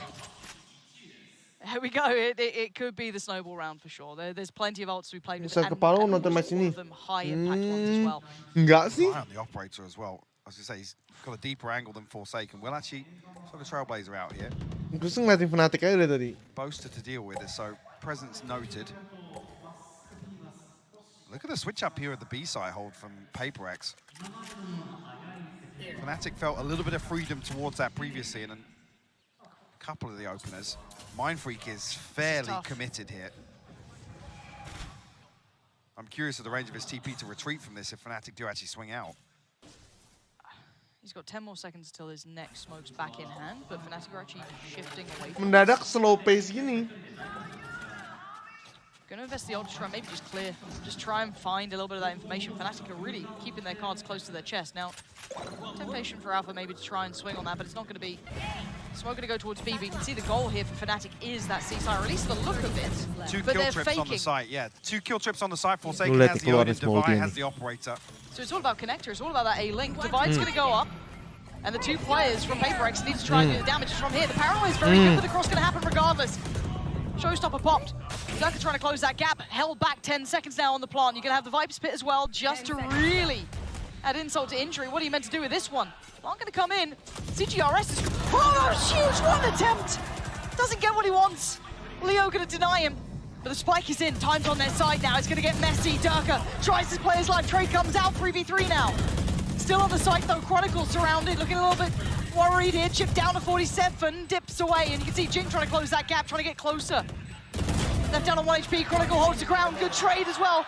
Alpha keeping this very firmly in hand, and Mind Freak with so much to do. So many players to find, and so little time to do it. Snakebite on it. Yeah, that's time, oh my word, he's desperate to try and make something of this. But he's running low on those seconds, those precious couple of seconds. The spray from Leo, he's got him dead! The snowball round was enough. Fnatic cross the line, PRX. Sudah, get held on 5. Kelar sudah. Absolute masterclass here from Fnatic in the first half here. PRX making the best go of it in the second, but like I said, that deficit is so huge. Huge, huge. The adjustments here that Fnatic demonstrated. It's so frustrating for a team that rides so heavily on, that front. Ayo, vote-nya mulai naik nih ya. Emang kalian tuh harus dikasih pembuktian dulu kayaknya ya. Vote-nya dikit-dikit naik ya. Yang udah salah vote, coba tadi ada giveaway. Udah kalian udah nggak dapat itu 62% dari orang di sini. Kind of hounded in that first half, having very little play. Yeah, I think second half did well. Ooh. I love a bit of EG. Yeah, love a bit of EG highlights. There were some in this one. Yeah. But yeah, there were so many examples where obviously PRX are able to garner side control, and you see how deep they actually have to dig. Gila, ultinya keluar semua nih. Ini killjoy-nya belum ada sih. Ayo, bisa nggak sih map 3 nggak sih? Oke, break dulu, break. Silakan yang mau break. Next step up, right? This is kind of that conversation we were having of the disparity between facing someone like DRX. Yang mau break.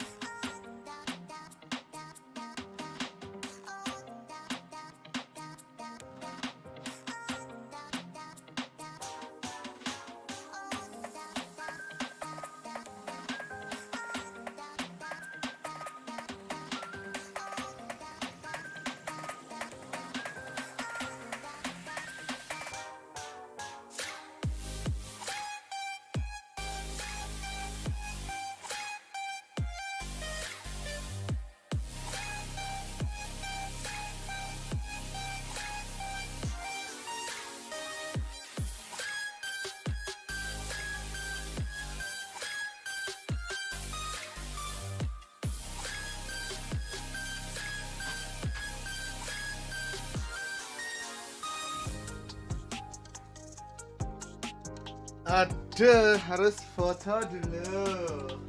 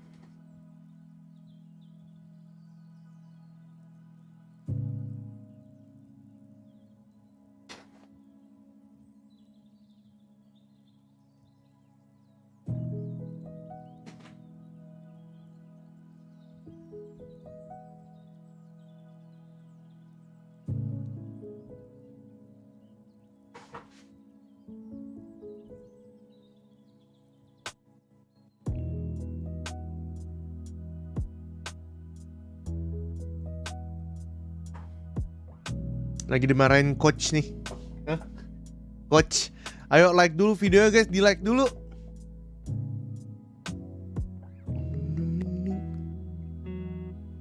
Map 3, nggak tahu deh, mungkin.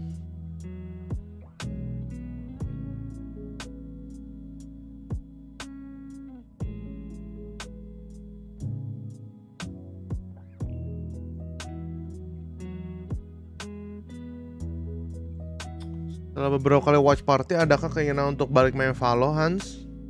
Kan kemarin gue main.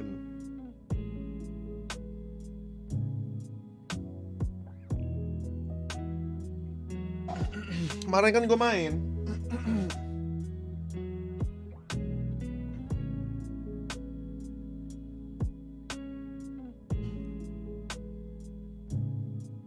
Nanti kita lagi. Nanti gue bakal record guys ya. Jadi kayaknya nggak bakal bisa streaming dulu. Paling beberapa jam sampai malam sih kayaknya. Hari ini recordnya mau geber malam sih, soalnya udah ngutang banyak banget.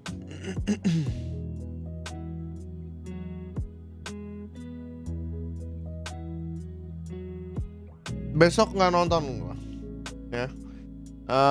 Lusa paling, ya. Tanggal 21 kita akan nonton upper final. Tapi 21 ada upper final sama lower juga sih. Lower round. Pagi lagi upper finalnya.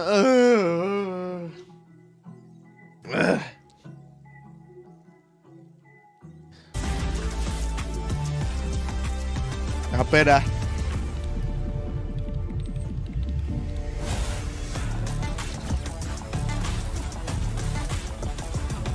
Go.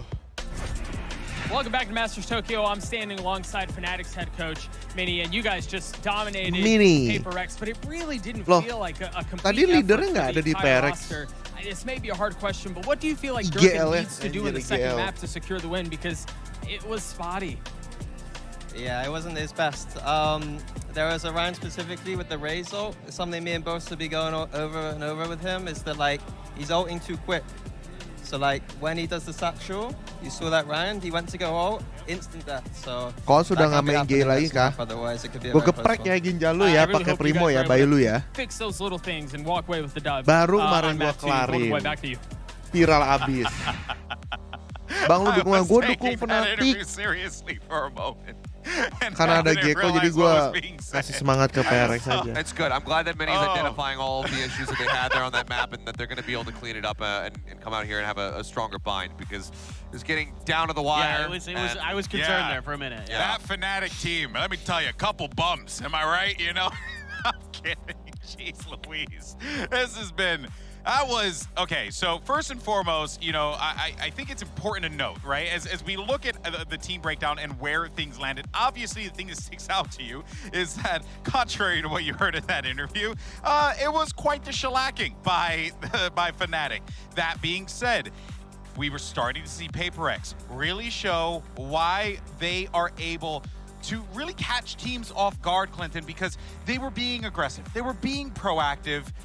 It just came too little too late. Yeah, once they get a little bit of confidence, it's fine, but it's just the beginning of this was just too powerful. I mean, the start was so hot for everybody on Fnatic. And the retakes are out of this world from Fnatic. They were brilliant, dude. This is just straight up brilliant stuff. I mean, the way that they were utilizing their utility, you know, the patience to play at the back of, you know, waiting out the attacks from PRX. That's one thing a lot of teams don't want to do is fight toe-to-toe with PRX because you kind of can't sometimes because of players like Jing and Forsaken who are just so individually talented. True. It's hard to diff them in 1v1s, even with players as good as Durka, Chronicle, Leo. But these guys were doing it anyway, so it's huge. Yeah. And I think also, and something to note as well is Jing, right, Seth? Like, he did have, I mean, just look at the turnaround that he had from the first half to the second half. Give me that Jing every time. Yeah. And this is across 6 rounds only, obviously. So, you know, there's going to be some inflation in that regard, but also the numbers he was able to put up are just incredible. So the turnaround that he was able to get going into that defending side, where it's worth noting, oddly enough, this was a bit of a defender-sided map in Pacific, you know, for the most part. So they're a little bit team dependent, but even for PRX, that's a side that a lot of the Pacific teams were finding the most successful on, and you can kind of see that there where they started getting their groove once they had swapped sides, but it was still very much the Jing show. There was still so much lacking from the rest of the team, and Jing picking up 3, 4Ks, etc. was what really started racking up those rounds for them. Yeah, otherwise it would have been a donut shop, you know? I mean, they would have been opening up a bakery over on the corner of the street there with the way that PRX were playing. I mean, Japan is well known for its bakery, so if you're going to do it anywhere, here it's not a bad place. But look, it's... I prefer they don't. Yeah, Oke, kita akan masuk ke map 2. That would be appreciated. But look, I mean, I think the thing to take away from this is they didn't give up. They still tried, you know, on that second half. They won the bonus. They came through. Wah, vote-nya mulai naik nih, 39%. Gimana nih? Harapan kalian pupus kah? Or sometimes it's just really brilliant. Other times you're like, what are they doing? Leave you scratching your head. Maybe we're on the other side of the Mobius strip from that start. Maybe they have figured things out. Maybe they're going to be able to bounce back, use that slight momentum they had. Because this is a team that doesn't get mentally frazzled, right? Yeah. They went down 2 maps to nothing to DRX in the Pacific Grand Finals, and then strang 3 maps in a row to beat them. So these guys have the mental force. Fine. The first and only reverse sweep that's happened here outside of the Game Changers events and whatnot. So, yeah, they need to be able to turn it around, but this is still a cause for concern. They're going for bind. That might be puzzling to some people who watch Fnatic absolutely body the ever-loving hell out of energy. Because that was a 13-4 victory Let's explain for Fnatic. why. Let's explain why PRX would go for bind. Because CGRS plays Gecko, and Gecko good on bind. Walaupun rumput tetangga lebih indah, tetap setia sama siapa? Fnatic also good on Sure, bind. they are. But Gecko, we've seen the most and probably the best implementation of Gecko on bind in particular as a map. Ini real map 3 kok. Ini map 3 cuma buat di show gitu doang kan? Wingman in particular is good. Nggak dimainin. Util to try to clear out a lot of these sites and whatnot. But bind in particular is where we have been seeing the most success for it in Pacific, where PRX have been running it, as well as T1. And I think that they just said, okay, we're going to go there because that's where it looked good. That's where we saw CGRS put up a strong performance versus DRX. They feel like that's probably their best map right now. Kenapa kalian belain let's actually go ahead and get some words from Coach Kenapa? Alex. Kenapa? He caught up Ada with apa? Doug Ada a little apa? bit while ago about map number 2. Kenapa kamu dukung PRX? Thank you so much, Golden Boy. Coach, Safin Fnatic doesn't lose official. Lotus very often. They're absolutely incredible at it. You found yourself down 12-0 at half. What do you say to the team at that point? Is it GG go next, or what were you trying to say? What were comms like in between maps? In between maps or in between the half? Well, I mean, let's go with in between maps. Yeah. So in between the half, basically, I think we just try and not get shoved 13-0. You know, we try to keep the mood light because there's nothing you can do when you get like boom that way. That was an impressive half from Fnatic. Like props to them. It was incredible to play against. Probably should have started defense. Yeah. We just try to keep comms light, and it's the same thing for now. After the map, we're just making sure that everyone is okay. You know, we just wanted to get our momentum going, and I think we did a little bit at the end of the map. So I think we should see a better map too from us, hopefully. Yeah, Jing played exceptional. Hopefully you guys were able to continue that. Best of luck to you, Golden Boy. Back to you. Nahan marah tuh. Thank you so much, Doug, for that. And actually, a few things from there. Coach Alex saying probably should have picked defense. Why? Because you saw what they were able to do with their defense. Very effective, aggressive, and in-your-face gameplay. And also, it allowed Jing to be proactive. That could have been a confidence boost for them. Karena PRX ada Indonya. And to Seth's point earlier, maybe this Jadi kalau nggak ada Indonya, kalian nggak bela siapa-siapa. this PRX team needs. Yeah, kalian I country sis think banget. it can be. I mean, Yeah. look, Karena I never dua try to Kumon count them mainnya out. gila. No, I Harus never jadi count 3 this team Kumon out, sama ever, something. in any event because of how wild they can get. Wow. How impressive individually they really are. And they do combo well. And I also really want to highlight Forsaken's Harbor on this map. I really like the way he plays it. It's very different than a lot of players. You're going to see a lot of high tides that most people don't do. He'll do weird stuff like just cut off elbow. And like he because he's trying to isolate players. A lot of times what PRX wants to do is they want to set up themselves for these, one-on-one, 1v2 fights that they know they can win. So he's going to use the cascades and things like that. Map win 100% people coming, he'll throw a cascade in the middle of the 3 players to isolate one player, get the kill, and then back off. Things like that not many other Harbors do. Yeah, very difficult to be able to do that. So to have that kind of precision is nuts. Of course, you see the Prime Gaming agents select their Geckos back in rotation again. Seth, your thoughts real fast. I mean, completely unsurprising that they're going to be running that. But just another point here. If this is the first time you're watching Forsaken's Harbor, be sure to watch the mini-map a lot. Sometimes It's going to help because they happen really without like to reason. segment the map, segment the sites, so they can Betul go for juga, those. And it's different than most teams. Makanya kamu Let's see how akan this kecewa pans satu saat out nanti. for PRX, but of course Fnatic are looking to shut this down 2-0. We're going to send it right back over to Pansy and Hypoc for the Karena ball. bosen lihat Fnatic menang. Yeah. The crowd's seemingly in good spirits. Probably not so many PRX fans, I guess, here after map 1. Maybe they've taken a little bit of pressure. Well, Well, I'm not saying they have or they haven't. I'm just saying the fans look in good spirits. Ayo betting. You know, Betting. It was a good match for Valorant. Philip, voting. Yeah, you enjoy games like that. Voting guys. Masih ngebuka votingnya. Yang mau vote silakan vote ya. It's a little bit closer here. I do want to have a competitive affair between these two. I don't want to see this being a massive blowout. Voting di atas itu. Tactical map 1 has me worried. However, this is the best opportunity for PRX, right? This is the map they chose. This is meant to be the one that they feel safest coming into. Quirky comp as well. Fnatic aren't necessarily going to be well versed in dealing with these sorts of things. So again, actually, we're testing the preparation factor. And something to know for the second half, I'm actually a little surprised to see Fnatic stick to the cypher pick here, looking to still execute the same game plan as previously. But langsung ya. I thought for a moment, PRX take a lot of space away from Fnatic here, force them rotation towards Fountain.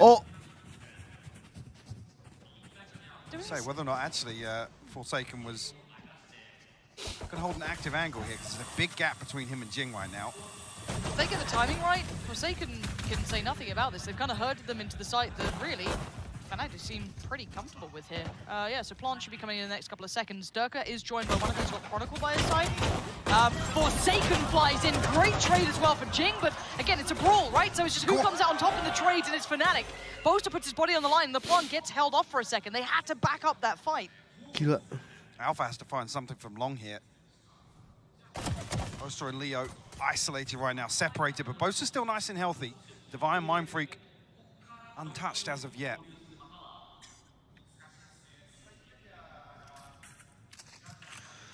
Tense. It does have to be kind of in the hands of Boaster a little bit here. Yeah, now it does, yeah. It's going to swap out to the Ghost, so an opportunity to potentially find a pick here, but Alpha creeping back into hookah. Yeah. I like that from Alpha. But Device, just missed that window. Enough of a glimpse, or maybe consider it. Flash there for Leo. Good flash. Boaster can't quite close the kill until then.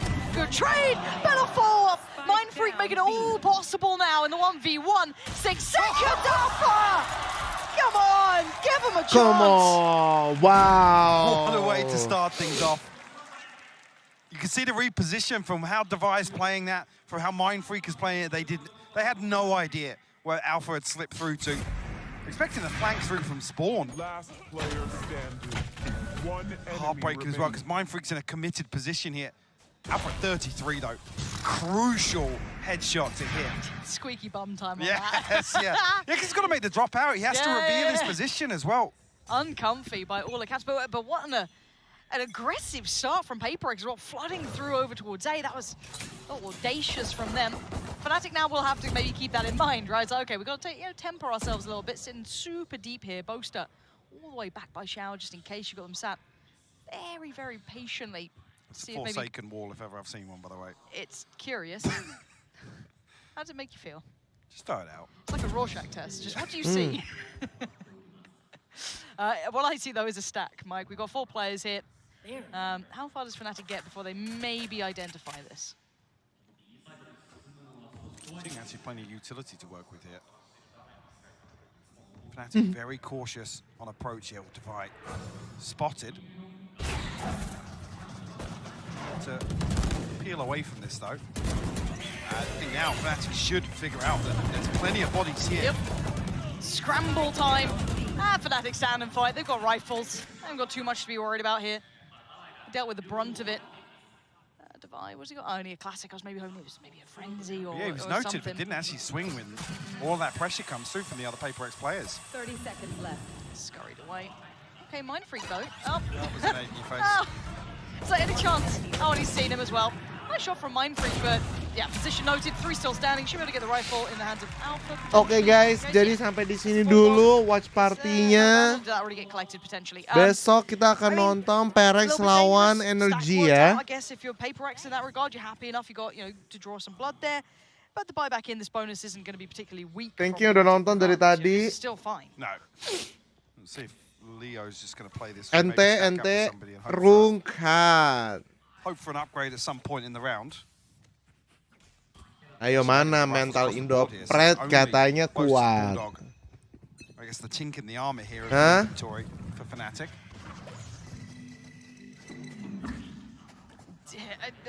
it's just the pace in which PRX are trying to take space on this map.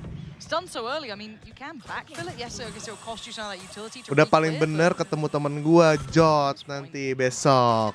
First real contact is, I guess, made here. Yes, there was a little bit of a scrap towards long, but it wasn't particularly committed behind. That's what dealt with. Oh, wow. All this happened. Still looking at the likes of Chronicle, sat towards that A site. Creeping a bit closer here. They felt a lot of pressure towards B now.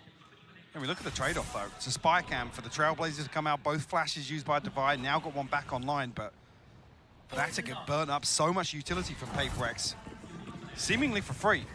So now have tons of Ini mainnya bener-bener slow banget kali ini. Good volley to slow things down, though, yeah. That's very nice. Should allow another player to get over in a rotation. That's going to Jing, probably. Nice from Forsaken. Isolating Boast here, and that does remove the smoke, so some of that safety is going to be taken away from them. Oh, that advantage now has passed. PRX able to stall this out effectively, Lauren. Do they take a TP? Do they just... What's the plan now from Fnatic? You've got 20 seconds, no safety. You need fight, you need something going your way, and you don't have a great deal. So they're going to send Chronicle digging deeper, and that's what you get! 13 seconds, though, and the site's not safe. The swing, he wants to try and deny that plant! Gila berani banget Chronicle. Plant's in now. 3v3 post-plant. Alpha, I don't think he's noted as of yet, but has to try and find something behind the smoke here. Swings onto it, finds it first. Forsaken will trade, though. Big work from Forsaken this round. Tap on the spike as well, trying to draw out Durka, but does he respond? I think that's enough of a check now. Leo closing the gap as well. Forsaken! Oh! As soon as you think there's a little bit of hope, Durka rips it away from them. 8 HP, all he's left on. That's enough for Fnatic to make it up to 3. Wow, the bonus converted. May as well call it the full buy with what they brought into this. Yeah. Gila. Heroics from Forsaken, and beautiful stall here, but there's just a moment where Fnatic are stacked up and they're ready to go hyper-aggressive. Chronicle on the swing finds 2. Wow. Wow, dia aja sampai wow loh temen-temen lo. Wow. And a 3-0 lead now. Not what you wanted to see if you're a PRX fan. Trying to play this aggressive, in-your-face game style is going to get harder and harder as that score just gets further and further away from you. See if they can keep it up, though. Still got the rifle out. So close, CGRS, but the yet rest so far. left wanting. This time, not quite as proactive, not quite as in their face. You can see them already trying to clear Oke guys. This could allow a little bit more room to have Jadi sampai di sini dulu. Anjing ada utility itu. Si Forsaken. One off the show Sudah dipakai.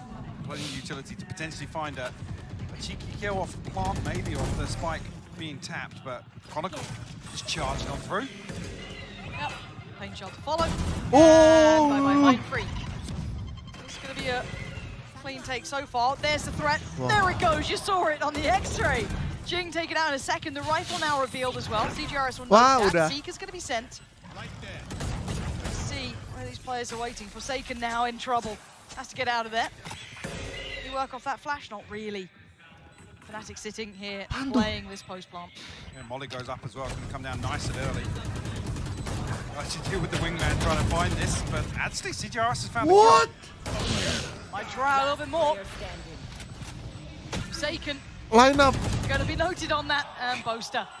Comfortable. Yeah, that looked chaotic for a second, but again, you got gila. had the ult, had the molly. Kepanggang If you get a plant from this side for Fnatic, you've got a lot of kit to run through there. Yeah, I was going to say, it might seem like an mulai naik nih, 40% nih Fnatic nih. Durka 2 off the showstopper, they have another massive ultimate. Another round shot. Beautiful shot from Chronicle. Like I said, this is potentially as well Jing actually finding the showstopper from a fight like Kenapa dong kasih lihat gitu replaynya. Ultimates are plenty for PRX now. They're just missing the Seekers. But walking the tightrope in terms of the finances. Same. Yeah, same. Did you pick a skins this tournament? I did actually, yeah. You did? I wasn't going to mention. Okay. I want to see what skins he's rocking this time. If it's just the glitch pop again, then Ayo PRX. I think he's just gone back to what Pecah telur. Well, I don't believe you. I don't believe you. It's because of all these. Whoa, bloody hell, Forsaken. That was a very dangerous. I think that was a step on the decay as well. It must have been, because he got taken down very low. Yeah. Whoa. But it's the patience coming out from Fnatic now. They're having to kind of match this. Oh, anjir, crosshair udah di atas situ. Yeah, he's looking good. CGRS though will get played in. Gets the hell out of there too. Doesn't want to stick around too long. A very early reckoning. Wait, look at this push. Jinx down there, sends it from a mile away. Chronicles caught. This is the first big player advantage that they've had in some time. 35 seconds, Fnatic. They're back to the wall here. Mindfreak going to be forced out of position, has to fall away. Looks like the molly went in though. If it's deep, it's not necessarily going to stop safe passage to site. Mindfreak has found Alpha though. It's on Durka and Leo to try and keep this hand. First big chance for PRX. Get themselves on the board.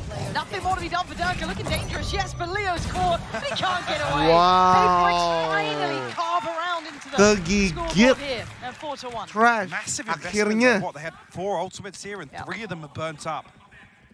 PRX desperate to just stop the momentum of Fnatic early on here.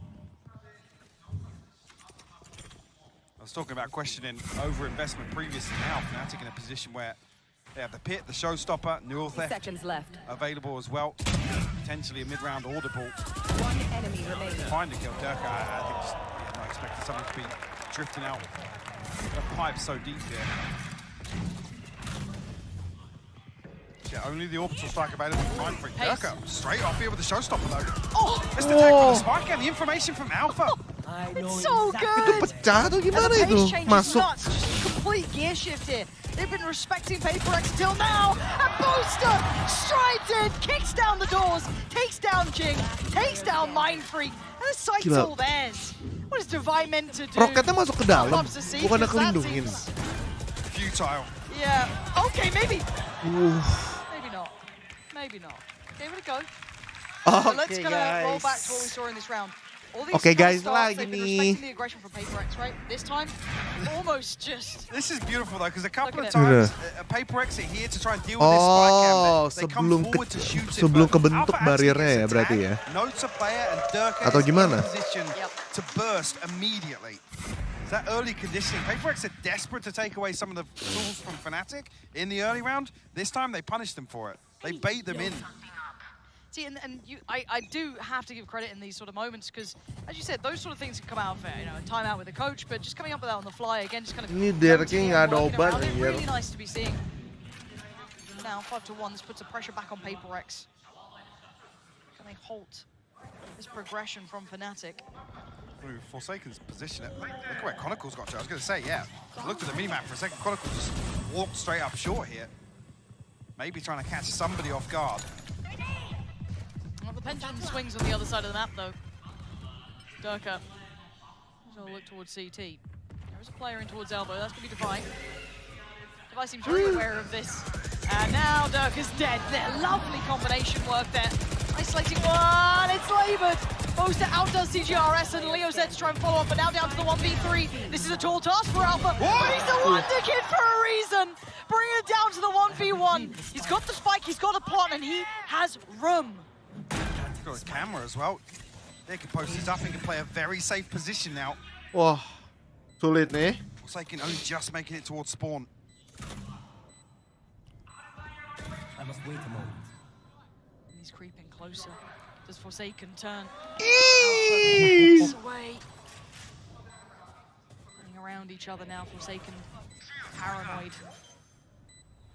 Just the tap on the spike and Alpha gets closer. 2 kills already, needs the third. Drawn in! Oh, seals it! Oh, no way! Move forward on 6 with a Red Bull clutch that they're gonna remember. Absolutely beautiful stuff from Alpha. Forsaken, a moment's hesitation there not to find the first half. See Alpha actually considering that. That disgusting second shot. Alpha Creep. The worst thing is Alpha's closed the gap. Bang, end stream aja lah. Kan gua mau lihat Fnatic menang, cuy. This was one of the maps that always stood out to us with Alpha originally as well. Like rolling back to when we first started to see glimpses of him, when Fnatic first looked to pick him up, this was one of the big highlights that stood out to us. Great to see that diligence still there. And it's just nuts watching this team work, as you said. Okay, guys. It genuinely could be any of them. Currently, Poster's top fragging. If you missed that, just a heads up. He's the one leading on 8-5. Had a really big bailout round just not too long ago, pushing deeper towards CT there. But it's a timeout from PRX, right? This was meant to be the map that they found the most comfort on when they were in the veto. And I mean, they've tried to dictate the pace, right? They've tried to come into this. We've seen flourishes of what we saw Lotus end with, where PRX are trying to take space away from Fnatic, be decisive, and almost kind of flex out a little bit, posture up, but it's just not amounting to anything here. Fnatic have the read in the mid round. They're able to counter the aggression perfectly, and also weighing out some of these little utility pieces that PRX are basing it around. I don't know if the answer here is to maybe take a little more control on the extremity and hold on to that. But Fnatic pretty much have free roam here across the entire map. Yeah, I haven't seen one, you know, like a singular look that fully deals with what Fnatic have been up to. There is more free round. Trying to get aggressive again, just doubling down on this. And while they do this, they've lost territory over towards Hookah. You're going to have Durka taking that space, and they should have the information. Oh dear! Oh dear! And Chronicles caught them on the run. There's nowhere to run. There's nowhere to hide. Fnatic are in full form. CGRS. Hang on. His leg's sticking out. Oh. Well, how much can one man do? Not a great deal. Not a great deal. Empty. Wasn't CGRS the one that actually got stunned by the Trailblazer? I think so, yeah. Well, the fact he's able to get out of the orbital strike. Again, such a reactive piece here. Beautiful. Like I said, Fnatic aren't scared to use some of these big ultimates on the anti-ecos just to secure rounds. Ayo. Ayo, mana semangatnya PRX? Mana? Ih, memble. Baru 1-7 udah memble. Katanya support. Mana suaranya PRX? Ayo. Support dong. Kalau Fnatic nggak usah disupport, udah pasti. Maksudnya ya mana suaranya nih 59% ini. Gimana mau ada mental bagus? Udah kalah posisinya, nggak mau support, memble. Tuh, lihat. Idola kalian jatuh satu persatu karena kalian nggak semangat. No. Masih 1-7 nih. Udah 1-7 sih maksudnya. Ayo.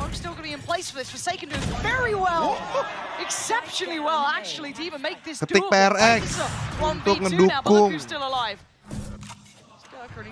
Hashtag PRX. Hashtag PRX win. Atau hashtag Fnatic win. Anjir, di atas gitu. Durka looking to play deep on this. The smoke going to force him back in. Did he get spotted? There was no ping. No.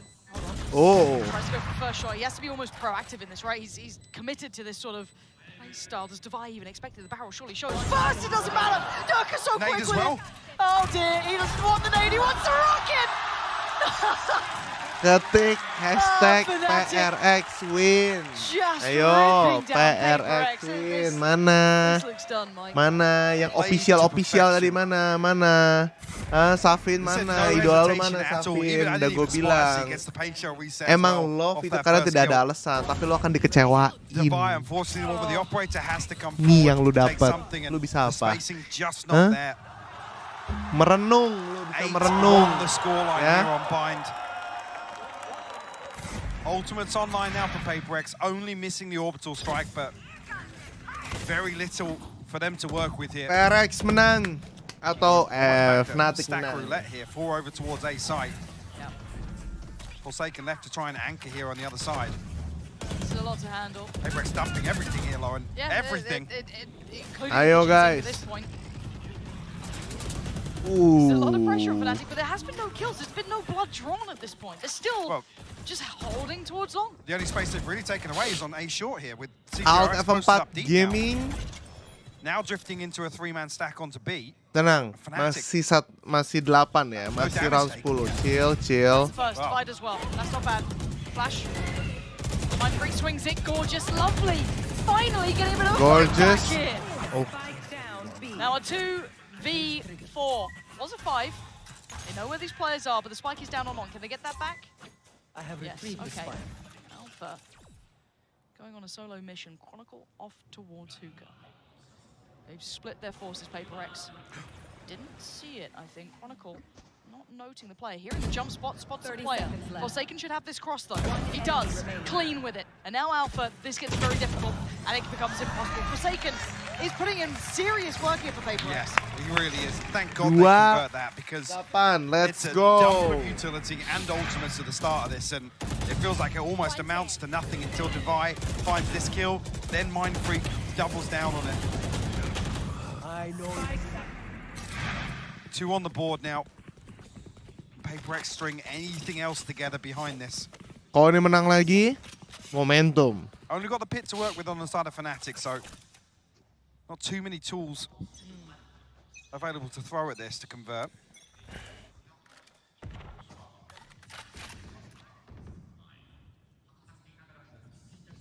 Yeah, they're going to hear the jump spot. They're going to get another punish on this.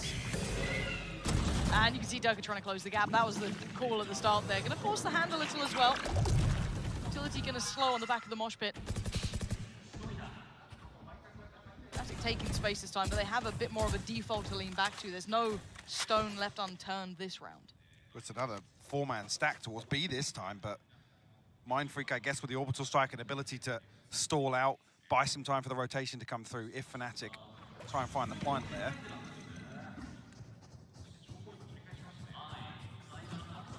Clear, but they're going to be behind the curve. They can send Forsaken over towards A, but it depends on the timing that he gets here. Okay, right about now. Smokes to go up, so we can't really change too much. Let's at least get out towards backside, but Long going to be tested. Anything to stop it? No, and the pit's going to be invested too, Mike. This is a lot of ults coming on in. Forsaken does find Durka. Blanc gets denied. 28 seconds, and Boast is detained. It's going to find 2 here. my CJRS God. will fall as well. Fnatic now in a 4v3. Thought you'd done enough taking down Durka, but Leo's still alive. There's still a chance. Mindfreak, though, has been critical, as has Forsaken. They lose out Mindfreak, but with 11 seconds, can they get the plant down this time around? Fnatic, yes, they can. 3-player advantage to the 2. Make it just 1 now. Forsaken struggling here. How do you find these 3? First couple of steps in. Managing to navigate past The bait works for him, actually, with the weapon drop. Decay taking effect, though. Forsaken will fall. Fnatic find their 9th. And this is one where actually it doesn't even come down to the orbital strike to stall out. PRX are here so early.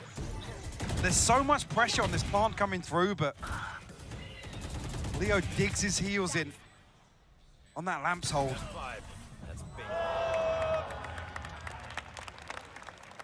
Wah. It's okay, try again. Gigimu, try again, Savin. We're in a drought. Yeah, round 12, a Stinger comes in, a Sheriff's here, no ultimates available.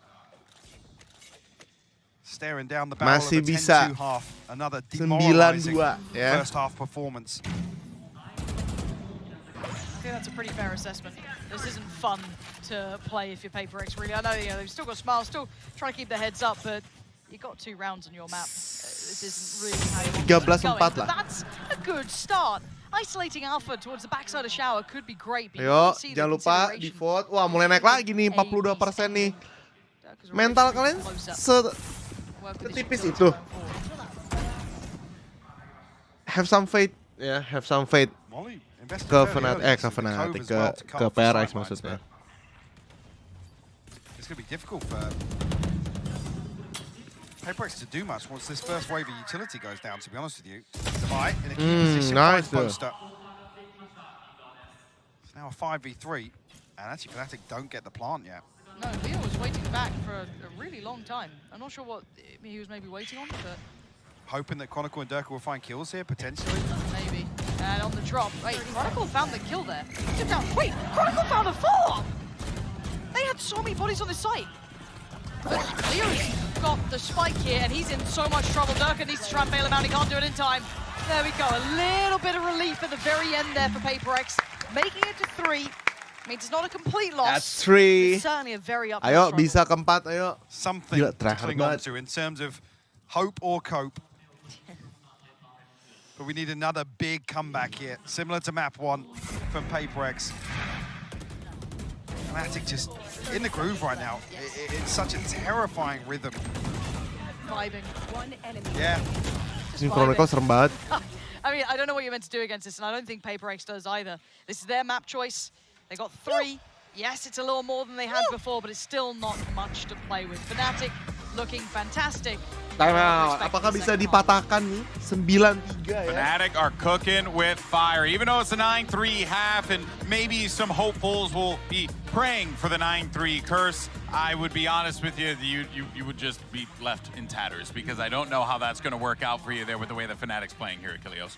Yeah, I mean, they managed to scrape by that final round. Still was looking a little bit close. Chronicle coming up with 2 big ones there to make it look like it was going to end up with that 10-2, but it's still a very dire situation. This is going all the way back over to round 5, however, where PRX were finally able to get themselves on the board. They started things off. They had an overall very nice round to be able to shut down Fnatic. And as we got right into round 6, Fnatic turned it on its head. They said, no, we will not let you build momentum. We will not let you string 2 together. And they just continued on their merry way with massacring PRX. Yeah, they string together a couple really nice ults there to get the showstopper going. Then Boaster hears Jing's blast pack, just decides, all right, I'm going to push past the smoke. I don't think they're going to expect it. You know, they're probably expecting us to hold back. And he gets 2 huge kills out of it. So the confidence here for Fnatic is clearly flowing. Yeah, sure. There's been, great moments from Forsaken, a few from Divide here and there.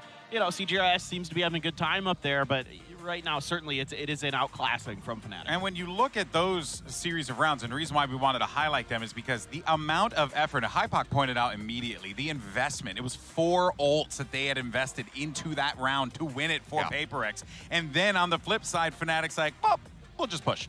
And they looked so demonic on the approach there. It's quite scary to play against Achilleos. No, it's absolutely terrifying, but they need to rally back, and it has to start with this pistol. They need this pistol. Well, let's see if they can get it and send it back over to Pansy and Hypoc.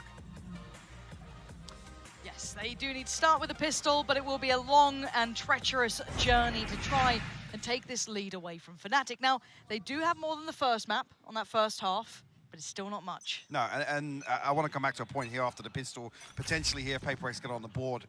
Talking composition once again for Fnatic. Chronicle, lots of bodies outside this, Why is he going to give it up? Tries to deal with the Trailblazer, not stand up, so it'll be difficult to follow up. He gets 2!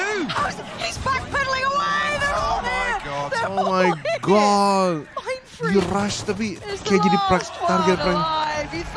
Oke guys, sepertinya memang ada curse ya, tapi curse-nya berbanding kebalik ketiganya guys, bukan ke-9 ya guys.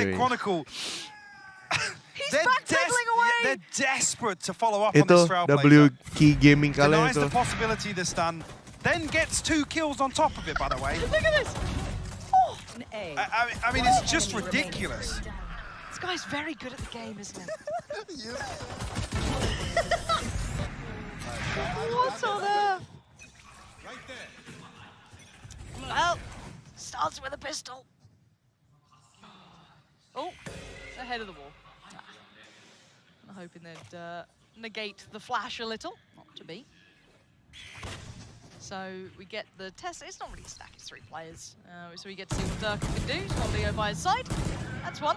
Spike down B. Paint shell. Nice. Away it goes. That's good, yeah. Okay, they've taken down 1. That's a recovered weapon. Oh, that's 2. Oh, that's well, a bulldog. Durka, yeah, giving away the bulldog here.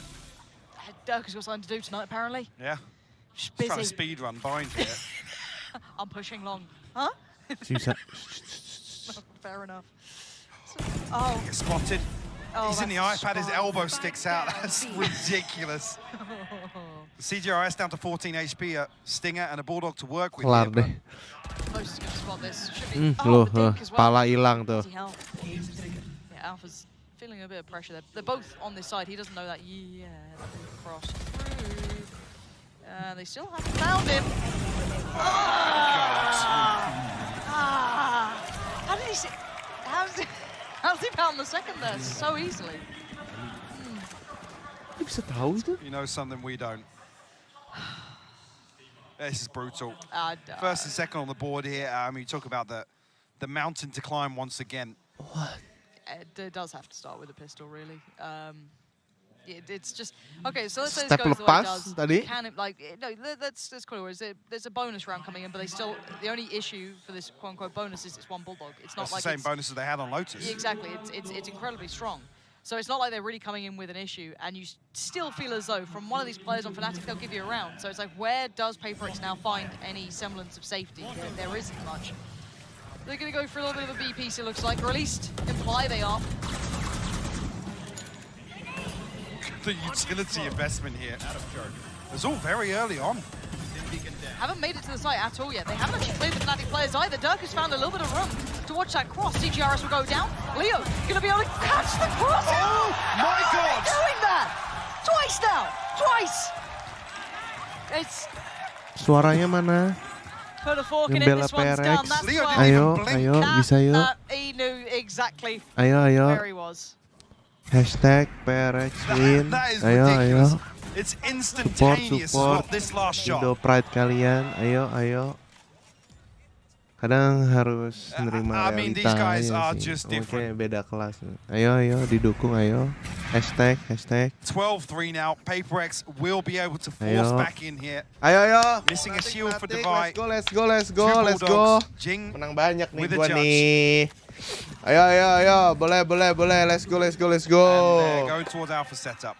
Cool. It's Alpha and Chronicle to try and hold down the fort here on A site. Good luck, PRX. This is the one that has to count. Hashtag PRX menang. Atau hashtag FNC menang. Chronicle, gun glowing Ayo. for a reason. But PRX adjust now. It's on Boaster on the other side, all alone here.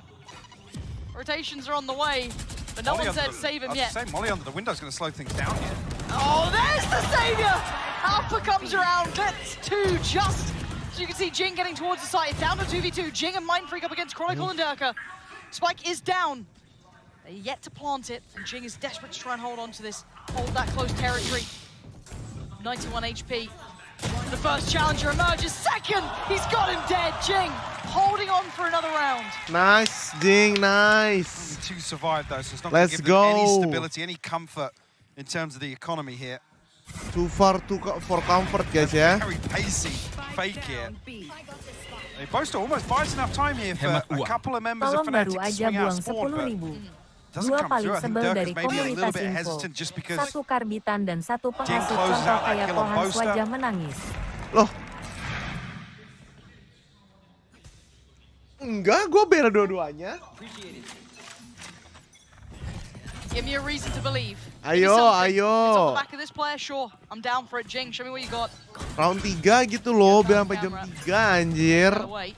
Kalau enggak gue tidur nih. fake the pinch once again with the Trailblazer here. I mean, Dirk and Leo are ready to collapse. Akan gue dari awal gue bilang, Bang bela siapa? Gue nggak megang Fnatic, gue nggak pernah bilang PRX. Gue cuma suka PRX gara-gara ada Gecko. Slow creep back around towards A. Once again, Chronicle now contested. First contact made. Jing lucky to be standing after that. An opportunity there. Passes. And the site now getting flooded. Jing lovely work towards Chronicle. He's opened up a chance as Alpha slips a little deeper. The position as the plant comes in, but the time is on PRX's side. But this post plant. Gue nggak bilang menang, gue dari See awal. Alpha getting so close. Gets checked on. Fantastic work. PRX finally stabilizing a little here. And Jing takes away Leo from Jing this. lagi on fire bird nih. Judge ain't gonna find much value on the playback here. Oh nggak bisa ini. Shouldn't be given a kill. We're about to potentially swap out here to one of these weapons close by. I said it wasn't clean on the previous here. 5 standing is massive for PRX. In terms of the comeback, they have to get in motion early on. Ability to gain a buy-in hand behind this. Some ultimate starting to come online as well. Forsaken 1 away from the Reckoning. Mindfreak 2 off the orbital strike. Emang gue harus bela siapa? Masa gue harus bela dua-duanya? Kan gue pilih satu. Itu vote no lihat tuh naik terus no. An advantage here, at least in the next 2 to 3 rounds potentially. They could be 12 sama nggak sih?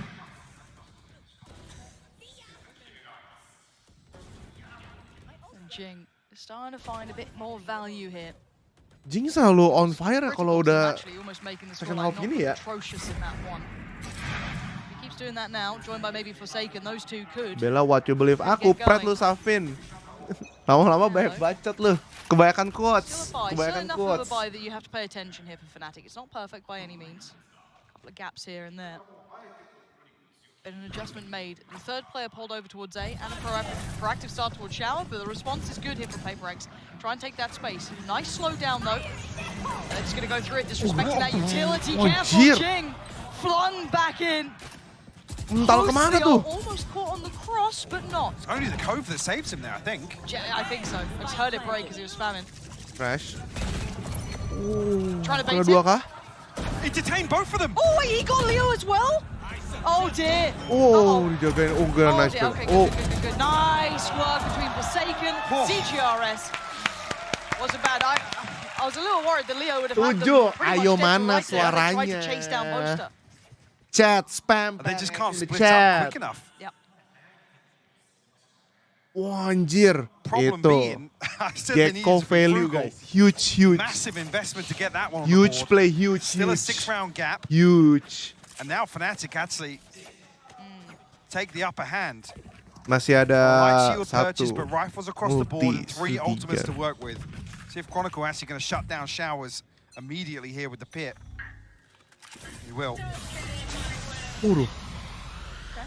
Allows a little bit more. Gila. I don't even say Shower less DC, pressure on Alpha. It's guys, a ya. lot of pressure on Alpha anyway. He's got the whole team coming towards Kenapa him ditaruh here. situ ya? Biar nggak ini ya. All that utility invested. No plan to be seen just yet. Toying with Ulti it habis. now. And Fnatic's still holding their Oh ground gila, kalau here. gue di sini sih gue udah bingung He's banget. a little too Sudah ahead of mana-mana. himself. Oh. That's a mistake to be made, and now Ketahuan. will be punished. Good trade from CGRS though. Is Chronicle going to finally show his hand? Alpha Oh. swings out as well. Tutu. But it's down to the 2v2, and there's still no plan. And Dirk has got showstoppers, so he can deny it even further. Boaster with 1 smoke available here. Pain shot. Oh, nggak jadi. Is this a TP? Do they take it? No. Not yet, at least.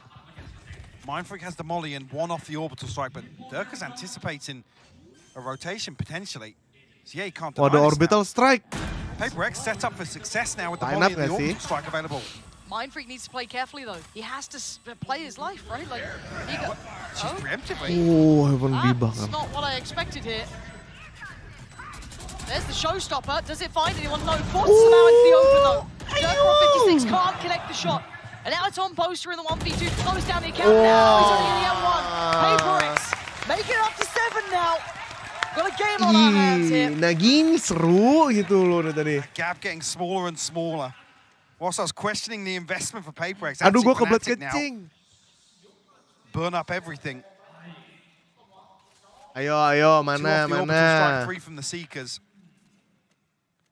They will actually call a timeout here. Oh, timeout. Maybe try and take stock, slow things down just a little bit. I'll take this chance to talk about the composition again. I'm surprised, obviously, with what you expect PRX to pull out here. Initially, this Cypher dibadanin application ya for tadi. Fnatic was tailor-made towards some of the Viper compositions to deny that kind of mid-round flexibility. But what do you expect from Yo, PRX? mulai It's all ada about the drama. It's all about the burst. It's all about chaos. All these words we attribute their playstyle to. And even here, Aduh, kok kencing ah, 15 detik. perfect example in this round. There's 5 stacked up on short. These kill trips don't really amount to anything because Alpha's under so much pressure, he actually can't slow things down. Again, with other bits of utility that are going to clear things out, Jing's on the raise, Divide's obviously got the Trailblazer. There's multiple tools here to remove that utility. And also, you never really want to see your Cypher get full exec on anyway. Yeah, it does feel a little bit unfair almost at times, but That's why I'm surprised we haven't seen PRX favor A site a little bit more, to be honest with you. it seemed, I mean, it's given them a couple of good opportunities, right? We've seen those chances there. Very characterized in the last. This time, though, leaning back towards B. So haven't committed to it fully just yet, but we'll see how the start goes. To take nothing away from Chronicle and Alpha are playing fantastically on the defensive side. That's not to take anything away from them individually at all. No, if we're just Jangan talking mulai position dulu kind of dong. outdos, you know, it is very hard to play that Cypher when you are up against 5. Now, the switch outs come in here, and Chronicle's gone over towards Fuka this time. Going to take first contact on the back of that dog, and slips away deeper towards the site. Progress towards long as well.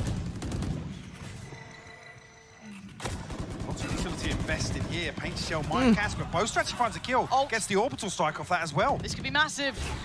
When does he commit to it? Maybe off the back of this Get a info? stun. Nothing. It's just going to drive and it's going to work very well. Chronicle capitalizes.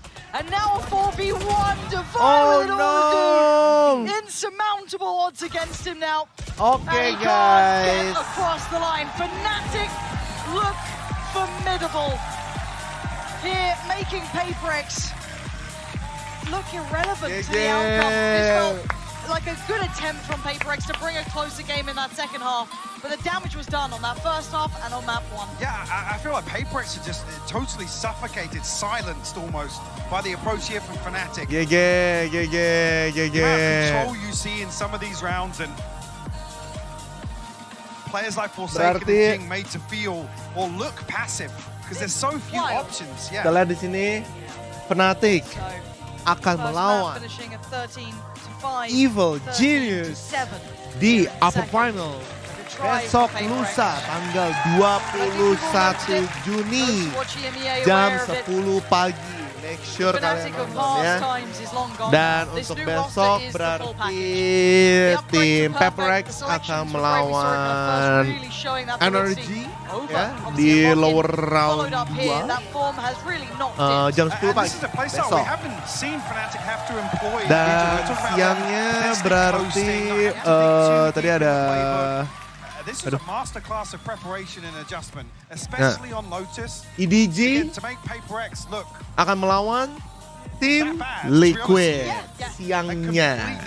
Oke, yang menang nanti ya lower round 3-nya tanggal 21 bareng nanti. Again, I think some of us were left with a couple of questions coming out of that regular season. That little dip at the end of Liquid definitely PRX lawan EDG? Seeing maybe there is a weakness there. Oh yeah, they've embraced it. Betul. They've embraced it, and they said that from literally the lawan moment that EDG ya? final round ended. They've embraced that, and I think that's already been demonstrated here in Tokyo, Lauren. Itu berarti, ya. And there were two ways they came out of that. It was either going to be they rebuild, they get stronger, and they look even better, which is I think what we've come out with, or there would have been doubts, there would have been potential weaknesses. They could have been exploited. That wasn't the case at all. They truly started to come together as that deep run team, that team that should be in a finals now. And I think we all recognize that they are currently the most stable team here. They have proven the best. Sure. Yes, we have mereka masih ngobrol loh. Yes, there's a couple of upset teams, but Fnatic look the best by a country mile. Yeah, EG on a tear for sure, but you look at NRG coming in, and then the number 1 seed from Pacific, and you look Booster at these humble bet. and how Masa ajak ngobrol hal humble. Ajak ngobrol kan itu salah satu strategi cuy, main games. Masih berlanjut kecuali udah pulang. But this is a really good example of that. It's very nice to see a team this capable right now. We've seen a lot of issues with other teams across various regions. Rivalitas hanya di game, di stage berteman kok.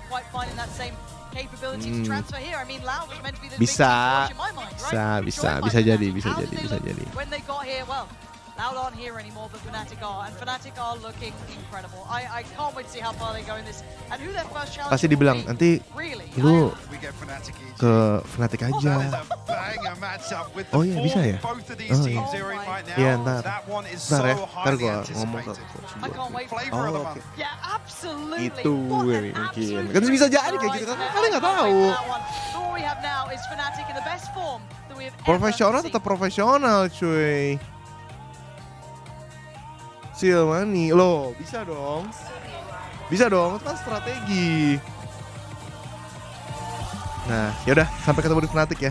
Oke, gitu. Alright, jadi udah kelar untuk watch party kali ini. Terima kasih semuanya yang sudah berpartisipasi, yang nonton. Support terus Valorant Master Tokyo. Kalau kalian mau nonton, banyak orang-orang di luar sana yang ada watch party-nya, atau enggak kalian nonton officialnya di Twitch, atau kalian bisa nonton yang caster Indonya juga ada juga di Twitch, juga di YouTube ya. Sekali lagi thank you so much buat kalian semua. Kita ketemu lagi di next watch party tanggal